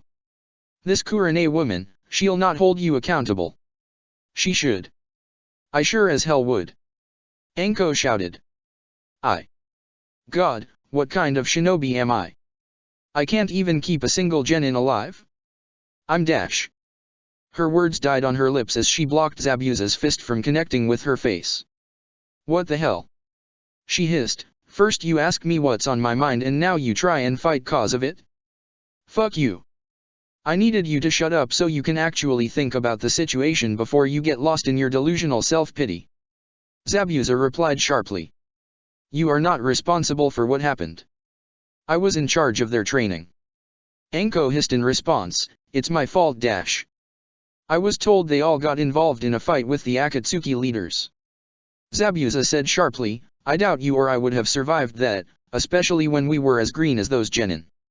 He pulled his fist back finally, crossing his arms. To put it bluntly, you should be relieved that any of them survived. Anko bit her lip again, wincing slightly, yes, but dash. No buts. Zabuza said sharply, it's a fact. You can feel sad about the feeling, but you shouldn't blame yourself. It's unbecoming of you, and if I were your friend Kurane, I'd be pissed at you trying to take ownership of this. Anko was quiet for a moment, her eyes widening at the words. The two swordsmen were silent for a moment before she finally broke the silence, chuckling slightly. You know just how to make someone feel better. She said with an exaggerated eye roll, belittling my character, trying to punch me, you're a piece of work. Zabuza scowled in response, I've seen Haku get this way before, so I've had experience. Anko snorted in response, my condolences to him. Zabuza's scowl deepened for a moment before a chuckle escaped his lips, if you're in the mood to sass back at me, I'm guessing you're feeling better. So, go visit your student already. Yeah. I will. Anko said, smiling back. The two swordsmen stood still for a moment before Anko held out her hand to Zabuza. The Kirigakuer Jonin took it, shaking hands with a comrade. Anko then pulled forward, bringing the man into a hug. His eyes widened at the embrace. Thank you, Zabuza. She said, her smile widening. Zabuza was quiet for a moment before he returned the hug, his lips twitching upward slightly, anytime, Anko. So, he'll only have one more day in the hospital. Hinata noted, a smile on her lips as she entered her apartment room. Thank goodness. I know how much he hates hospitals. The Hyuga had spent the majority of her day at the hospital alongside Naruto and Shikamaru, chatting with her former teammates and catching up about everything for hours, as well as greeting the various visitors who came by to see Naruto upon waking up, Anko, Naruto's genin team, Kurotsuke, and Jiraiya. She was even there to hear the medics check up on both Naruto and Shikamaru, and give their assessment that they would both be clear to go after one more night. He'll probably have things to do tomorrow, though, but we'll get a chance to spend some time together here before we leave. Hinata's smile widened a little further as she looked towards the window of her room. Thank God we're leaving, though. I've missed Konoha. Her thoughts were interrupted by the sound of a knock on her door. Hinata turned her head back to the door and opened it up. She came face to face with Haku and Misora. Ah, hello Haku-san, Misora-san. Good timing, I just got back. Hinata's eyes widened as she noticed Misora's right leg. Misora-san, what happened to you? While Misora's right leg was normal from the ankle up, her foot was now made entirely of ice. Her eyes then focused on her left leg, which she realized Misora was applying more of her weight on. I had to cut off my fight in my fight with Oya's hero.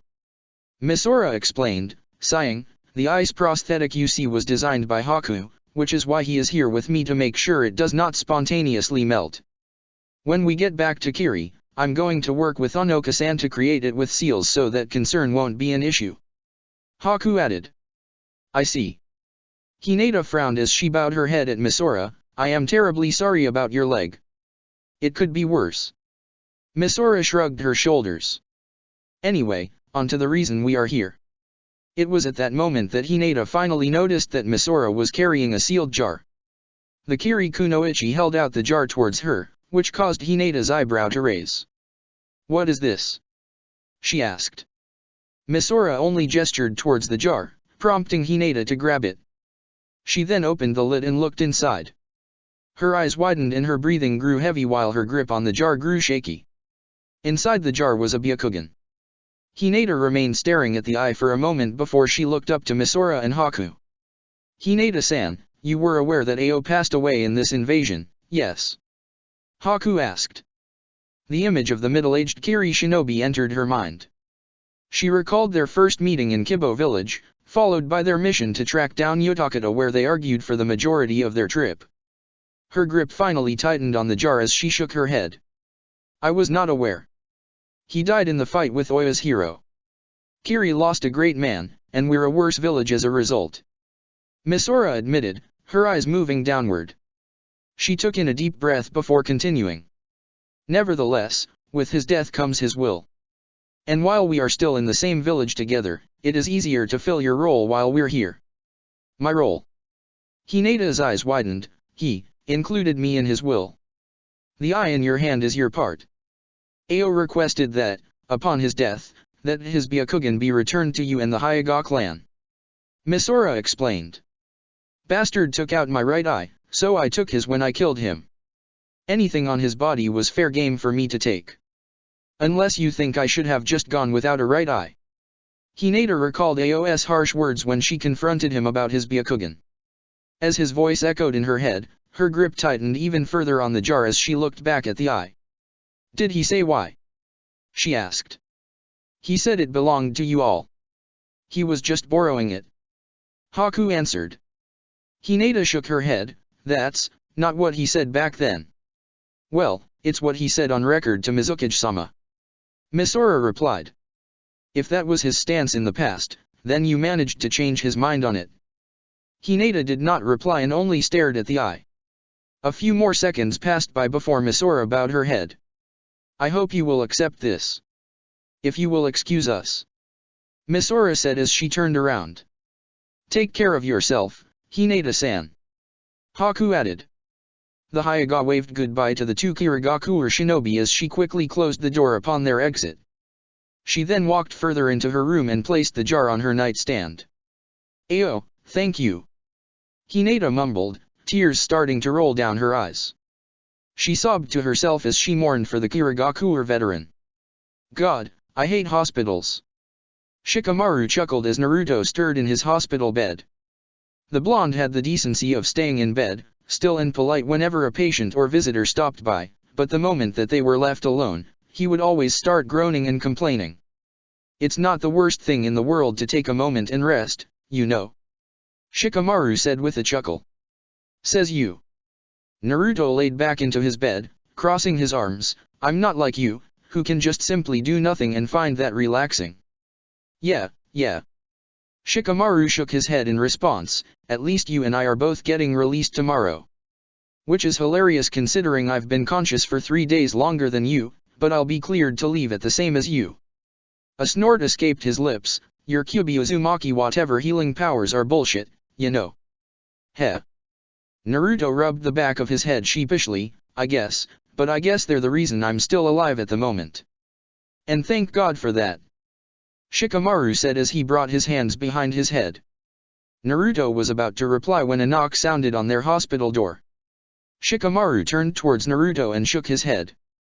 I swear, I didn't get this many people visiting me on the day I woke up. He grumbled, a small smirk on his face. Lucky bastard. Naruto rubbed the back of his head sheepishly as the door to the hospital room opened up and Masakado walked in. Naruto grinned in response. Masakado-ji-san. About damn time you're awake, Naruto. Masakado said, smiling as he walked over to his bed. Was starting to get worried about you. He's technically been up for a couple of hours now. Shikamaru spoke up. Masakado's eyes widened for a moment. You have. When Naruto nodded his head back, the smile dropped on his face as he turned back to the door. Teiwa, what the hell? I thought you said you'd tell me the moment he woke up. Naruto's eyes widened in response to Masakado's words. Before he could say anything, however, another figure entered the room. Don't start shit with me, old man. I told you the moment I heard he was awake so we could go together. Teiwa ne. Uzumaki Teiwa's eyes focused on Naruto as she walked into the room. She walked in slowly, heading directly towards his bed and ruffled his hair. How's it going, cousin? Heh, they'll probably want their little moment. Shikamaru smirked as he promptly closed his eyes. I'm dash. Naruto's words were interrupted by the sounds of Shikamaru's snores. He, Teiwa, and Masakado looked at the Nara for a moment in confusion before Naruto started to laugh loudly. He was awake a moment ago. Quite awake. Masakado said, blinking in confusion. Did he just fall asleep on command? Yep. That's Team 3's lazy ass for ya. Naruto said with a chuckle before he turned his attention back to Teiwa. I'm good. I'll be out of the hospital tomorrow. He reached up to hug her, only for Teiwa to wince immediately in pain at the contact. Naruto quickly broke the embrace. Sorry. It's all good. Teiwa said, wincing slightly, just hurts sometimes. Naruto began to frown, prompting her to smirk in response as she shook her head. Hey, but it's all good. I got a kick-ass scar now on my chest too. Still though. Naruto bit his lip for a moment. I'm sorry. About everything that Obito did to you. It's... Teiwa's smirk faded away in an instant as an image of Uchiha Itachi entered her mind. She shook her, pushing the thought away for later. Nothing you did, Naruto. Don't be sorry. But God, quit being a whiny bitch and stop apologizing for shit of your control that wasn't even your fault. Teiwa rolled her eyes. Naruto's eyes widened in response for a moment. His eyes softened slightly before they quickly narrowed, Teiwa's full words ringing in his mind. How am I a whiny bitch? I'm SSSSS sorry, bullshit. Quit it. The spy master of Konoha retorted. Hey, I didn't sound like that. Calm down, brats. Masakado stated, drawing the attention of both of his clansmen. He crossed his arms, a smirk developing on his lips. A hospital room isn't the place to fight. Kiss and make up, or shut the fuck up. Shut up, Masakado-ji-san. Both Teiwa and Naruto hissed in response. The room grew quiet for a moment before the sound of laughter could be heard. Within seconds, all three Uzumaki were laughing at one another. When the laughter subsided, Naruto's eyes went back to the door to see if there was anyone else. He then turned his attention back to his two clansmen. Where's Susumu and Karen? He asked. Susumu's passed out. He's been heavily involved in the reconstruction of Kumo, so he's exhausted himself. Masakado answered. His expression then darkened. Karen, on the other hand. She left. Teiwa explained, crossing her arms. Left Kumo. Naruto's eyes widened in response. Already. She left 2 days ago. Her team insisted they had to return to Kusa. Teiwa stated, her eyes narrowing. She was going to wait until you got up, but that one bitch a student of hers said she'd report her to Kusa's leader about something if they stayed any longer. Naruto scowled in response. Karen had mentioned in the past that Kusagakuer and its leadership had been anxious about Karen's relationship with other Uzumaki shinobi, to the point that they kept her on a tight leash in any case where she could interact with any of them. It was bad enough that neither he, Teiwa, nor Masakado were able to keep in contact with her much. With all the chaos with the invasion, I never even got to see or talk to her much. Naruto's scowl lightened into a frown. Karen. I'm sorry. Hey, just cause Karen's not here, you're going to get all down and shit. Teiwa asked, causing the blonde to look up to his cousin. Am I not good enough for you? She shook her head. Guess I see where I rank in your family rankings. Yeah, you rank last for saying stupid shit like that. Naruto said, chuckling. Conversation grew lighter between them for a moment as Teiwa and Masakado caught Naruto up on some of the reconstruction efforts going on in Kumo, as well as how Teiwa has been healing since regaining consciousness. Seconds quickly turned into minutes as Naruto smiled, laughing with his family for the first time in what felt like forever. Finally, after nearly an hour had passed, Teiwa and Masakado started to walk out of the room. As Naruto began to wave goodbye, Kurama's request came to his mind once more. His eyes widened for a moment before narrowing slightly on Masakado. Hey, Masakado-ji-san, before you go. Naruto began. Masakado's eyebrow raised in response as Naruto touched his chest. In my fight with pain, I used one of your seals. Seals? What do you ? Masakado's eyes widened in response as he rushed back to Naruto's side. Why you used it? You used chrono reversal. I did. Naruto nodded his head. I used one of your seals, though. I still haven't figured out how to draw a seal of my own, but I used the actual jutsu itself. That explains the chakra exhaustion. I can only experiment with the jutsu 3 times a day if I was at full capacity. To even use it once, after all the fighting with the Akatsuki.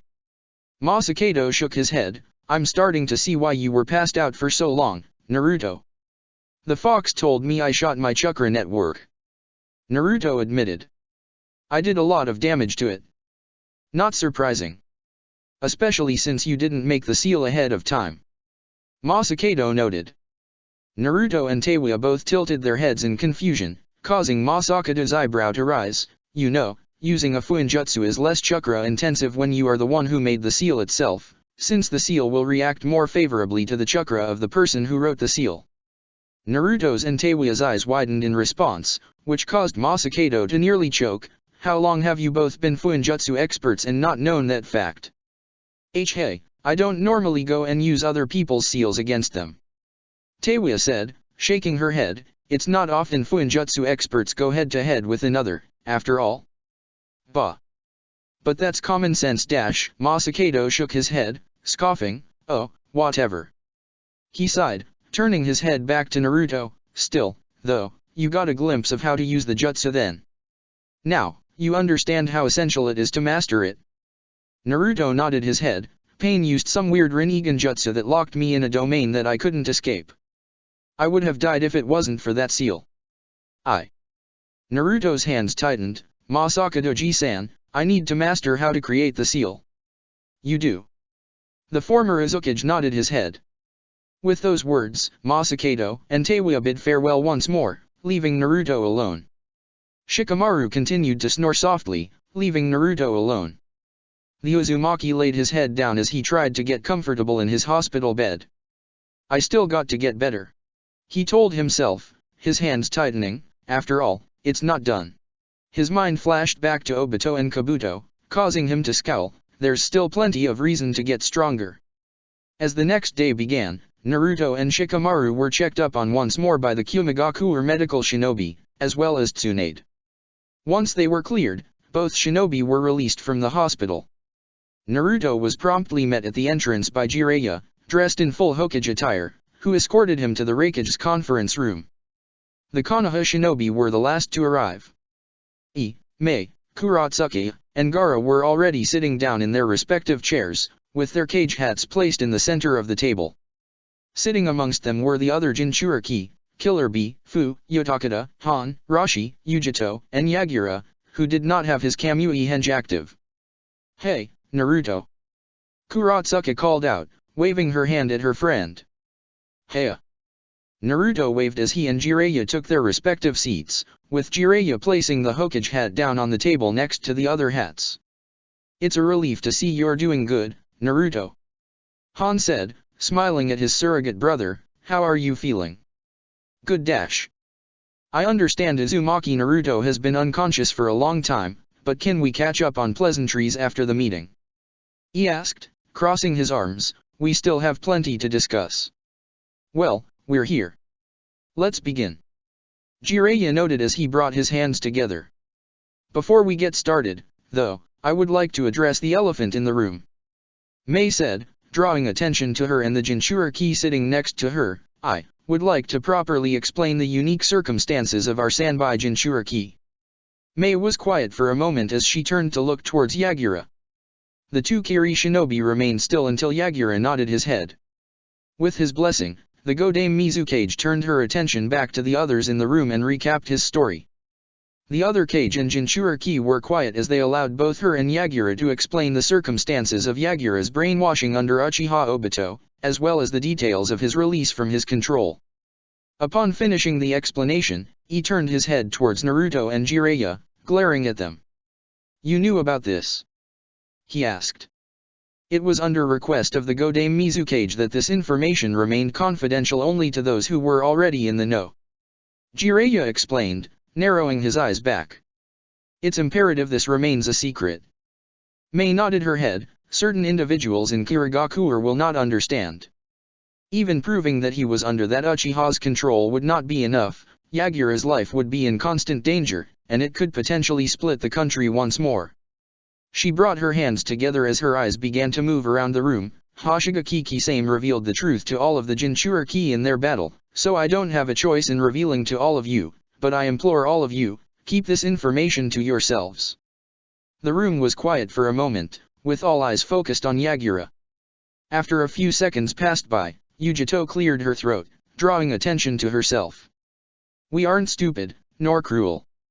I doubt anyone here would ever consider leaking this information, she stated. A smile developed on her face as she and Yagura made eye contact. We're family, after all. Bonded by our Biju. She's right. Fu nodded her head. Kamui or Yagura, who the hell cares? You're still a great guy and nothing changes that. It actually helps me better understand you. Rashi admitted. You've really been through some shit, haven't you, Yagura? I suppose. Yagura admitted, his eyes lowering slightly. It's a relief to know you all truly don't care. There was no doubt we wouldn't. Gaara stated. Yagura's eyes turned to the Kaze Kage, who smiled back. Personally speaking, it is a relief to know the only Jinchuriki Kage in recorded history is as good of a person as you are. I wouldn't say that. Yagura shook his head. I apologize for any prejudices you and your reign may experience. You're too hard on yourself. Practice some self-love, or else. B stated sharply, I said it the first time, and I'll say it again, Mr. 3's a real 10 out of 10. Yagura was quiet for a moment, simply staring at B. Yujito, meanwhile, slapped her forehead. Your rapping is getting worse and worse each day, B. The Nibi Jinchuriki nearly hissed, you ruined the moment and broke him. I did no such thing, ya fool. Quit lying, ya fool. B retorted. Quit dash. Thank you. Yagura said softly, interrupting their bickering. The Sanbai Jinchuriki's eyes reddened slightly, but a wide smile was on his face. I sincerely appreciate all of you. Yagura. Naruto smiled at his fellow Jinchuriki. I don't think I've ever seen him smile like that before with his actual face. He took in the details of the Yondaime Mizukage's smile before nodding his head. It's really nice. Ahem. He coughed slightly, drawing attention back to him. Yes, Mei-san and Yagura-san, I believe I can speak for the whole room that we'll keep the secret and keep the information privy to those in this room. You have my eternal gratitude. Mei bowed her head, smiling back. Yagura quickly reciprocated the gesture. No, you all assisted in keeping my village safe. This is the smallest recompense I can do. He stated. He then brought his hands down to the desk. However, I must ask that we move on. We still have plenty to discuss about where to go from here. In regards to the Akatsuki, Jiraiya asked. They received a devastating loss. Gaara noted, they were fended off, unable to capture a single Jinchuriki. They attempted to divide the major shinobi villages, unaware we were already working together. Many of their key members lost their lives. It will take time for them to recover. He then closed his eyes. However, they weren't defeated. Not all their assets died, either. Kuratsuka said, a scowl on her face. Sasori, Haiden, Kabuto, and Obito lived. But we did manage to get rid of one of their biggest assets, though. Naruto noted, we at least killed their leader, Pain. That'll definitely take them time to have to regroup from that.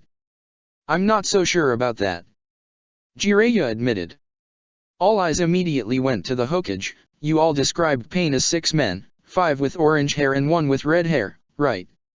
Receiving nods of affirmation from all 9 Jinchuriki, Jiraiya sighed. If we were to assume that Pain was all 6 of them, what's to assume there wasn't a 7th body? Yotakata frowned in response. I mean, if we go by that logic, then why stop at 7? Shouldn't there be an 8th? And a 9th as well?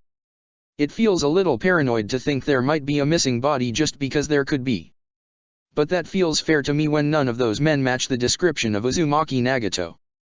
Jiraiya stated, his eyes narrowing back. Nagato was a somewhat scrawny, gloomy boy with dark red hair that went down to cover his eyes. That was the Rinnegan user I knew.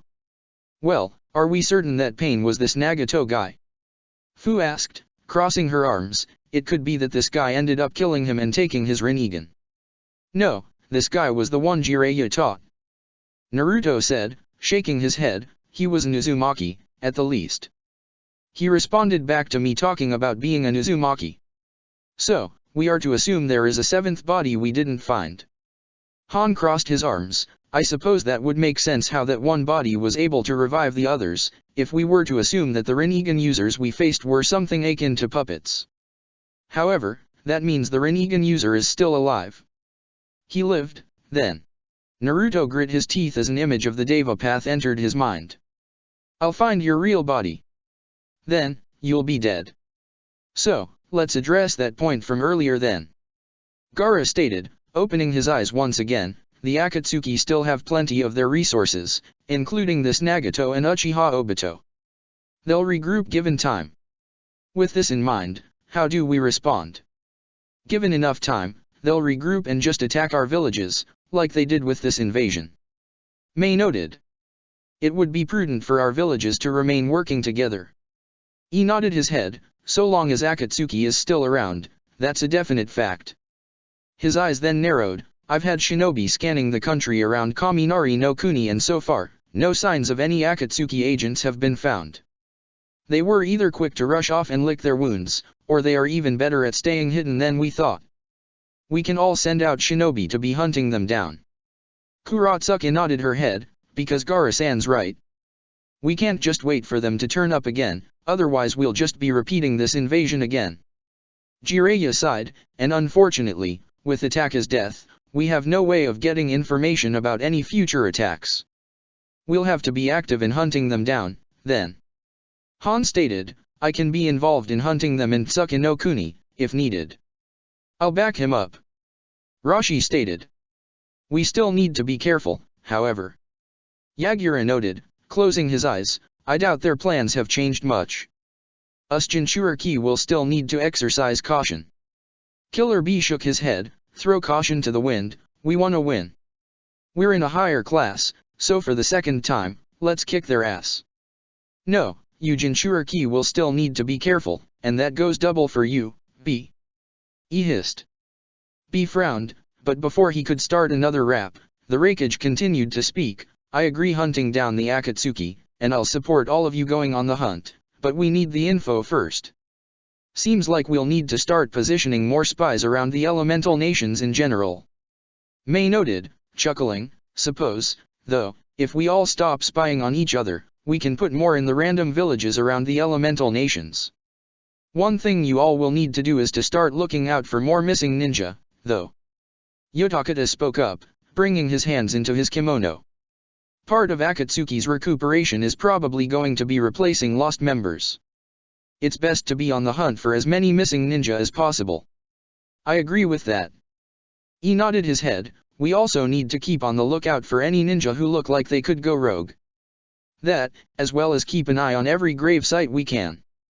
Kuratsuka stated, her scowl deepening, so long as Yakushi Kabuto is still alive, that also needs to be a priority. Silence filled the conference room for a moment as the Cage and the Jinchuriki processed everything discussed. After a few seconds, Fu sighed as she laid her head down on her desk. Despite all the work to fight off Akatsuki's invasion, there is still so much more that needs to be done. She stated. Well, life isn't easy. Rashi noted, shaking his head, but we'll manage. There's a reason we all survived this invasion and survived the strongest attack Akatsuki had. Rashi-san's right. May stated, chuckling slightly, all of you are strong, as are our villages. We'll weather this. Naruto grinned as he started to crack his knuckles, we got this. We'll figure out how to take Akatsuki down. With morale at a high in the conference room, the group continued to discuss plans for the future in taking down Akatsuki. When the meeting finished, the Cage and Jinchuriki proceeded to walk out together, with Yagura quickly returning to his Kamui disguise once again. Once outside of the building, the 9 Jinchuriki walked off together. Jiraiya and May proceeded to walk off their own separate ways while Kuratsuki remained at the building's entrance. She brought her hand to her chin in thought. I'll probably have to have another meeting with Nandu-san later about his thoughts. And if I can get Rashi and Han-sensei alone, I'll need to talk with them too. She bit down on her lip and thought, I'll need to keep an eye on any shinobi that were openly supporting Suzumibaki's reign. They might be likely targets for Akatsuki to try and recruit to replenish their numbers. I'll probably run by Roto and Risho about who they think could be suspicious. She shook her head, God, there's so much to do. I'm going to have to head back. Kuratsuki. The Godame Tsuchikage was pulled from her thoughts. She turned her attention towards the street to see Shikamaru walking towards her, a small bento box in his hands. Just saw Naruto and the other Jinchuriki walk by, so I figured you all were done, he said. She shook her head, trying to push away her thoughts, as a grin developed on her. Waiting for me, were you? That's almost sweet of you. He snorted in response. I have moments, you know. Upon standing next to her, he handed over the bento box over to her. She looked inside, noticing 3 onigiri, a small serving of carrot, and a ginger salad inside. Her smirk turned into a genuine smile as she took the box. Okay, scratch that, that's actually sweet of you. And to buy me food so soon after being discharged, too. She chuckled slightly as she kissed her boyfriend on the cheek, prompting him to rub the back of his head. Thanks. It's no big deal. He mumbled in reply, cheeks reddening slightly, which prompted a giggle from the Tsuchikage. The two began to walk down the streets of Kumogakure together, passing by construction sites aimlessly. Shikamaru pocketed his hands in his flak jacket while Kuratsuka continued to grip onto her bento box. After a minute of comfortable silence, Shikamaru spoke up, so, how'd the meeting go? You technically aren't supposed to know about it happening at all. Kuratsuka noted. Jiraiya wasn't as quiet as he should have been when he escorted Naruto away, and I'm nosy. Of course I know. Shikamaru noted. Kuratsuka snorted in response, which earned her a glare from the Nara.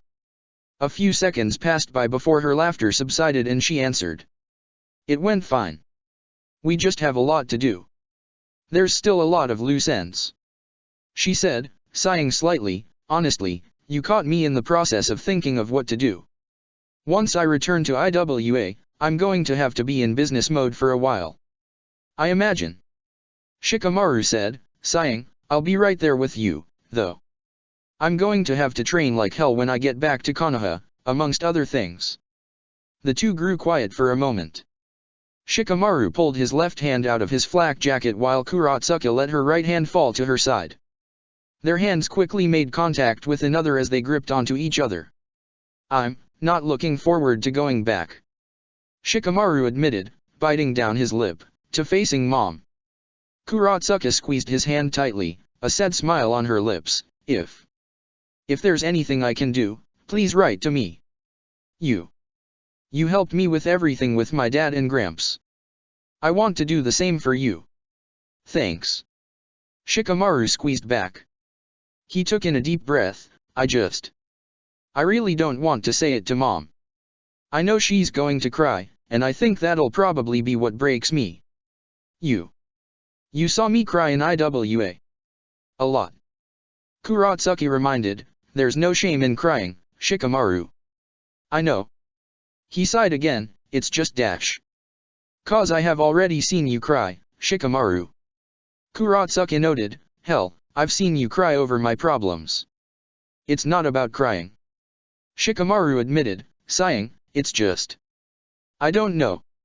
I guess, I know Dad wouldn't want me to. He'd want me to be satisfied that he accomplished what he was trying to do, and then be strong for Mom. Your dad wouldn't want you to be ignoring your feelings.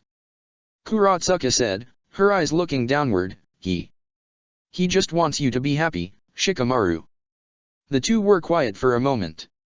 Shikamaru's eyes reddened slightly before he rubbed at them, getting rid of the moisture. A smile developed on his face as he nodded his head. I know, he said. The two grew quiet as they continued to head through the streets of Kumo hand in hand, heading nowhere in particular. As the two continued to move through the village, Kuratsuka turned her head upwards to the sky. In the clouds, she thought she saw a cloud that resembled the spiky hair of Narashikaku. Her eyes widened, but before she could say anything, the cloud was gone. Shikaku, I said Shikamaru and I would talk more about our future. We will. She turned her head towards him. A smile was still on his face, which she quickly reciprocated. The next time we meet. After he's had the time that he needs to grieve. I hope that'll please you. The two continued to move on their way through Kumo. Upon finishing the meeting, Naruto practically dragged his fellow Jinchuriki out for lunch. All 9 walked down the streets until they reached a ramen stand. The blonde was salivating as he rushed in to place orders for everyone while the other 8 walked in, taking their seats at the bar. When you invited us for lunch, I should have known you'd be taking us out for ramen. Yujito noted, shaking her head, you know there's other types of food, right? Hey, I'm complaining, so no complaints. Naruto exclaimed, shaking his head, besides, you're the same way with sushi, so don't be a hypocrite. Excuse me. Yujito brought her hands together, her claws starting to elongate as a hiss escaped her lips. With sushi, there's a limitless amount of possibilities and combinations that prevents repetition, compared to the limited types of ramen in existence. Besides, it's a lot more healthy for you. Miss 2, he's treating you to food, so don't be rude, ya fool. B interrupted, placing his hand on her shoulder, besides, that ramen chef looks ready to fight, and I don't think you'd be alright, if I don't step in and end this plight. Per B's suggestion, Yujito turned her attention to the ramen chef, a young, bald man in his 20s, dressed in a Western-style chef uniform. The chef, however, was glaring at her, releasing an extensive amount of killing intent for a non-shinobi, and brandishing a large knife that had no place in any kitchen, let alone a ramen stand. Yujito began to sweat slightly as she apologized quietly to the chef, who immediately nodded his head in acceptance before hiding his knives once more. I for one welcome one final meal together while we're still all together. Yagura stated with a chuckle. Saying it like that sounds ominous. Fu noted with a frown as she slapped the yondaime Mizuki's shoulder. She only caused Yagura to laugh more in response, my apologies for sounding dramatic. Although I suppose it is the truth. Gaara noted as he crossed his arms, I, and the rest of the Tsunagakuer shinobi, will be leaving first thing tomorrow morning. Kiri's doing the same.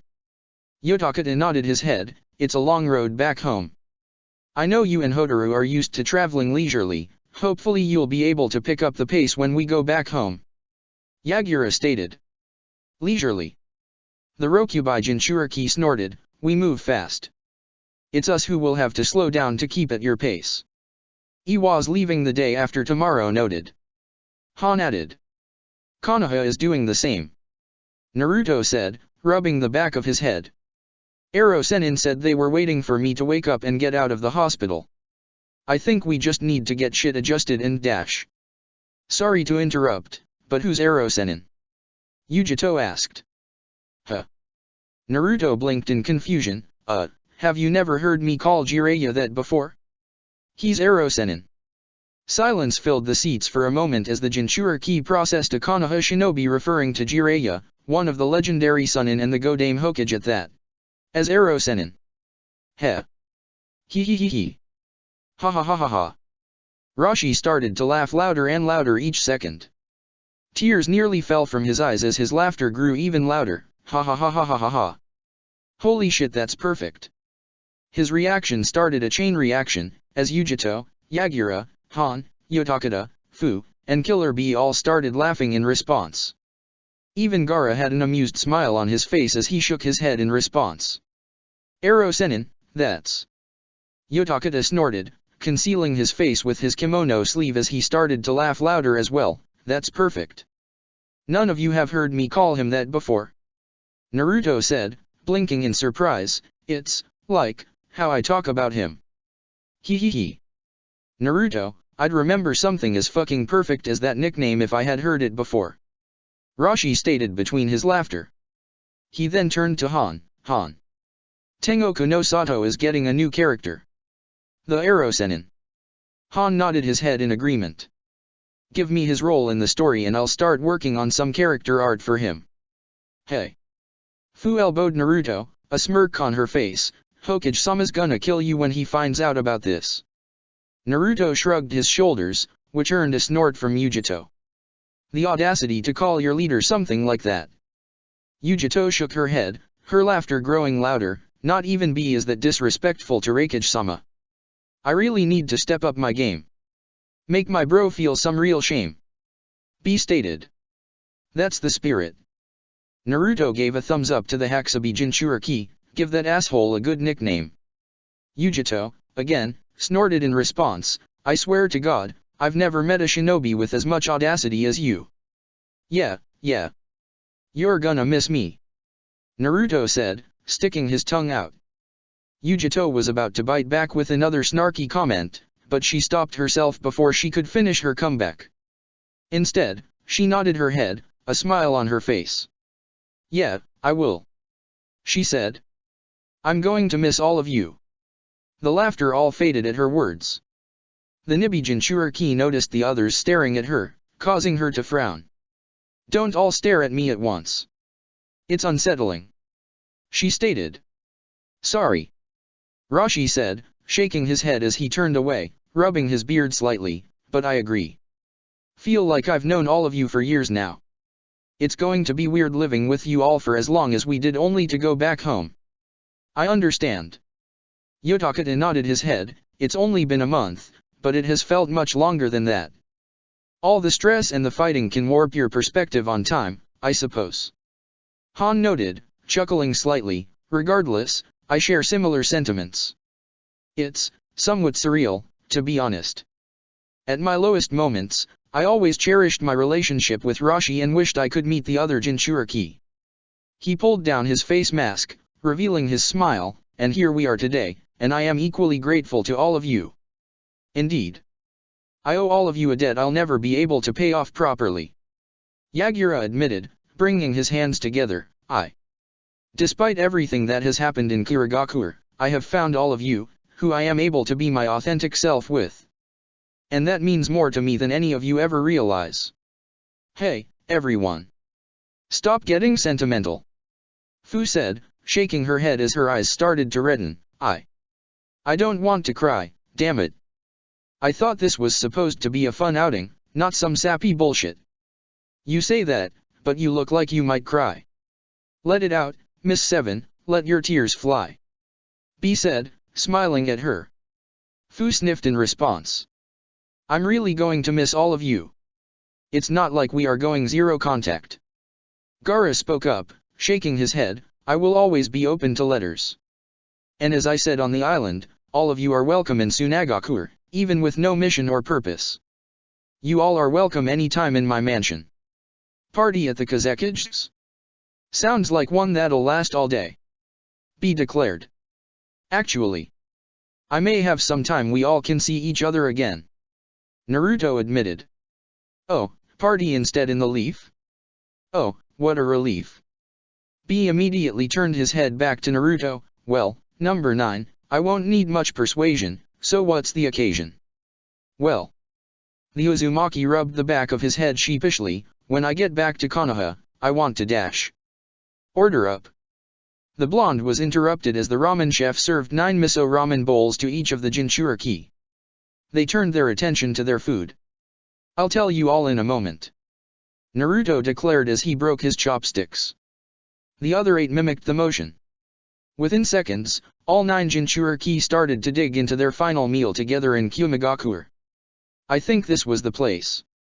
Koji walked through the streets of Kumigakure until he reached a small cafe that had somehow avoided destruction.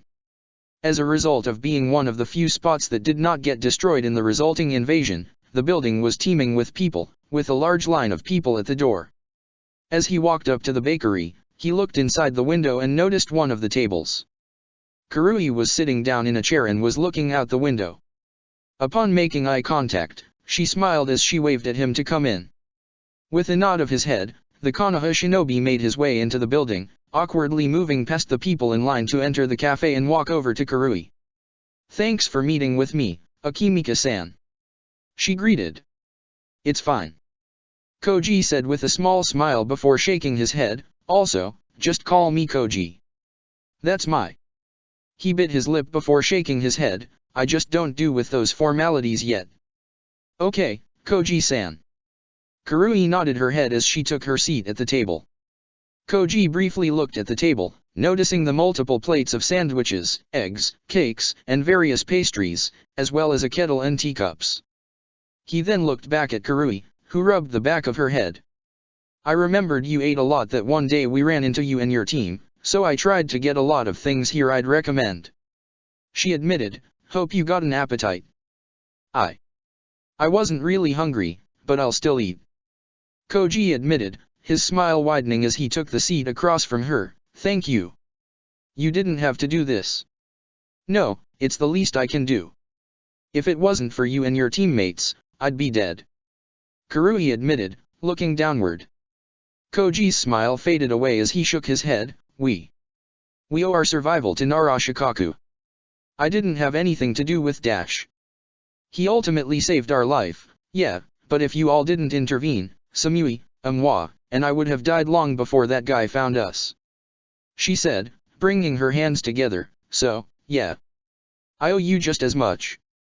If you say. Koji said softly as he took a sip of tea. The table was quiet as Karui and Koji looked at one another. A few seconds passed by before Karui coughed, her eyes looking downward again. I heard about your father as well. She mumbled, I'm sorry. It's fine. Koji, again, shook his head. His eyes started to redden as he forced a smile. My dad wouldn't want me to be sad. I'll be okay. You sure? Karui asked. Koji nodded his head, which caused her to sigh. You better not be lying. Samui's currently bottling in her own grief and it's starting to really impact her. Samui. Koji repeated the name before a sigh escaped her lips. How is she? Shit. She's normally cool and collected and all that shit, but she's been snapping so much and getting so angry all the time. She's not grieving Atsui well. Karui admitted. She took in a deep breath as she brought her hands together. Not that I don't blame her. Atsui was one of my best friends. I feel like shit, knowing he's not here anymore. Koji frowned in response. The red-haired Kumo shinobi was quiet for a moment before she finally turned her attention back to the food in front of her. With a sigh, she grabbed one of the sandwiches and took a bite. I promise I'm doing okay. The Akimichi stated. She turned her head back to him, which caused him to bite his lip. Or at least I will be. But if you need someone to talk to, I'm here for you. I just need someone to eat all of this food with. Karui mumbled. Her comment caused Koji's eyes to widen before he chuckled. His chuckle turned into a loud laugh as he reached for one of the sandwiches. Oh, if you need an eating buddy, I'll be there for you then. Even if I'm full, take me out and I'll eat the whole damn place. He declared. With those words, both Karui and Koji proceeded to stuff themselves, slamming out all the plates on their table. Time passed by quickly as all the patrons in the cafe, including those in line, turned their attention to the Konoha and Kumo shinobi as they demolished their whole table's worth of food. After only 3 minutes, the two shinobi sighed in contentment as they leaned back comfortably in their chairs. I needed that. Karui groaned as she placed a hand on her stomach. Atsui always said, the best way to get over shit, is just have a good binge. He was right about that. Koji nodded his head sagely before he looked back up at her, a look in his eyes, although if you are wanting to binge, are you ready for round 2? Karui's eyes widened, you aware of how much all this food costed? I can't afford that shit. Then it'll be on me. Koji shook his head as he stood up, let me get more then, if you're down, of course. I would be. Karui admitted, looking away as her cheeks reddened slightly. Koji smiled in response. He was about to walk towards the line before he stopped himself and turned back to Karui. His smile widened as he nodded his head. Thanks. He said. Karui raised her eyebrow in response, for what? The food. For inviting me out. I am okay, but I really did need this. He admitted. So, thanks, Karui-san. Of course, Koji-san. She smiled back. Anytime. With those words, Koji quickly rushed back into line and came back to the table with a large assortment of plates. Both Karui and Koji devoured all the meals they could, with both sharing plenty of nice conversation in between rounds of food. And, in the end, the two helped each other move a little further along in their own grieving path. The next day came quickly. Both the Suna and Kiri shinobi left the village early in the morning. Only Iwa and Konoha remained in the village, helping out with the reconstruction efforts for one more day. Both Niijito and Killer Bee were heavily involved in the heavy lifting. Both remained in their Biju forms, helping with the delivery of heavy tools, machinery, and supplies throughout the village. The two started immediately after bidding farewell to the Suna and Kiri shinobi and continued on with no end in sight. Shit like this really makes you realize how impressive our forefathers were in constructing this village. Yujito noted as she gripped multiple red-colored iron beams for a bridge. It took them years to make the village, and we need to rebuild it in a fraction of that time. It is as you said, Kyumo was not built in a day. Matatabi spoke in her ears, you can take a breather, kitten. No matter how much shit you lug around, you're not going to change the fact that this will take months, if you're lucky. We're not a lucky people, Matatabi. We're strong. Yujito's eyes narrowed as she picked up her face, we'll reconstruct in no time. The Nibijin Cherokee went to the edge of a mountain, dropping off the iron beams to the civilian construction crew. Upon receiving their thanks, Yujito hurried off to the village entrance, planning to grab more supplies that had been brought in. As she barreled her way down the streets of Kumigakure, she crashed into something incredibly hard. The structure had enough strength that, despite her Biju cloak being activated, Yujito fell to the ground after topping the structure. God damn! She hissed, rubbing her head, did I just hit a brick wall? What kind of train was that? A man's voice could be heard in a daze. Wait, that was a person. Yujito shook her head, pulling herself out of her thoughts in time to realize that she had ran headfirst into Han, who was now on the ground, his hat knocked off and his steam armor releasing an extensive amount of steam. He rubbed his head as he reached down to grab his hat. Han-san. I am terribly sorry about that. Yujito stated, bowing her head. Han's eyes widened as he finally looked up at the train that had crashed into him, Yujito-san. She reached down, helping pull the IWA shinobi off the ground. Han brushed some dirt off his GI before making eye contact with his fellow Jinchuriki. I did not even see you coming. You must have been rushing through the village. He noted with a chuckle. Yeah, sorry about that. She apologized again, I was on my way to the village gate to help with the reconstruction. Ah, I see. Han nodded as he put his hat back on. He then looked off towards the gate, I'll come with you, if you wouldn't mind someone to talk to. A smirk developed on Yujito's face, sure, if you can keep up with me. I believe you know how fast I am. Han noted as his armor began to release more steam, I won't even need my Biju cloak to outpace with you. With those words, the two Jinchuriki rushed off, moving through the village at incredibly speeds. Within a minute, the two had ran through several kilometers before reaching the Kumigakure gate. God, how the hell can you run like that? Yujito noted with a whistle of approval, you could give Raikage-sama a good race if you wanted to, I think.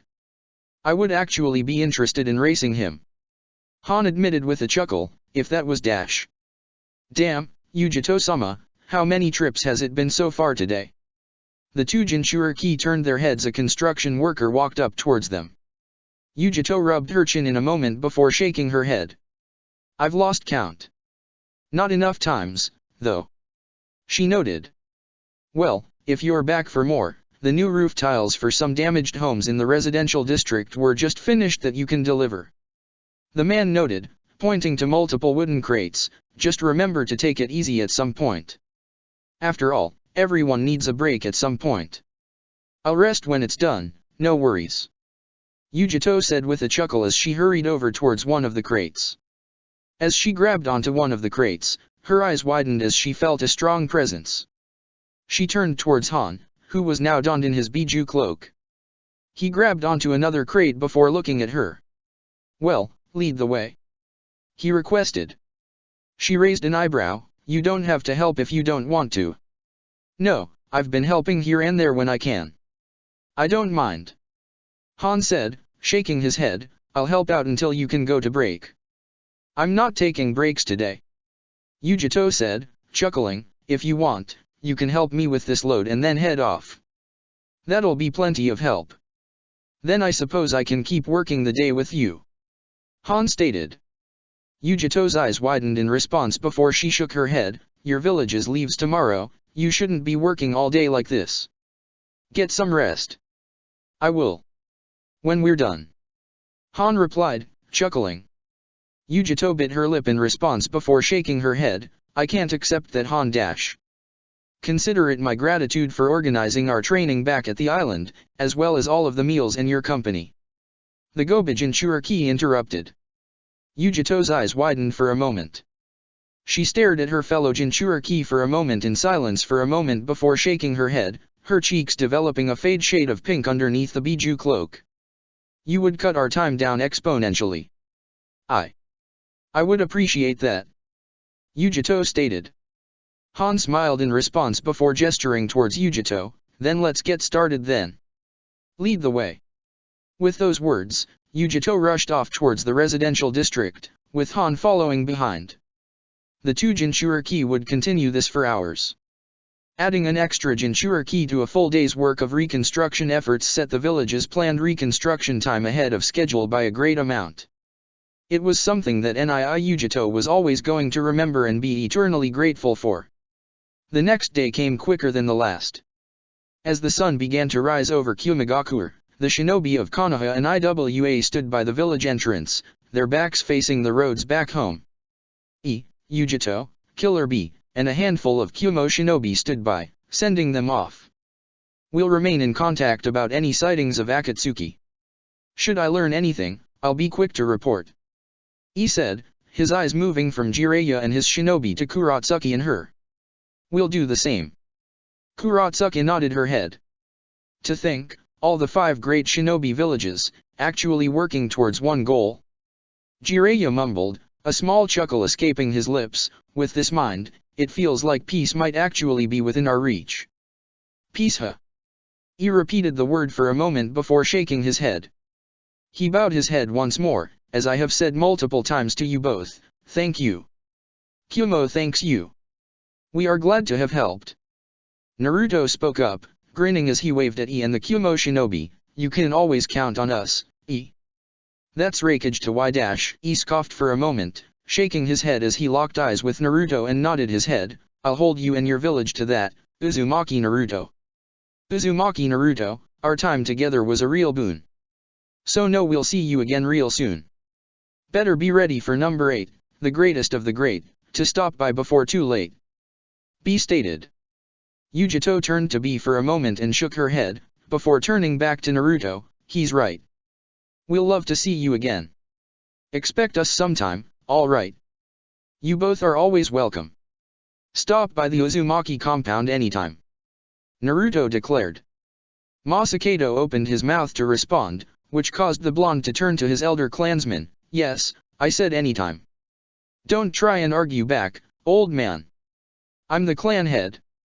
Masakado hissed in response, they need my permission to stop by. And I haven't even given permission for a mission to Konoha. He shouted, glaring at his Jinchuriki, don't go planning dash. Who cares what you both say? Naruto snorted, interrupting the Raikage, they can come by whenever. Heh. Ha ha ha ha ha ha ha ha. B started to laugh loudly as he gritted his teeth. Before the Yondaime Raikage could say anything, the Hakusabi Jinchuriki turned to face Naruto, holding out his fist to him, I'm going to miss you, Naruto. Until next time. Naruto grinned in response as he fist bumped B back, until next time. Yujito resisted the chuckle and, instead, turned her attention towards the Iwagakure shinobi. Her eyes focused on Han as she waved her hand, if I ever can, I'll make sure to visit, Han-san. You take care. You're always welcome. Han smiled back as he waved goodbye, you as well, Yujito-san. The group remained still as the final farewells were made. Seconds after, both the Konoha and Iwa shinobi marched off, heading on their separate ways home. Finally, after so much time had passed, it was time to return home. Chapter 130, The Akatsuki's Purpose. 1 week ago. Upon returning to reality from the Kamui dimension, Obito reappeared outside of Kumigakure. The Uchiha was still for a moment as he watched a handful of the missing ninja that the Akatsuki had hired fleeing the village. A scowl developed on his face as he shook his head. What an absolute farce. He snarled. Hey boss. Was looking for your chakra signature. Obito turned his head forward as Zetsu emerged from the ground. The plant-like creature took a step forward as Obito's eyes narrowed. Report. He nearly hissed. Plenty of our numbers are dead. Black Zetsu spoke up. I initiated a retreat order to preserve what we have left. So far, I can confirm that both Haiden and Sasori made it out alive. And Deidara? Obito asked. Zetsu shook his head, causing the Uchiha's scowl to deepen. So, he's dead too. Kabuto managed to get out, but he's never been one of us in our eyes. White Zetsu added. Of course he ended up living. Obito took in a breath before shaking his head. Well, lucky for him. With our numbers depleted like this, turns out he won't be expendable any longer. He'll actually be necessary, so we can't get rid of him so easily anymore. Did all of Pain's bodies get destroyed? Black Zetsu asked. Yes. Obito nodded his head. He will need to be addressed. In the state he's in now, he's useless. His original body is still at Nadagumo Lake. White Zetsu noted. It dash. Of course he's still there. Black Zetsu interrupted its counterpart. It's not like he has the capacity to move himself far without someone's help. I'm not worried about him leaving, but I do need to move there sooner rather than later. Obito noted as he started to walk off. I'd rather discuss a few things with Nagato before any of our remnants arrive back there. As Obito began to walk off in the direction of Nadagumo Lake, Zetsu's eyes focused on the Uchiha. It tilted its head, studying his boss. You aren't going to just use Kamui? White Zetsu asked before Black Zetsu continued. It would save you time.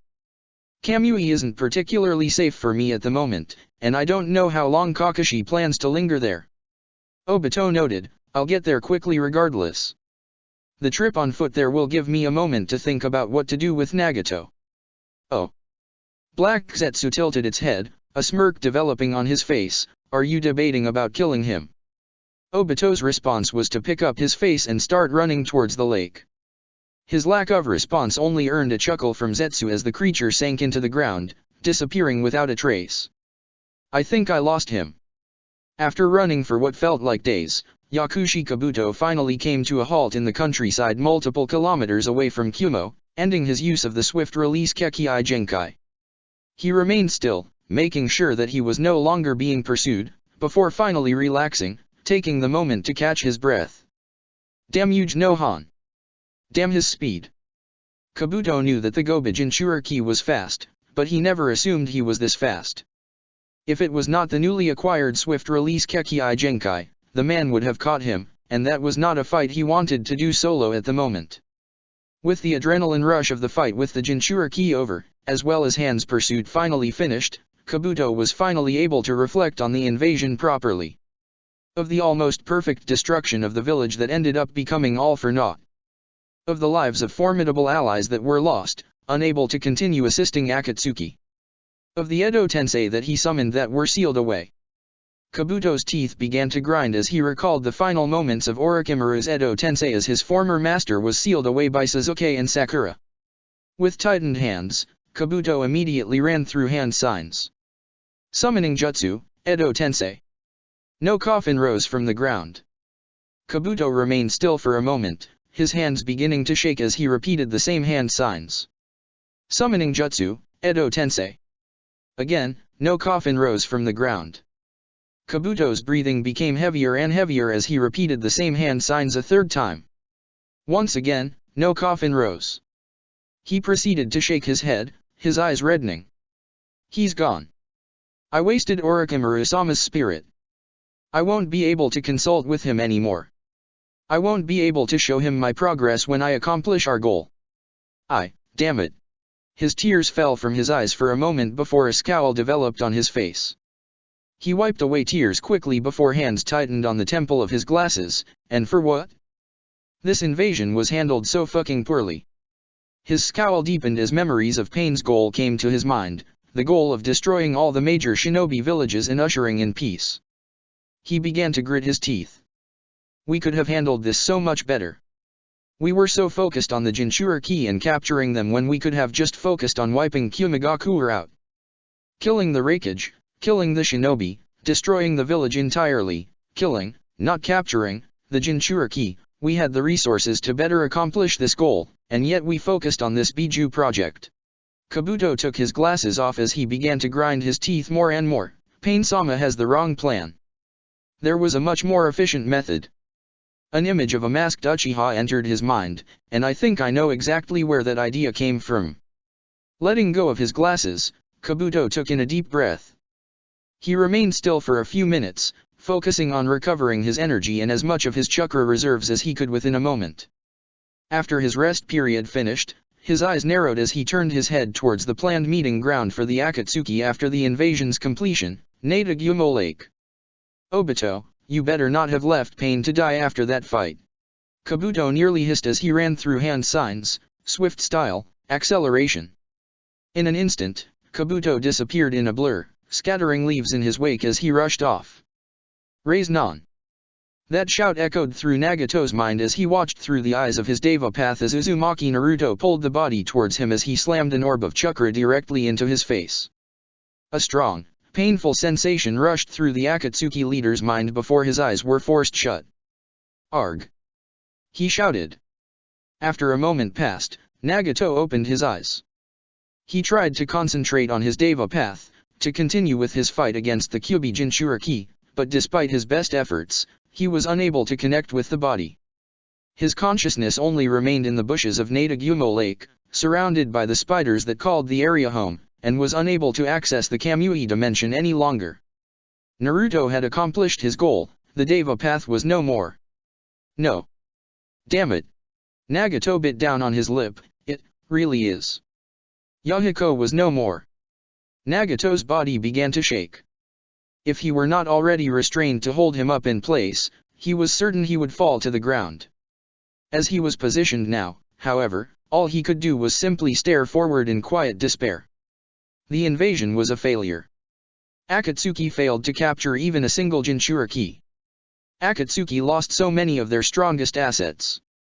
Nagato had lost all 6 of his paths of pain, his tools to interact with the outside world. He had now lost Yahiko for the 2nd time, and he has also lost Konan, as well. Damn it. God damn it. He grit his teeth as angry tears began to form in his eyes. Konan. I failed you. Pain was a familiar concept to the man, so much so that it became his chosen identity to the world. He had experienced it before on multiple occasions throughout his life, with each passing instance of great pain being greater than the last. This soul-crushing defeat in Kumigakure, with the subsequent losses of his paths of pain and Konan, continued that cycle. This was easily the worst pain Uzumaki Nagato could ever recall experiencing. I called myself the god that was going to usher in a new world. More and more tears fell from his eyes as he shook his head, and yet, I've accomplished nothing. What kind of god falls at the hands of mortals like that? The red-haired man bit down on his lip, which immediately started to bleed almost instantly. Nevertheless, he continued to bite down, causing blood to start pouring from his lip at an alarming rate, dripping down on the grass in front of him. Nagato remained like that in a daze, with seemingly no end in sight. Time felt like an eternity for the man as he remained alone in his grief and despair until he sensed a familiar presence arrive at Nadagumo Lake. He shook his head, his consciousness focusing on the world around him, just in time to come face to face with Uchiha Obito. Our invasion was botched, huh? Obito nearly snarled. Nagato did not respond, which only caused Obito to scowl in response. Anything you'd like to say? What are you wanting to hear from me? The Uzumaki asked. Fair question, to be honest. I don't know. Obito turned away, a sigh escaping his lips. Nothing you or I can say or do right now can turn back time. This mission of ours was a failure and puts back our plans exponentially. It'll probably take us years to get to a financial and strength level where we can go back to planning from here. Nagato, again, remained silent. Obito looked back towards the Uzumaki for a moment, waiting for the figurehead leader of Akatsuki to say anything, but the man had no words. After nearly a minute of silence, Obito simply shook his head. You truly are broken now, aren't you? He asked. Nagato's eyes focused a little more intently on Obito, which earned him a chuckle from the Uchiha. When we began working together years ago, after the incident with Hanzo, you were devastated, but I felt a righteous anger in your soul that you were ready to fight despite it. But you're different right now. You have no desire to fight back at all anymore, do you? I'm not certain.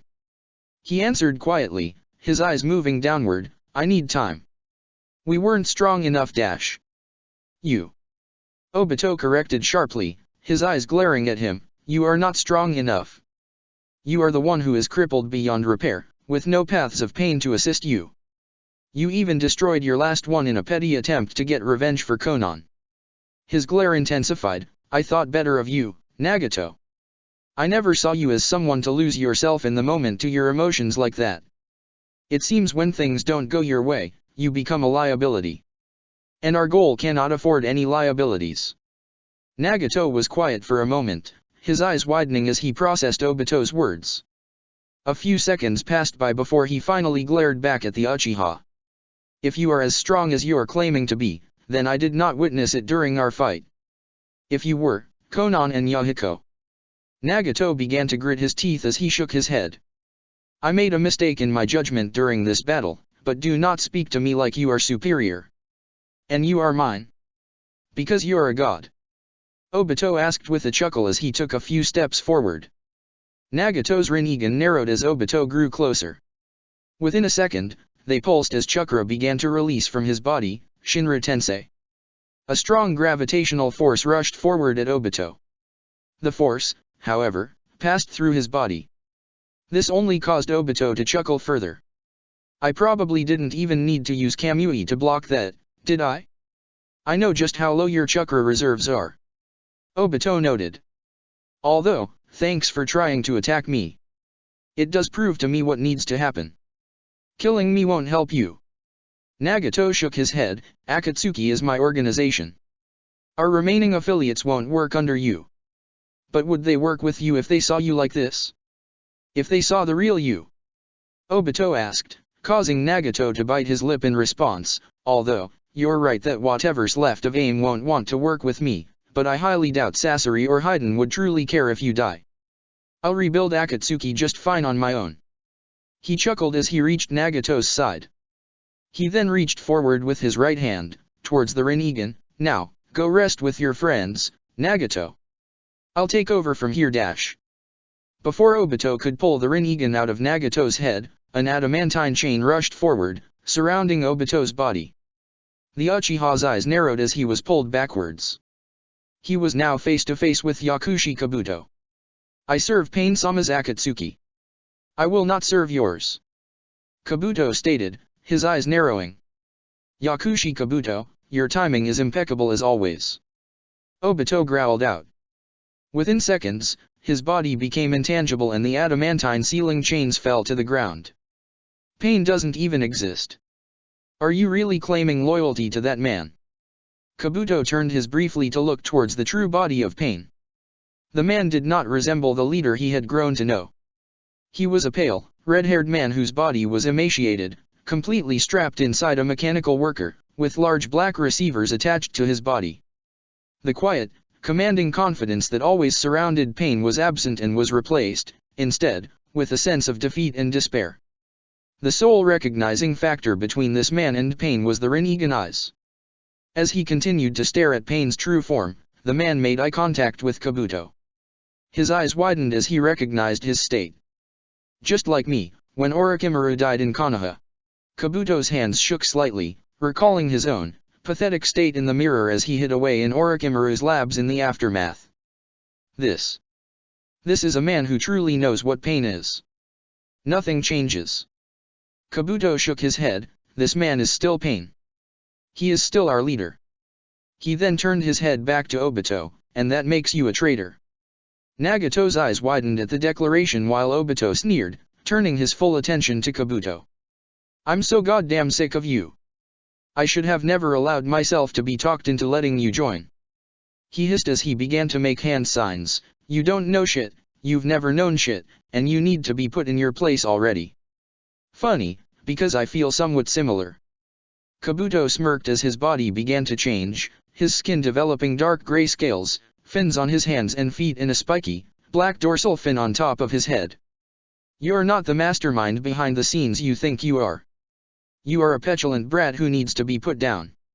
Fire style, Blast Wave Wild Dance. Torrent Style, Wave Crash. Obito breathed out a massive stream of fire as his Sharingan pulsated, causing the flame to fly towards Kabuto in a spiraling fashion while Kabuto released a large burst of dark-colored water from his mouth. The two elemental jutsu collided, creating a massive explosion that knocked both shinobi backwards from the impact. As the smoke cleared, Obito had vanished. Kabuto tensed up, looking around for any sign of attack. Use all the false Kekkei Genkai you have. Obito's sneers echoed around Kabuto's position. You're going to need every trick you have in order to survive even a few minutes. Ironic, coming from an Uchiha with wood release. Kabuto replied. Kabuto turned around in time to see a spiraling vortex opening up. Obito rushed forward, chains attached to his hands like gauntlets. The Uchiha's body quickly passed through Kabuto's before the chains connected with his neck, surrounding it and choking the man. Obito smirked for a moment as he tightened his grip with the chains before large bones spawned from Kabuto's neck, extending outward towards Obito's hands. The man immediately pulled back, releasing Kabuto as he jumped back to avoid getting his hand skewered. Say what you want about all my Kekkei Genkai, but I do think I'm better than a one-trick pony like yourself. Kabuto noted with a chuckle as the bones receded into his skin. You overuse that Kamui jutsu of yours, so much so that your fighting style revolves around it. But unfortunately for you, once one is aware of it and its weaknesses, you're not nearly as strong as you think you are. You think you know anything about me? The Uchiha asked with a snort. Quit acting smarter than you actually are. I know plenty about you, Obito-kun. Kabuto said, a smirk developing on his face. Obito tensed in response. He began to grind his teeth as he shook his head. Don't say that name. Why not, Obito-kun? Kabuto repeated, his smirk widening further.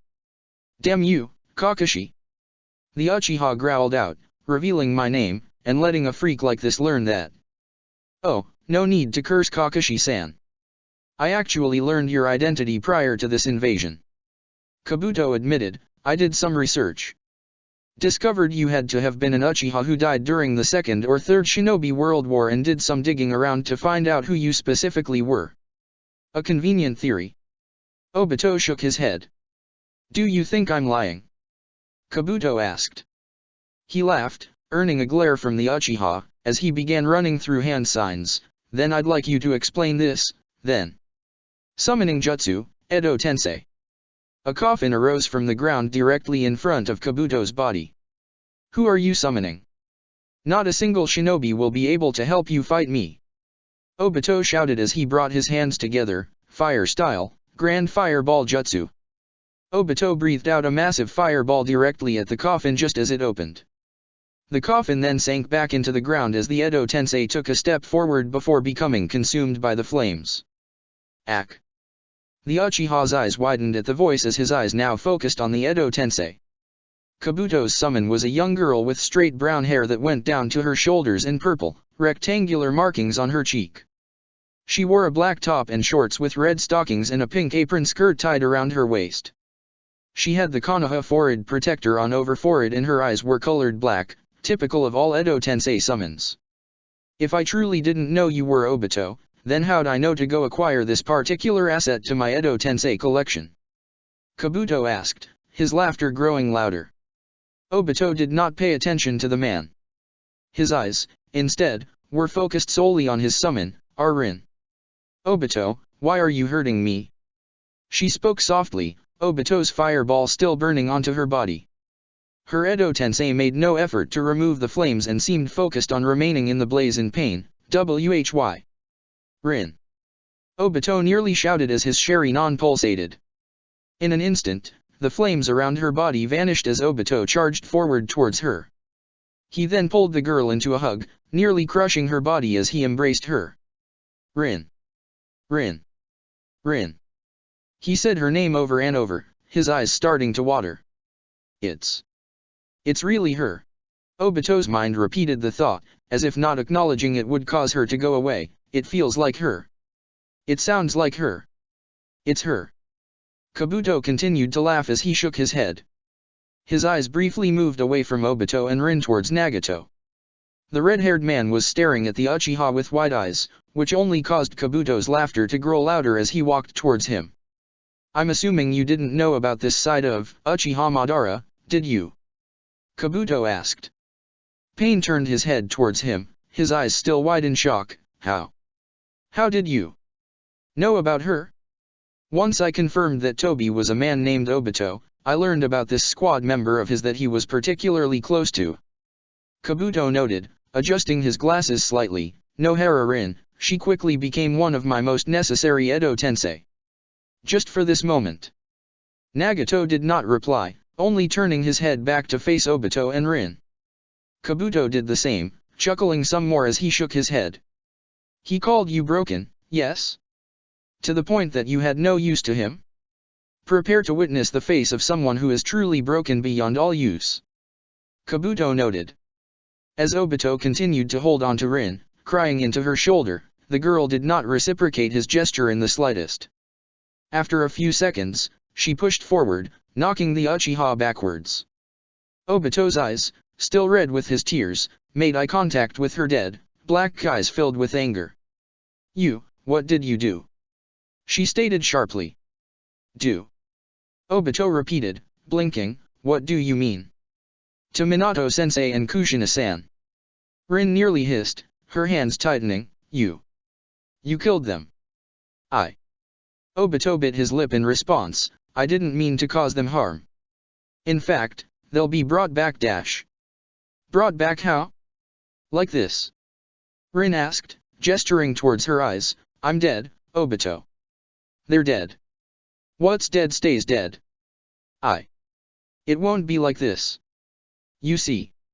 Obito's breathing grew harder and harder before he finally pulled his attention away from Rin towards Kabuto. A scowl developed on his face as he began to grind his teeth. You. What did you do to her? What did I do to her? Kabuto asked as his laughter grew further. Kabuto placed his hand on his chest as he was overcome by his laughing fit, laughing harder than he has ever laughed in his entire life. He adjusted his glasses once more as tears formed from the laughs before he finally calmed down. He shook his head as his eyes focused intently on Obito. You should be asking, what did you do to her, instead? He noted. What I did.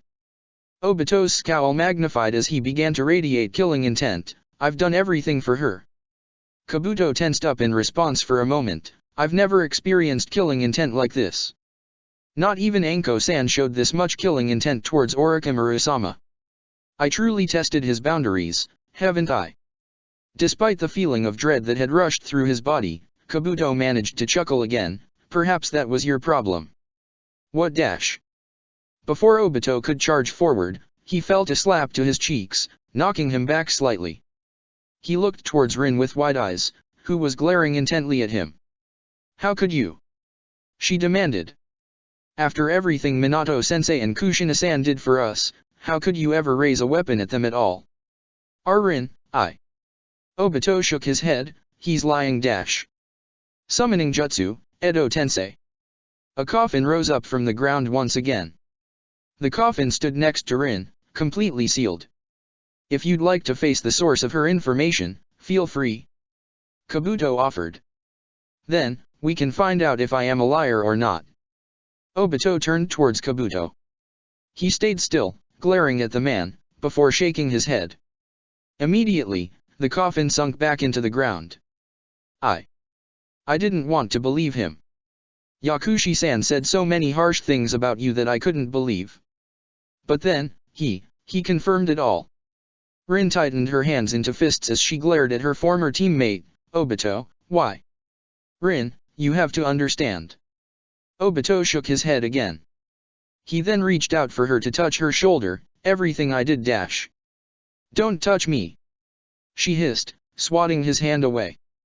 Obito was still for a moment, his eyes moving towards his hand before moving back to Rin again. I promise you, Rin. Everything was done in order to fix this whole world. Obito said, a small, forced smile developing on his face. Why you, Minato-sensei, Kushina-san? I was planning on bringing all of you back and giving us all a new world. A better world. A new world. Damn it Obito, This was our world. I liked this world.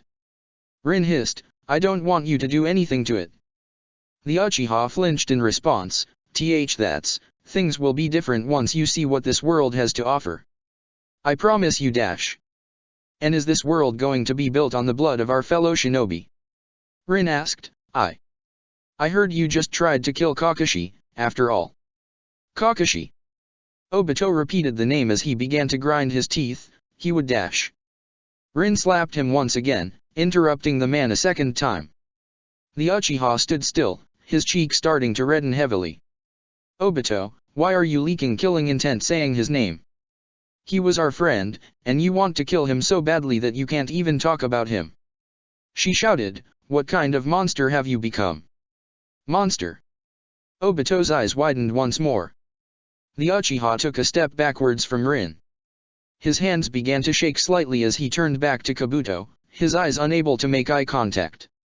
You're making her say these things to me. He stated. Why? Oh?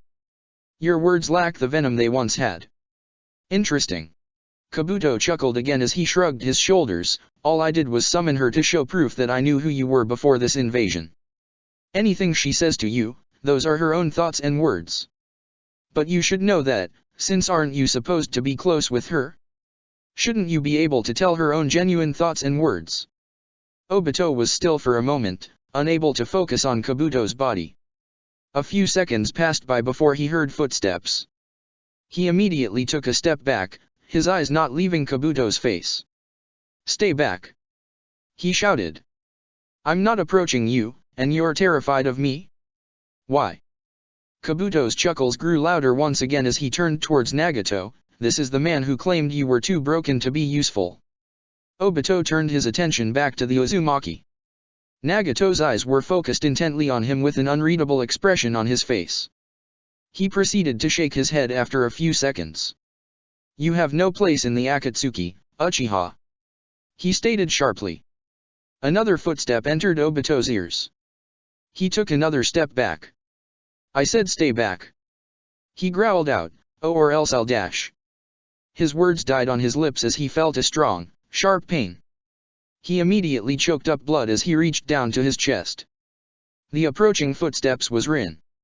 She had stabbed him through the heart with a kunai. Obito. I can't let you take more lives. I can't let you take Kakashi. Rin stated, her eyes narrowing in him. Not while I have a chance to stop you. Obito choked up more blood as Rin dug the kunai further into his body.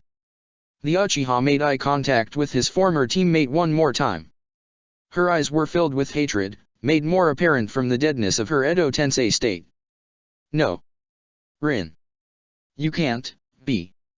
Boss, you should get out of here. Now. From the ground by Obito's side, Zetsu emerged. The creature grabbed onto Obito's body, causing him to choke out even more blood as the kunai was forced out. You are not welcome in Akatsuki either, Zetsu. Kabuto stated sharply. The organization without us is dead. Black Zetsu stated while White Zetsu focused his attention on the Uchiha, we need to get out now. Come on. Zetsu's words echoed in Obito's unconsciousness. His breathing grew heavy, realizing his current state, and his main Jikyo Sharingan activated on instinct. Within a second, both he and Zetsu were swallowed up by his Kamui, moving to its dimension. I was expecting more of a fight from him. Kabuto noted, turning towards Rin. A smile was on his face, although I was hoping to get a chance to kill him now, I suppose you really rattled him enough that he won't be in our way for the time being. You have my thanks. Don't thank me. I didn't want to see him like this. Ever. Rin mumbled to herself. The cold anger in her eyes faded away, replaced with a sense of despair. Tears began to roll down her eyes as she looked towards Kabuto, please, never summon me again. Kabuto shook his head in response, unfortunately, I can't make that promise. After all, you were incredibly useful just now and I may need you again in the future. But for now, I can promise you temporary rest. Before Rin could retort, her body was pulled into its coffin before sinking back into the earth, having returned her soul to the afterlife once more. Now alone with the Akatsuki leader, Kabuto took a step forward towards Pain. So, this is the real you, he noted. Nagato was quiet, his eyes focusing on Kabuto's face, looking for any sign of a reaction from the man. He watched as the silver-haired man's eyes focused on his body. Nagato continued to wait for Kabuto to say anything or have some reaction on his face. Instead, the man's eyes continued to move all over Nagato's body. You are disappointed, I assume. He finally spoke. Did I give that impression? Kabuto asked, chuckling as he adjusted his glasses. I'm just assessing the state of your body. His eyes then narrowed slightly. How long have you been in this state? 16 years. Nagato answered. How are you even alive? Kabuto asked, shaking his head. Nagato did not answer, which caused him to sigh. What exactly happened? That is a long story. The redhead stated sharply, one I have zero desire to sharing right now. Kabuto shook his head again. I'm not certain if you have a choice on that. I'm sure whatever else is left of Akatsuki will be arriving sometime today, and when they're here, they'll be looking for their leader. If you don't want to disband your organization, you'll have to explain. He then shrugged his shoulders, so, you should probably just tell me to get the experience. Nagato's eyes widened for a moment again. He focused on Kabuto before he shook his head, his shock fading. Do you intend on still following Akatsuki? He asked. Why wouldn't I? Kabuto asked. When we spoke earlier in Tsukinokuni, I told you about my goals. I told you I believed in your plans for peace. Nothing has changed since. You believe in my ideals. Nagato nodded his head for a moment before his eyes narrowed, but do you believe in me? Are you not Pain? Kabuto asked. I am. And I am not. He said, closing his eyes. Since you are looking at me this, I should let you know that my birth name is Nagato. Nagato. Pain. The name doesn't matter. Kabuto stated, you are still the same person I swore loyalty to. You still possess the ideals I intend on fighting for. Even despite our loss today. He asked, even though I am not the man you assumed I was. That I am not the all-powerful god Pain, but a crippled, broken man. I'm not sure how many times you need to hear this, but nothing has changed. Kabuto said. Nagato opened his eyes once more, making eye contact with Kabuto. He studied his face for a moment before he saw the image of Kabuto disappear. In its place, instead of the silver-haired man, he saw Konan, who was nodding her head, smiling. Konan. He repeated her name.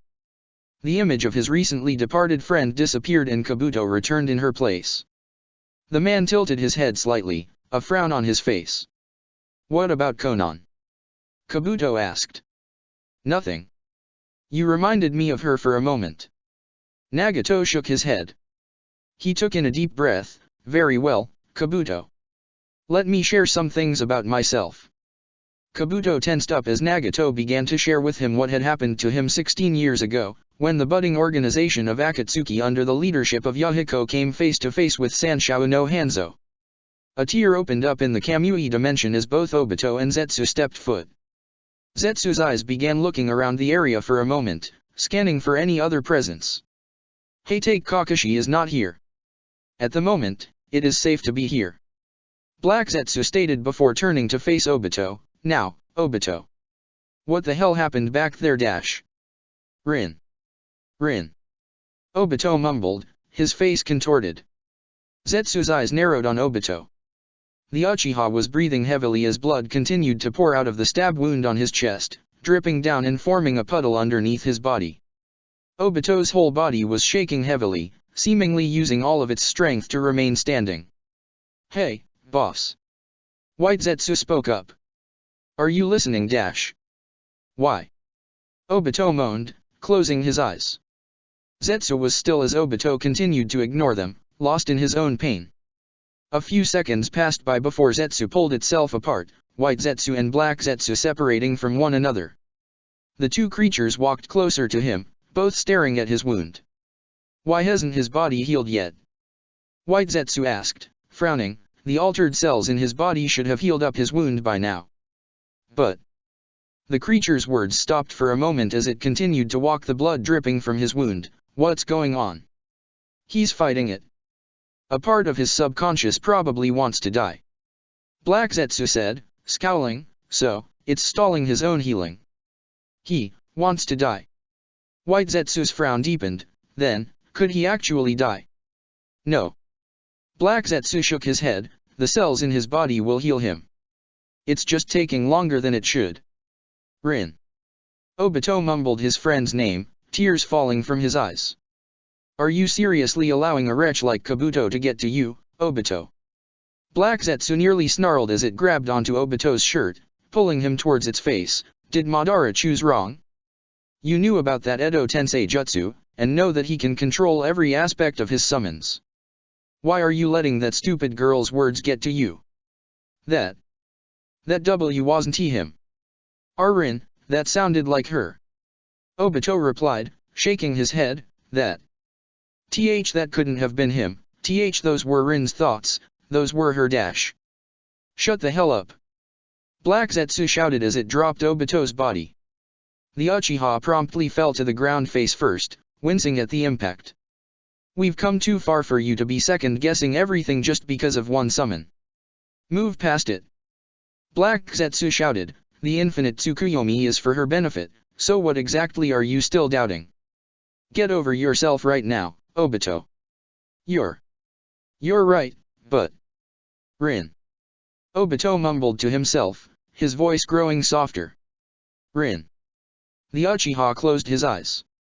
Both Zetsu stared at him for a moment before White Zetsu rushed over to his side and placed its head on his chest. Well, he's still breathing. It mumbled. The creature lifted its head and then stared at his wound, which had finally stopped bleeding, and it looks like he's finally starting to heal. I still forget that he was only a kid when we first recruited him.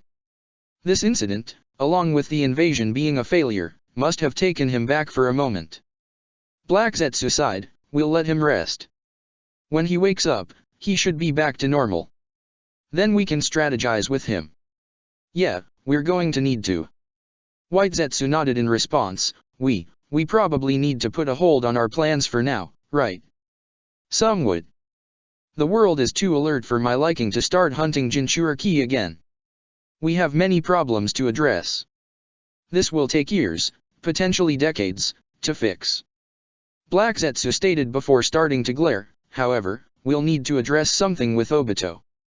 If Kabuto did succeed in turning Nagato against us, then he should be our objective. We'll need to either turn Nagato back to our side, or kill him and take back the Rinnegan.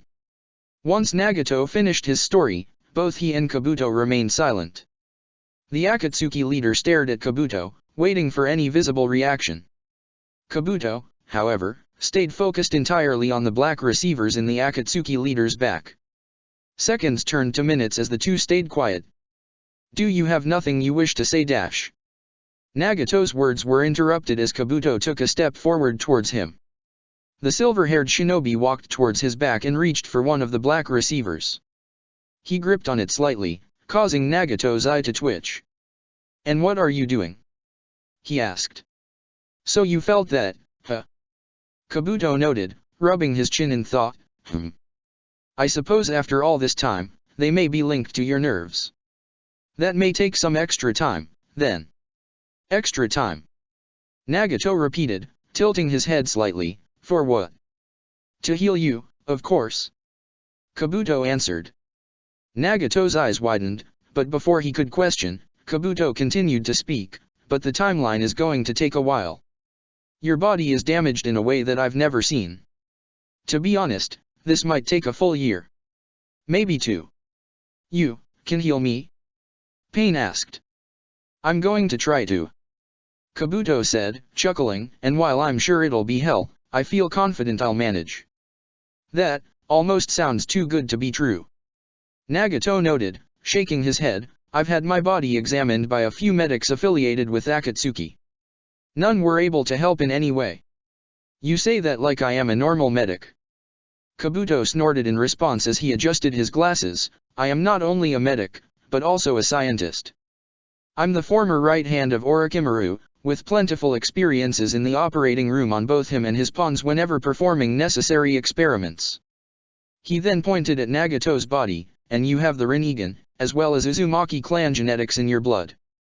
Given time, I think we'll be able to get you moving and combat ready. Why? Nagato asked. Because you are my leader. Kabuto said, a small smile on his face, plus, you and I share the same pain. Nagato's eyes widened further, which caused Kabuto to chuckle. You remember saying that, yes. I do. He nodded his head. We have both been tormented by Konoha and the other major shinobi villages. You, through your village and country being ravaged by their wars, and me through forced indoctrination into being a spy. We've both lost our most cherished people, Yahiko and Konan for you, and Orochimaru-sama and Moth Dash. Kabuto shook his head, frowning slightly at his word choice as his eyes moved towards the bridge of his glasses. Yakushi no for me. Through our loss, through our pain, we understand one another. Kabuto's smile returned. You're different than anyone else I've ever served. You're not like Danzo, or Sasori, or even Orochimaru-sama. And that makes me want to follow you. Nagato's eyes widened. I see. Silence filled Lake Natagumo as the Uzumaki processed Kabuto's words. A minute passed by as Nagato's eyes narrowed. We lost the majority of our numbers during this invasion.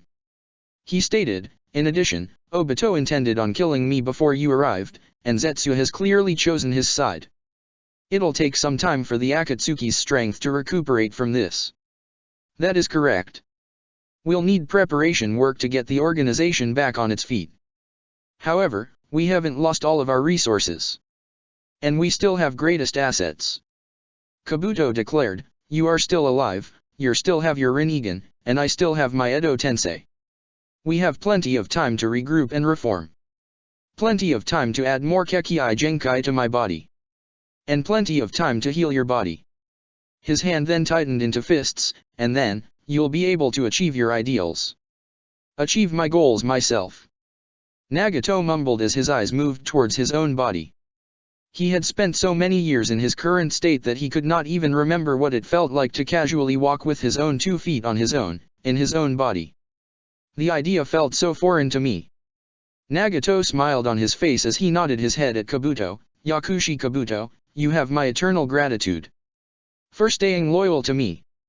For giving me hope. Don't thank me for that. Kabuto smiled back. Thank you for being a man who is worth my loyalty. Kabuto turned his head away from Nagato and looked outwards, past Natagumo Lake and towards the direction of Kumegakure. He held out his right hand for a moment before closing his palm, as if crushing something. His eyes narrowed as his smile widened into a grin. Rest easy for now, but give it time. The next time the Akatsuki strikes, it'll be the way I want to. And none of your villages will stand a chance. As the moon rose into the sky, the remaining assets of Akatsuki's invading forces reassembled at Natagumo Lake.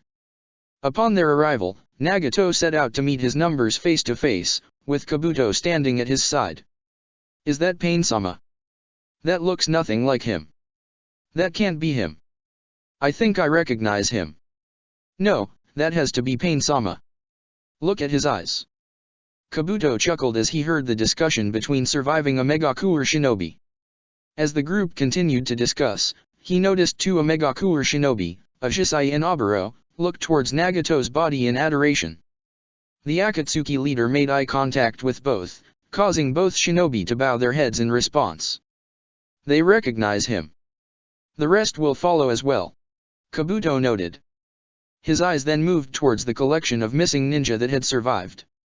Amongst the crowd, he recognized Tanuki Shigaraki, who was staring off into space with a frown on his face. Standing nearby him were an Oyashiro's most prized assets, Shinoik Chino, Naoike, and Kurama Yakumo, who were all staring at Nagato's face intently. Oyashiro's nowhere in sight. Heh. At least he's not a variable we'll have to work with. Kabuto noted. His eyes then moved further into the crowd and noticed Sasori. Sasori-sama managed to survive as well. Good.